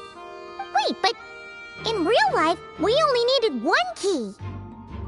Yes, but there are 3 locations to visit. If there was only 1 key to be found, there's a good chance the encounters set up at the other 2 locations would go to waste. All our actors worked so hard to memorize their lines. It would be a shame if their part got skipped over. Fair point. They're playing through the story just like us, after all. To be honest, when I first read my lines, I was kind of confused at how I just give up the intel without a fight. But when I actually had to stand up against all of you, it made sense. I mean, Mr. Diluc practically had me in a cold sweat. Really? I only had 1 line. Aha! Yet in a game of cards, it's the ones that remain unturned that strike the greatest fear in your opponent. The same principle applies here. That's right! And I've been told you have quite a few tricks up your sleeve, Mr. Diluc. Anyway, you can head in now. Everyone should be ready. One moment. We can't quite end it like this. I believe you have 1 more line, Mika.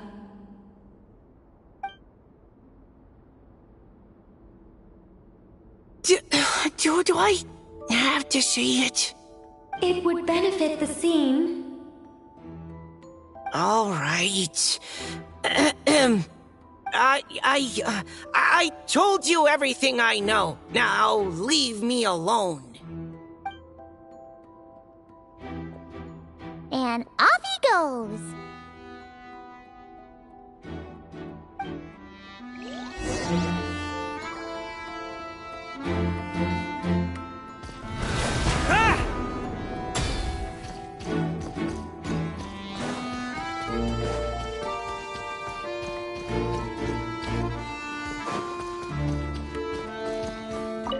Without the crests, I can't activate this device either. Like I said, I told you everything I know. Just leave me alone. Man, I thought I lucked out with just a few lines, but it still wasn't easy to pull off. Anyway, if you want to get into that room, you'll need to track down the 3 Fatui with the crests.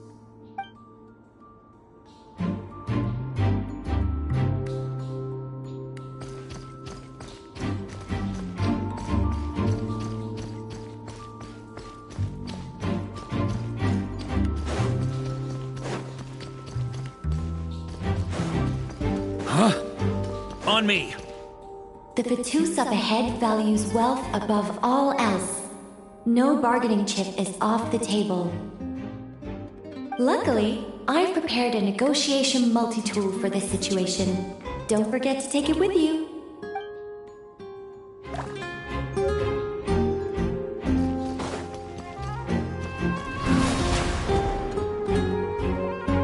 Wait, Mona? Again? What? The more roles you play, the more you get paid. That's what Alice said. I was hoping to do even more than this, but it is what it is. Anyway, the crest is with me. All I need to know is how much you're willing to cough up to get it. Let's talk business, shall we?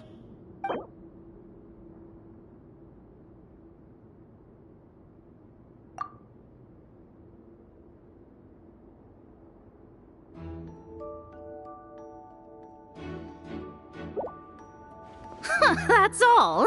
You have to at least make it worth my while.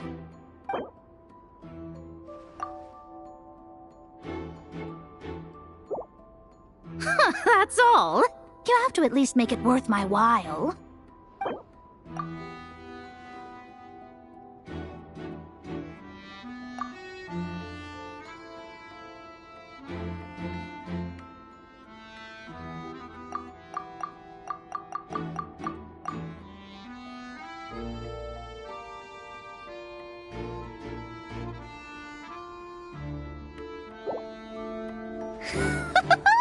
I would have thought there was this much more to be made in a dump like Mondstadt.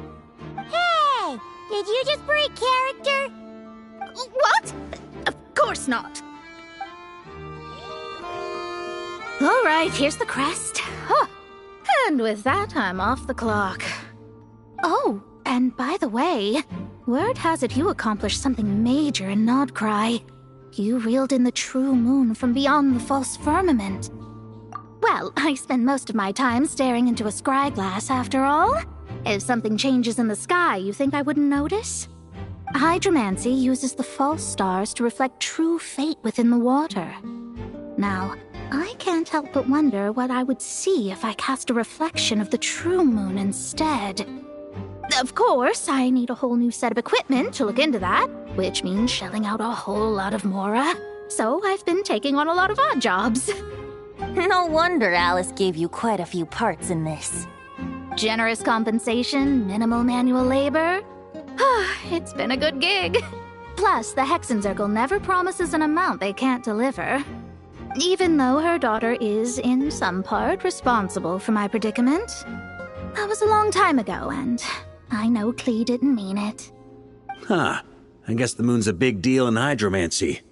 Just spitballing here, but it kind of sounds like your progress would be much faster if you, I don't know, just contacted Barbeloth directly.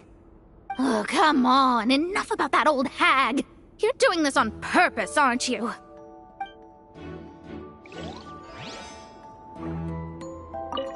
Oh, come on. Enough about that old hag. You're doing this on purpose, aren't you? Huh?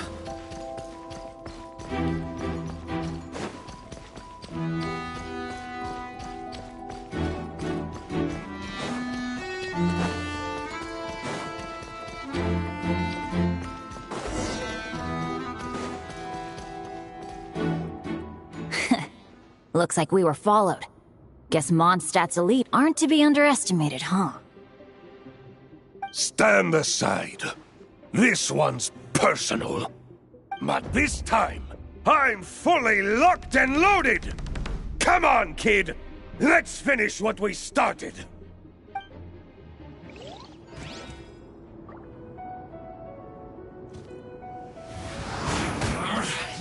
Run! Burn! Up the ante! Looks like I... Okay. You win. Somehow this round wasn't quite as fun. Probably because you had to act like a fatous. At this point, I could take down those with my eyes closed. True. Guess I didn't stand a chance, huh? Oh, so you were the one in the Fatous costume. Does that mean the auto-load bug is fixed now, Nicole? It would seem so. Man, their armor is heavy and not breathable at all. You're telling me the Fatui in Sumeru and Natlan also wear this stuff? I can't even imagine. Rumor has it, Fatui recruits undergo rigorous training. I feel like there's some truth to that after all. Well, even though we lost, Dad had fun for sure. Here's the crest I was guarding. You've earned it. Oh, and Bennett told me about what happened in Natlan. How you helped him navigate his past. It's hard to believe we finally have answers after all these years. So, on behalf of all the adventurers in Mondstadt, truly, I can't thank you enough. Well, that's what friends are for, right? Speaking of, how have things been since you got back, Bennett? Same old, same old. Bad luck included. But that part's nothing new, so I don't mind. I do miss the Asha, though. I hope I get the chance to show them Mondstadt someday.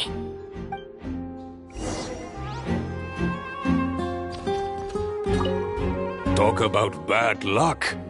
The minute you put on that Fatui costume, the gun stopped working. How weird is that? Yeah, thanks for stepping in, Dad. Guess I'll have to hand it in to Miss Nicole for repairs later.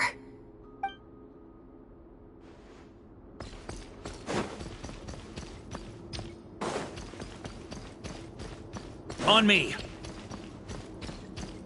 Yeah. Try to keep up!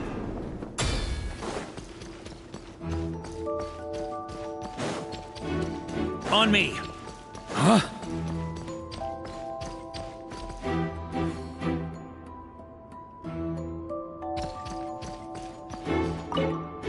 Without the crests, I can't activate this device either.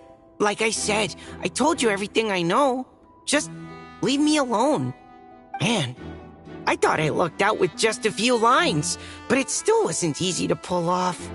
Anyway, if you want to get into that room, you'll need to track down the 3 Fatui with the crests.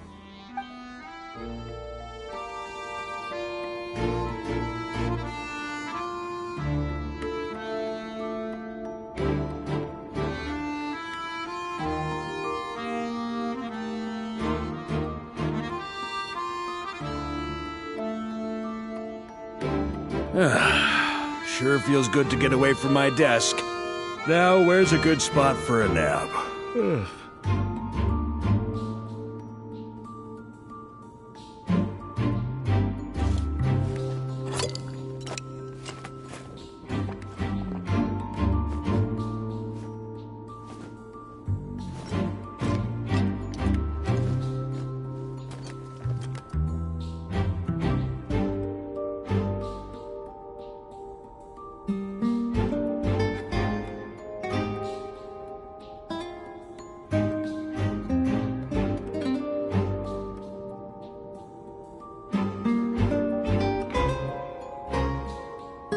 I like to drink on occasion.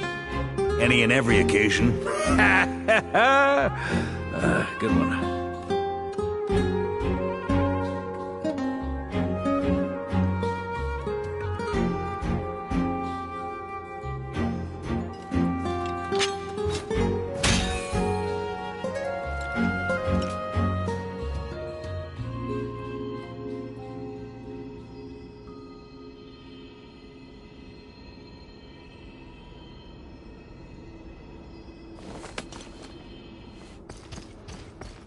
Here.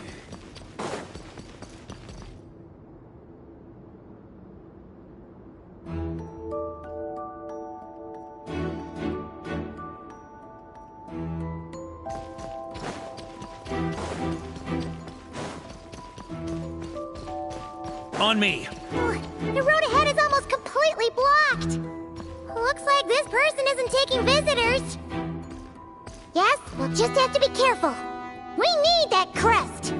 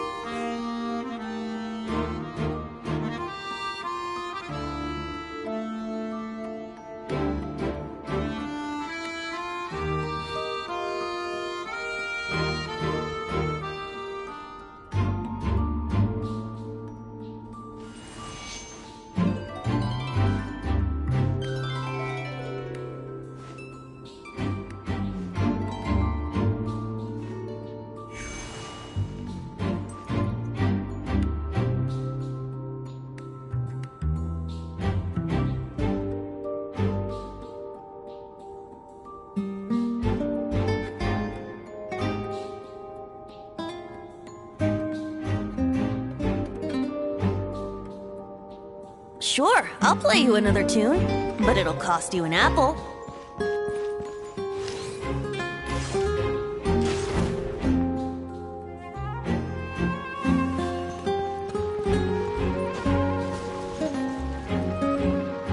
What? They handed over their crests? Looks like the decision has been made for me, then. Further resistance would be foolish.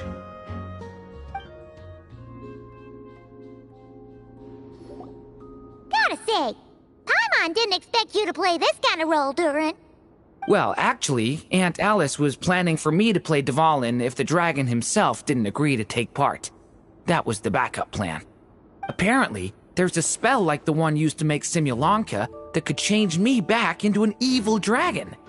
That does not sound like a good idea.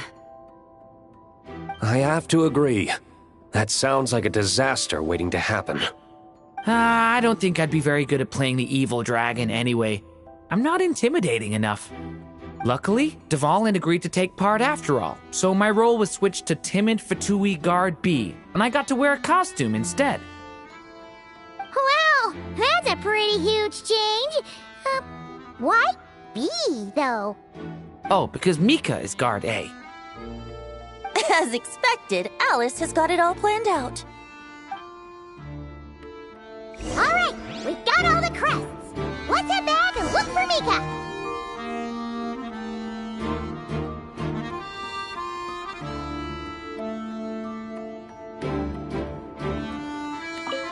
I'm just glad I didn't have to play the evil dragon in the end.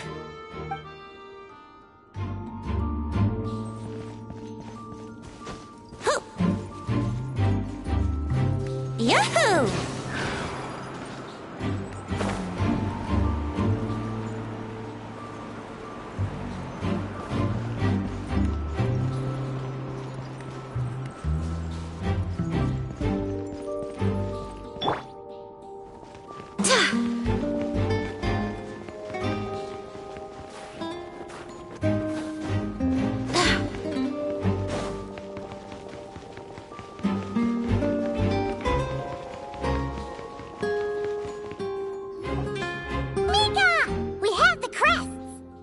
All right. This elevator's a bit complicated to operate, so Miss Nicole asked me to help activate it. Just one moment.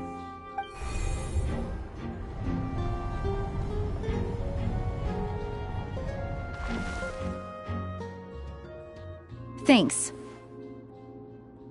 No problem. Best of luck up there. Huh.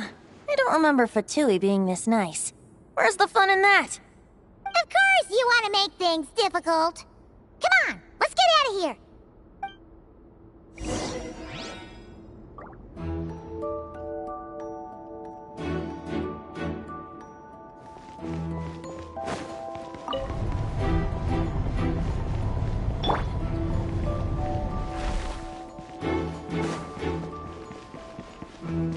Security's tight around here. I hope this is safe.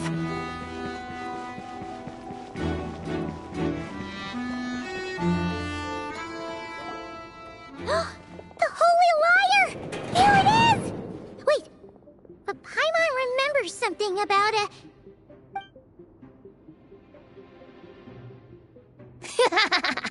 Hot-blooded, careless, and reckless heroes!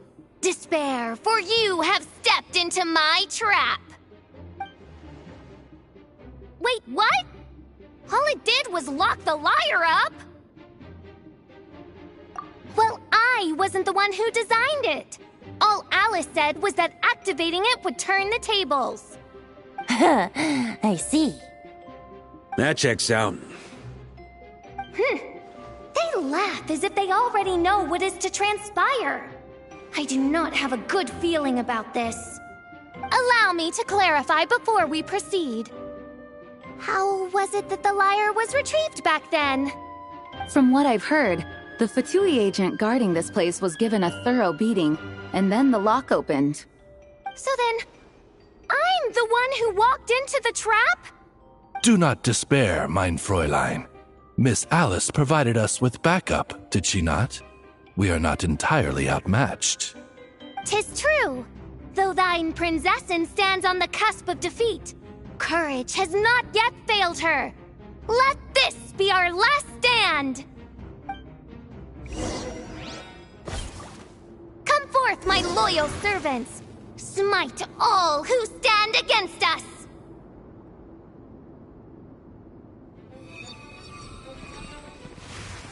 Look! The ravens get confused if they don't hit anyone. Now's your chance! Group 2, reinforce!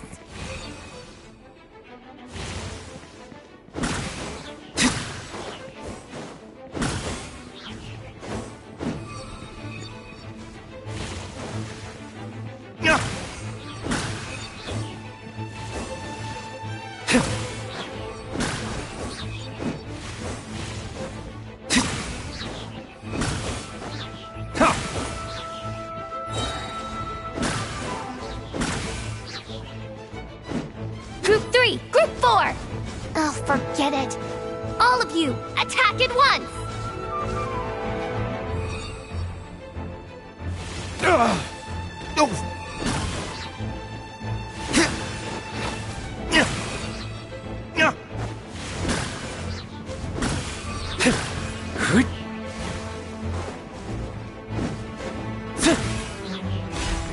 Well, well.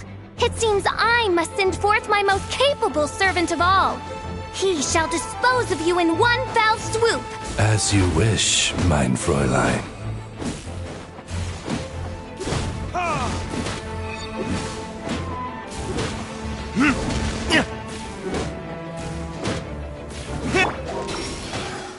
Time for takeoff.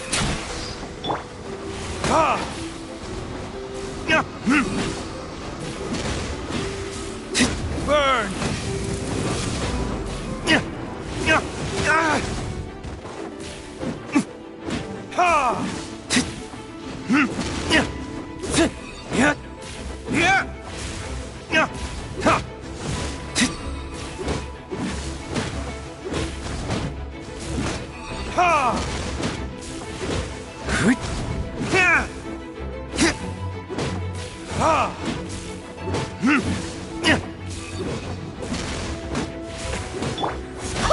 I swear by my sword! Our situation is dire, mein Fräulein. It seems this is the end of the road.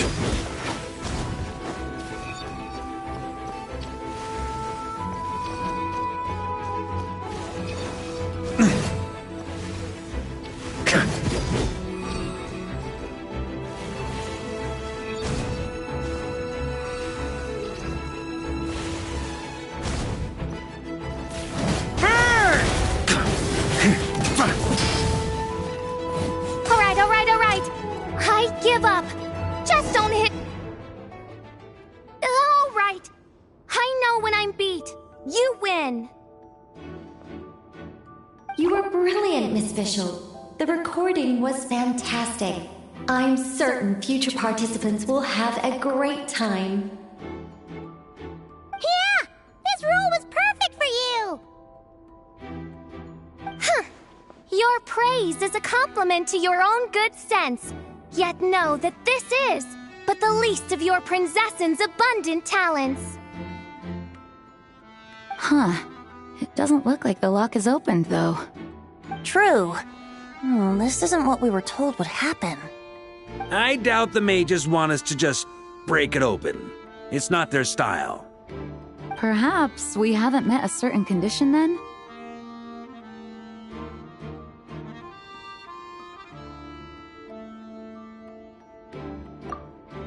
Oh, wait! Does that mean the beating up part has to happen for this to proceed? You dare place your princessin in such a scene? 'Tis an affront of the highest order! I'm afraid it may be the only way to end this, mein Fräulein. But not to worry. It's all pretend, after all. Very well. I shall allow this trespass, if only to bring this to an end. Just be gentle.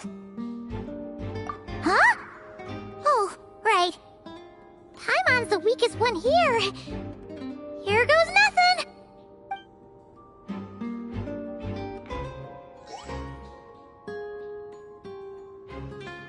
Ah, it's open!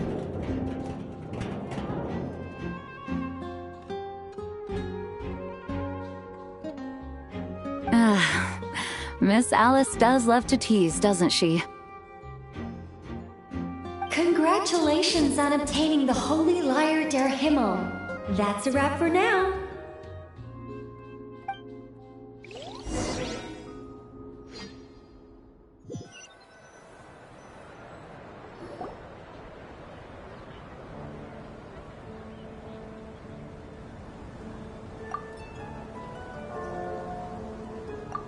Wow! This is quite the gathering. And do you smell that? Is that the secret menu Barker was talking about? Oh, Paimon's stomach has been rumbling this whole time, so she's gonna dig in. Don't forget to grab some food before it's all gone, okay? Oh, hello. Did you need something? You know, we often threw banquets like this when I was little. But then, as more and more of our ranks left on expeditions and I was left in charge, the number of celebrations decreased. I'm not the most natural entertainer after all. Now, seeing a gathering like this after all this time, I can't help but feel a bit regretful for not keeping up the tradition. Well said, traveler. Barbara? You told me you wanted the expedition members to feel at home. But in my eyes, the feeling of home isn't something you can force. Home is... what happens when we're all together like this? Oh, you're right. And you know what? I've been coming to the same conclusion. The location isn't the most important factor. No matter how far we get from Mondstadt, home is wherever we're together.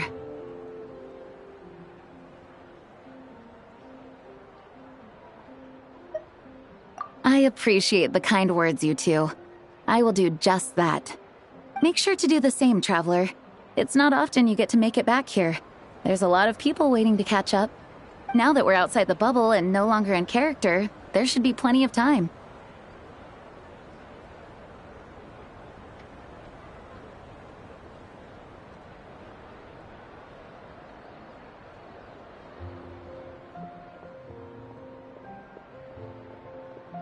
Hey!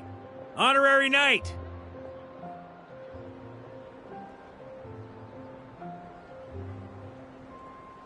Look up!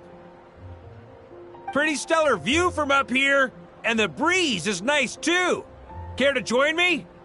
Oh, of all the places to sit, it just had to be there. Well, to each their own, I suppose. Just be careful on the way up, traveler.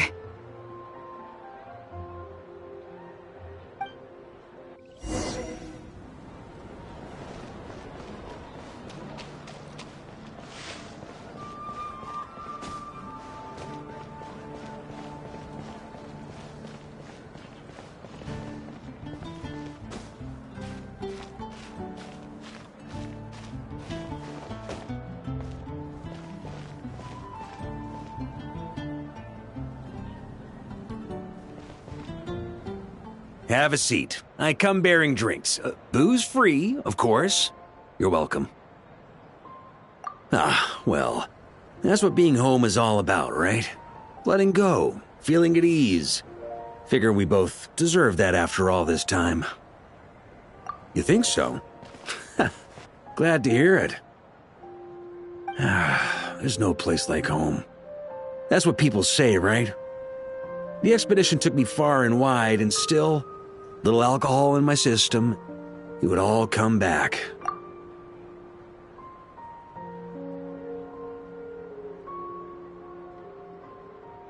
The cathedral, the statue, the windmills in the city, the pigeons and dandelions in front of the gate.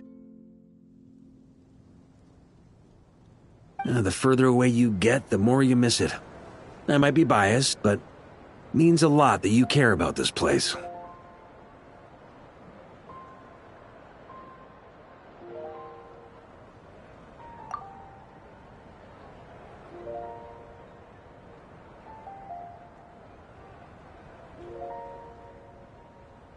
I get that. The people are what make Mondstadt what it is, too. All the carefree kids running around, livening up the place. Which reminds me, I never thanked you for helping Mondstadt out back then. It takes a special person to do what you did. Most people are helpless in the face of abyssal corruption. Considering their target was Dvalin, things could have been bad. I suppose Barbados could have handled it, even though he hadn't been awake for long. But still, I doubt the ending would have turned out quite so perfect.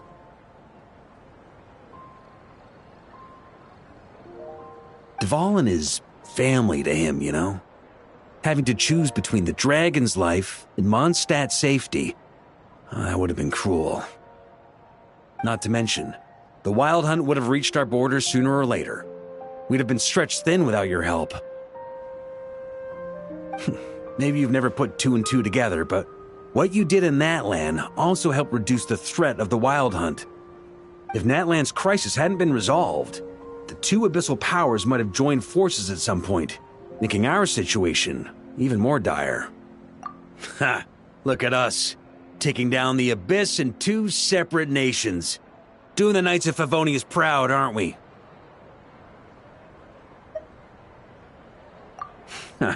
I guess not. In any case, for a knight, honor is something you get to define for yourself, no matter what the outside world thinks. And that's the question, isn't it? Why do we do what we do? But I think it's safe to say you already know the answer. Ah, so this is where you've been hiding. You know, I don't think this was designed for sitting.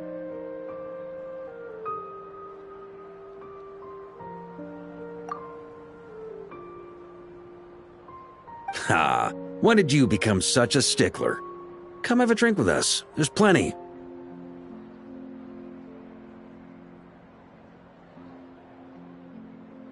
Don't mind if I do.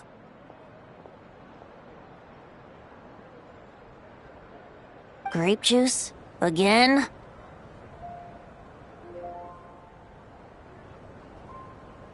You know, Charles would never let me hear the end of it if I started drinking without him. Disappointing, but understandable. Oh, I almost forgot. Since this banquet is also for the actors, I invited Dvalin.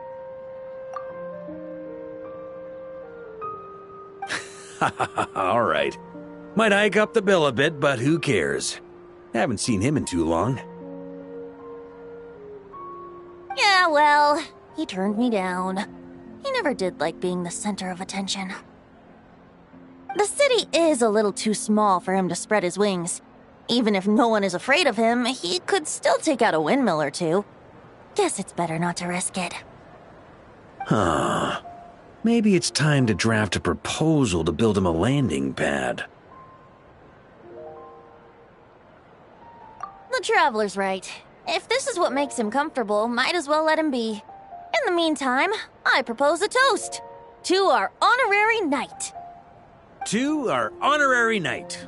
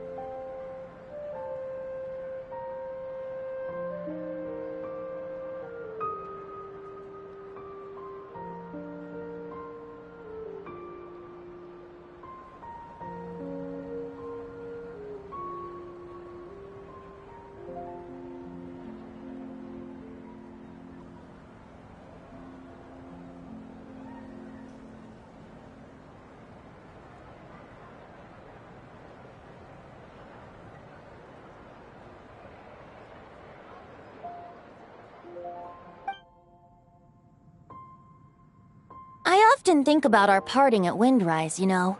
And now, almost in the blink of an eye, the final stop on your journey is just around the corner. Snezhnaya. The Tsaritsa's plans have continued to advance. Now, only the Pyronosis remains free from her grasp. But if even the captain couldn't take Malwika's Gnosis by force, I guess we don't need to be concerned about its safety for now. So that's good news, at least. You wouldn't be taking a dig at someone else's ability to hold on to their Gnosis, now would you, Grandmaster? Haha! Of course not. I'm not one to rub salt in old wounds. Her harbingers do often tend to take a rather extreme approach. Just look at Child or Senora. But we would be mistaken to ignore the fact that Senora did not win the Geonosis using force. Right. You told me about the contract Morax signed with her before his death. You're saying she didn't need to resort to violence in Mondstadt either? That's right. If she was able to provide a reason convincing enough to persuade Morax, she could have persuaded me no problem. I suppose she just didn't think there was a reason to negotiate. I had just woken up, so I must not have seemed like much of a threat. Honestly, the Gnosis was of no use to me. I didn't care who it belonged to or what means were used to take it. I just knew if I fought her in that moment, the cathedral, perhaps even the entire city, might have become collateral damage. True. I wouldn't put it past Senora to take civilians as hostages either.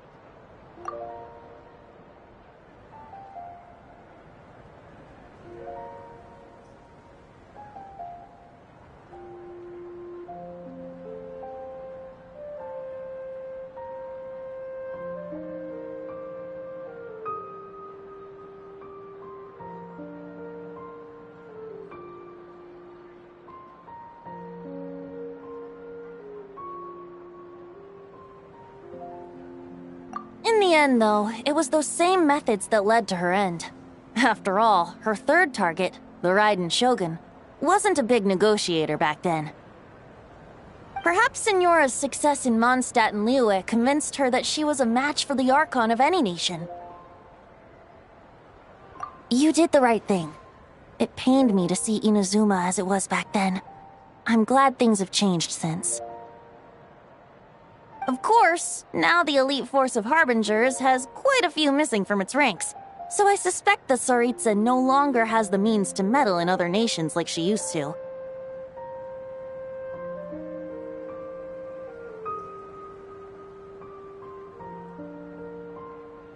Who knows? Perhaps a chance to formally meet her in Snezhnaya might come sooner than we think. Some of our knights remain stationed in Notcry. If you need help, just say the word, and we'll be there.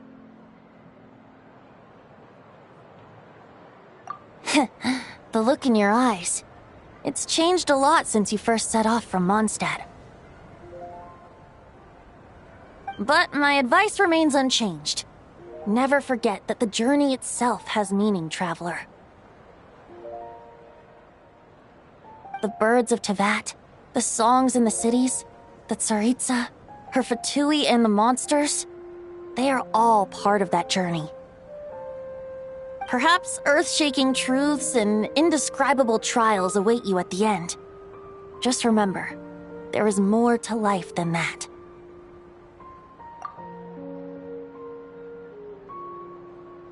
All right, that's more than enough acting like a real Archon for one night.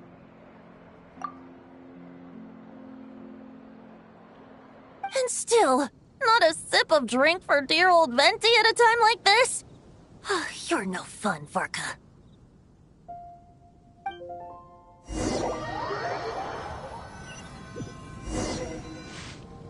Dun dun dun! Dun dun dun!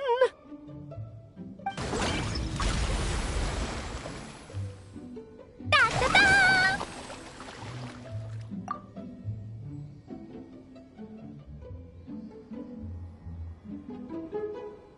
Da da da!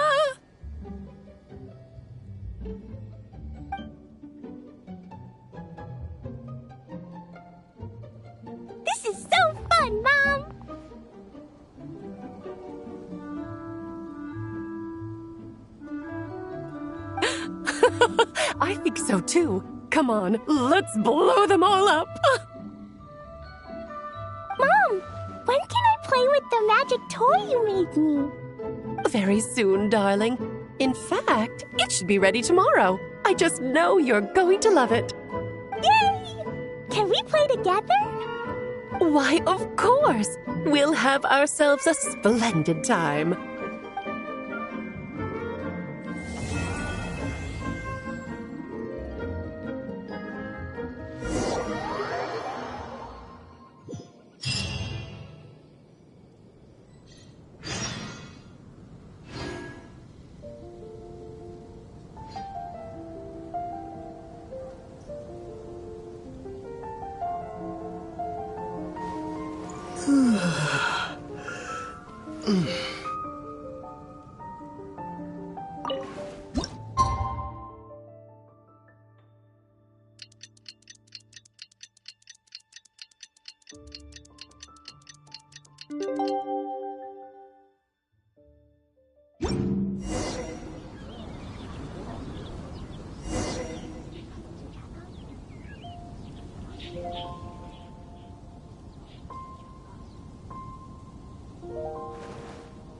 Yeah.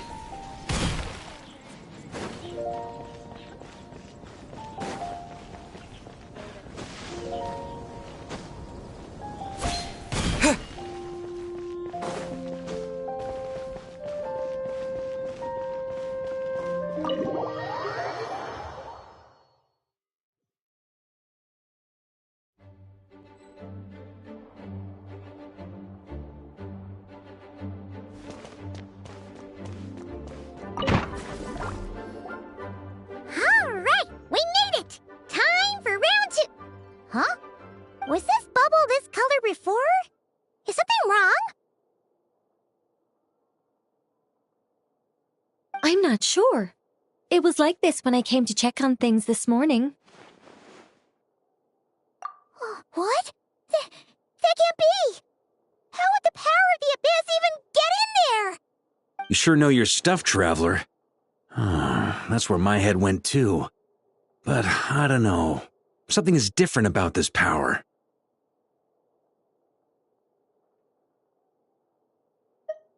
What does that mean? It seems to be in an embryonic state. Like an egg that hasn't hatched, the dark clouds before a storm, or an omen before disaster strikes. Of course the world within the magic bubble is imaginary, so the same should be true of this abyssal power. At least for now. You created this magic, right, Alice? Do you have any idea what's going on here? New magic does often come with its issues, so I can't say I'm entirely surprised something like this would crop up. As for a solution, however, I'm afraid I need more information first. One thing is for certain, at least. Given the current threat, we'll have to close off the bubble to event participants. My apologies, Miss Alice. I know you've made a promise to Klee, but I'm not sure you'll be able to keep it. Have we ever seen Alice look this serious? Unprecedented crisis notwithstanding, it's too soon to just throw in the towel. What we should be focusing on is how we're going to fix this. Are we talking about the Klee situation or the Abyss situation? Both. Now, I have my suspicions, but I'll need someone to head into the bubble and confirm a few things. It's not like we can avoid going in there, right? We have to nip this crisis in the bud, after all. I agree. We have to take action. All right. I'll go convince Klee to play somewhere else for now and then head right back. In the meantime, Nicole, be a dear and keep observing the bubble from out here. Oh, and provide any fixes you can while the rest are inside. I don't know, Alice. There are quite a few unknowns here. It's not like I can force people to head in there and take that risk. We angels aren't miracle workers. You sure about that? Fine. I'll do what I can. Just be quick, okay? This is your magic, after all. Well, guess this is our best option. We're definitely not going to sit back and watch.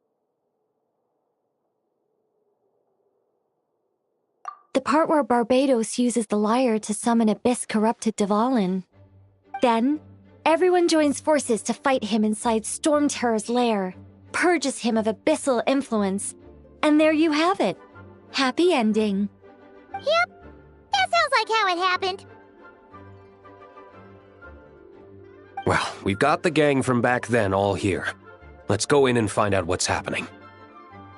Count me in 2. Potential threat or not, if there's even the slightest chance Mondstadt is in danger, I need to get to the bottom of it. Jean? It's nothing. I was just feeling a bit, nostalgic, getting to work together like this again. Yeah. Yesterday felt like that too. Yes, but that was for fun. That which confronts us now is a real crisis. So I suppose the memories just came back to me all at once. Ooh, look at you getting all sentimental. That's a first. Well, I suppose I am a bit too high-strung most of the time. Hey, don't be embarrassed to say what you feel. I think that's how things should be. It's how we all grow closer. Besides, the more you open up, the less people will be surprised like Paimon here when you choose to share something. Just look at Paimon. No filter whatsoever, word vomits whatever comes to mind. And that's what makes her so endearing and approachable. Ha! It's about time you gave Paimon a compliment, tone-deaf bard. Hang on. Was that a compliment? Before we set off, I just want to stress that whatever is happening in the bubble right now is a huge unknown. I was able to maintain contact before, but right now all I can observe within is chaos, so I imagine communication might be cut off as well. It might be difficult for us to guide you, so proceed with caution. Don't worry. This isn't our first time leaping headfirst into a dangerous situation. There's also a last resort I can fall back on if worst comes to worst. Though it would mean all our recent hard work going to waste. You mean destroying the bubble entirely? Yes, if it comes down to it. All right, I'll monitor the situation from outside and provide whatever external fixes and support I can in the meantime. Understood. Prepare for the worst, hope for the best. Sound good? All right, let's go.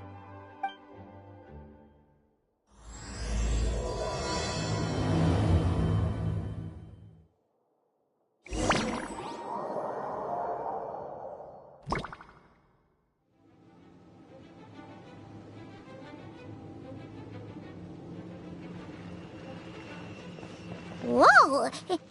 Is this Mondstadt? Didn't we all come in at the same time? Where are the others?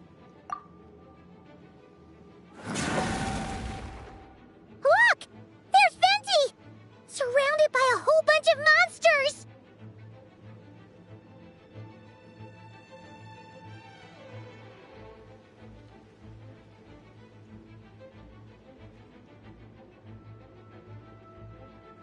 Yeah! Ah, perfect timing.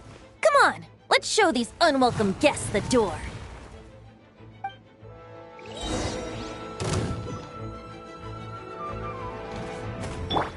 Let's play! Think you can get away? Here we go!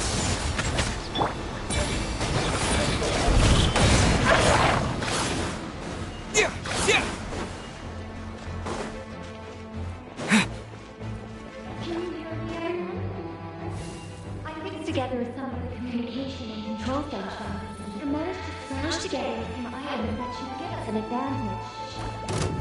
These elemental devices are useful in a pinch, forcing useful items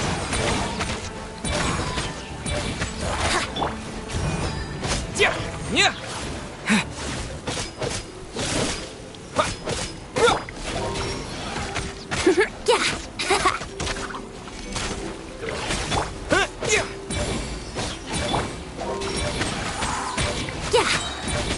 Time for takeoff.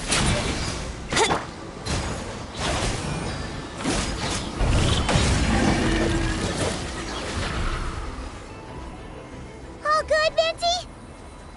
Very much so, thanks to your timely arrival. But Mondstadt looks like it's in bad shape.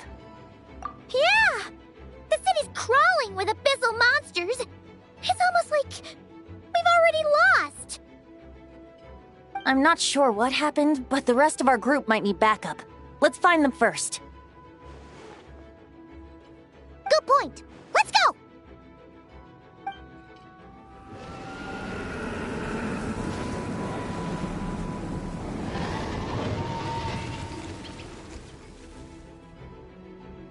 Look! It's Dvalin! Is it just Paimon, or does he look way worse than back then?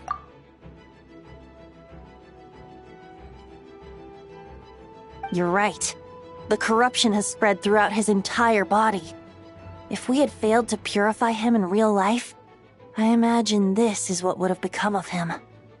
It looks like something's falling! It's his tears. Like the ones we purified in the past? Yes, but at this point, these tears are essentially crystallizations of abyssal power. If left unchecked, they will continuously summon abyssal monsters, and this disaster will never end. We also need to get our hands on one of them. No, this degree of corruption cannot be cleansed. Besides, we need them in their corrupted state if we want to summon Dvalin. I doubt the pure sound of the lyre can reach him in his current state. Sounds like this whole thing is still gonna end in a confrontation, though. Just like back then. Yes.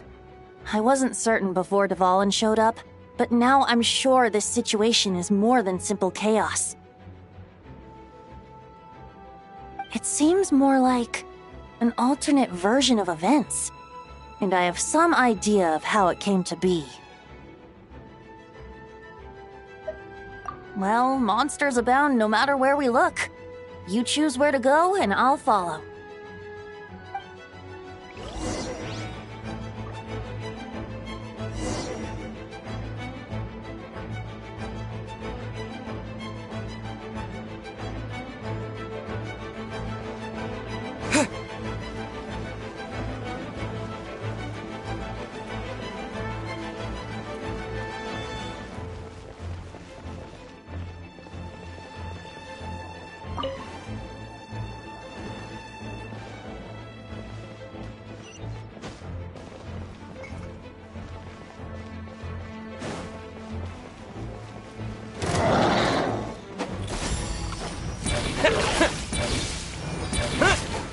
Here we go!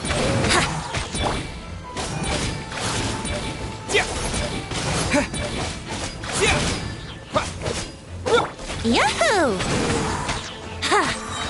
Think you can get away?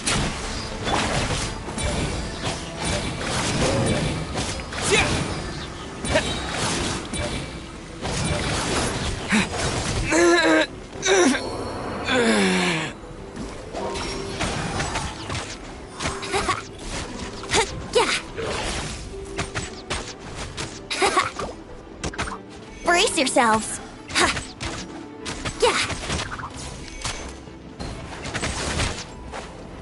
Let's play. Wouldn't gliding be faster? Yahoo!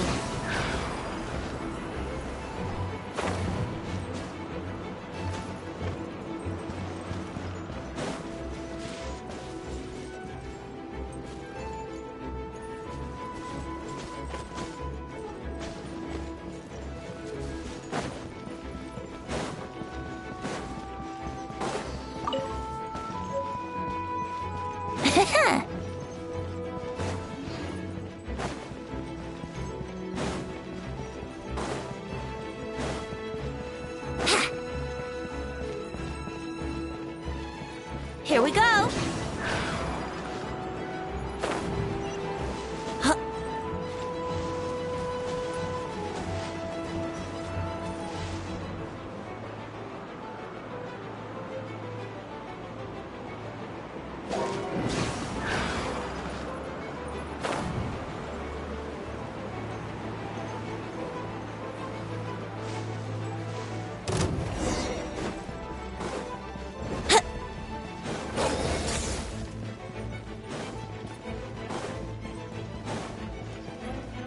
Huh.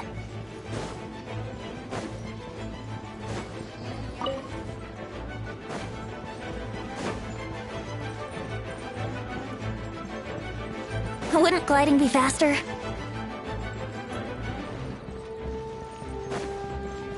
Time for takeoff. Let's play!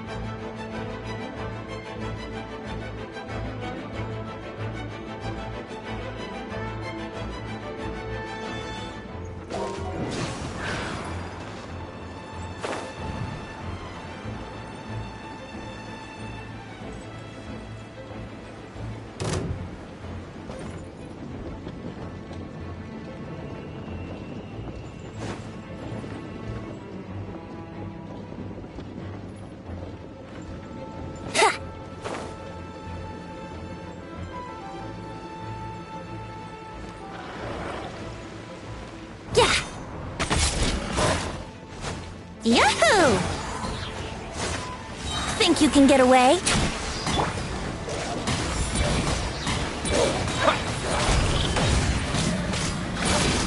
What? Yeah!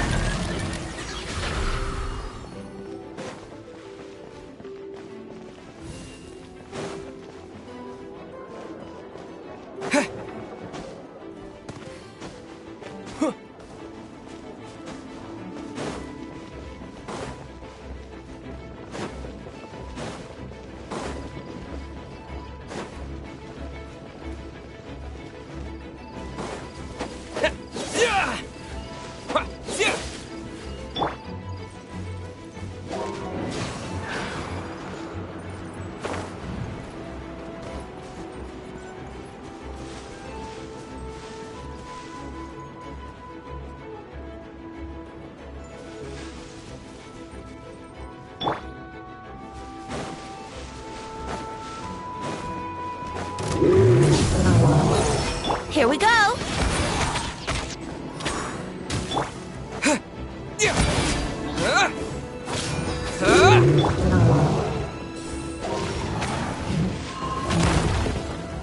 Oh, no! My lyre is broken.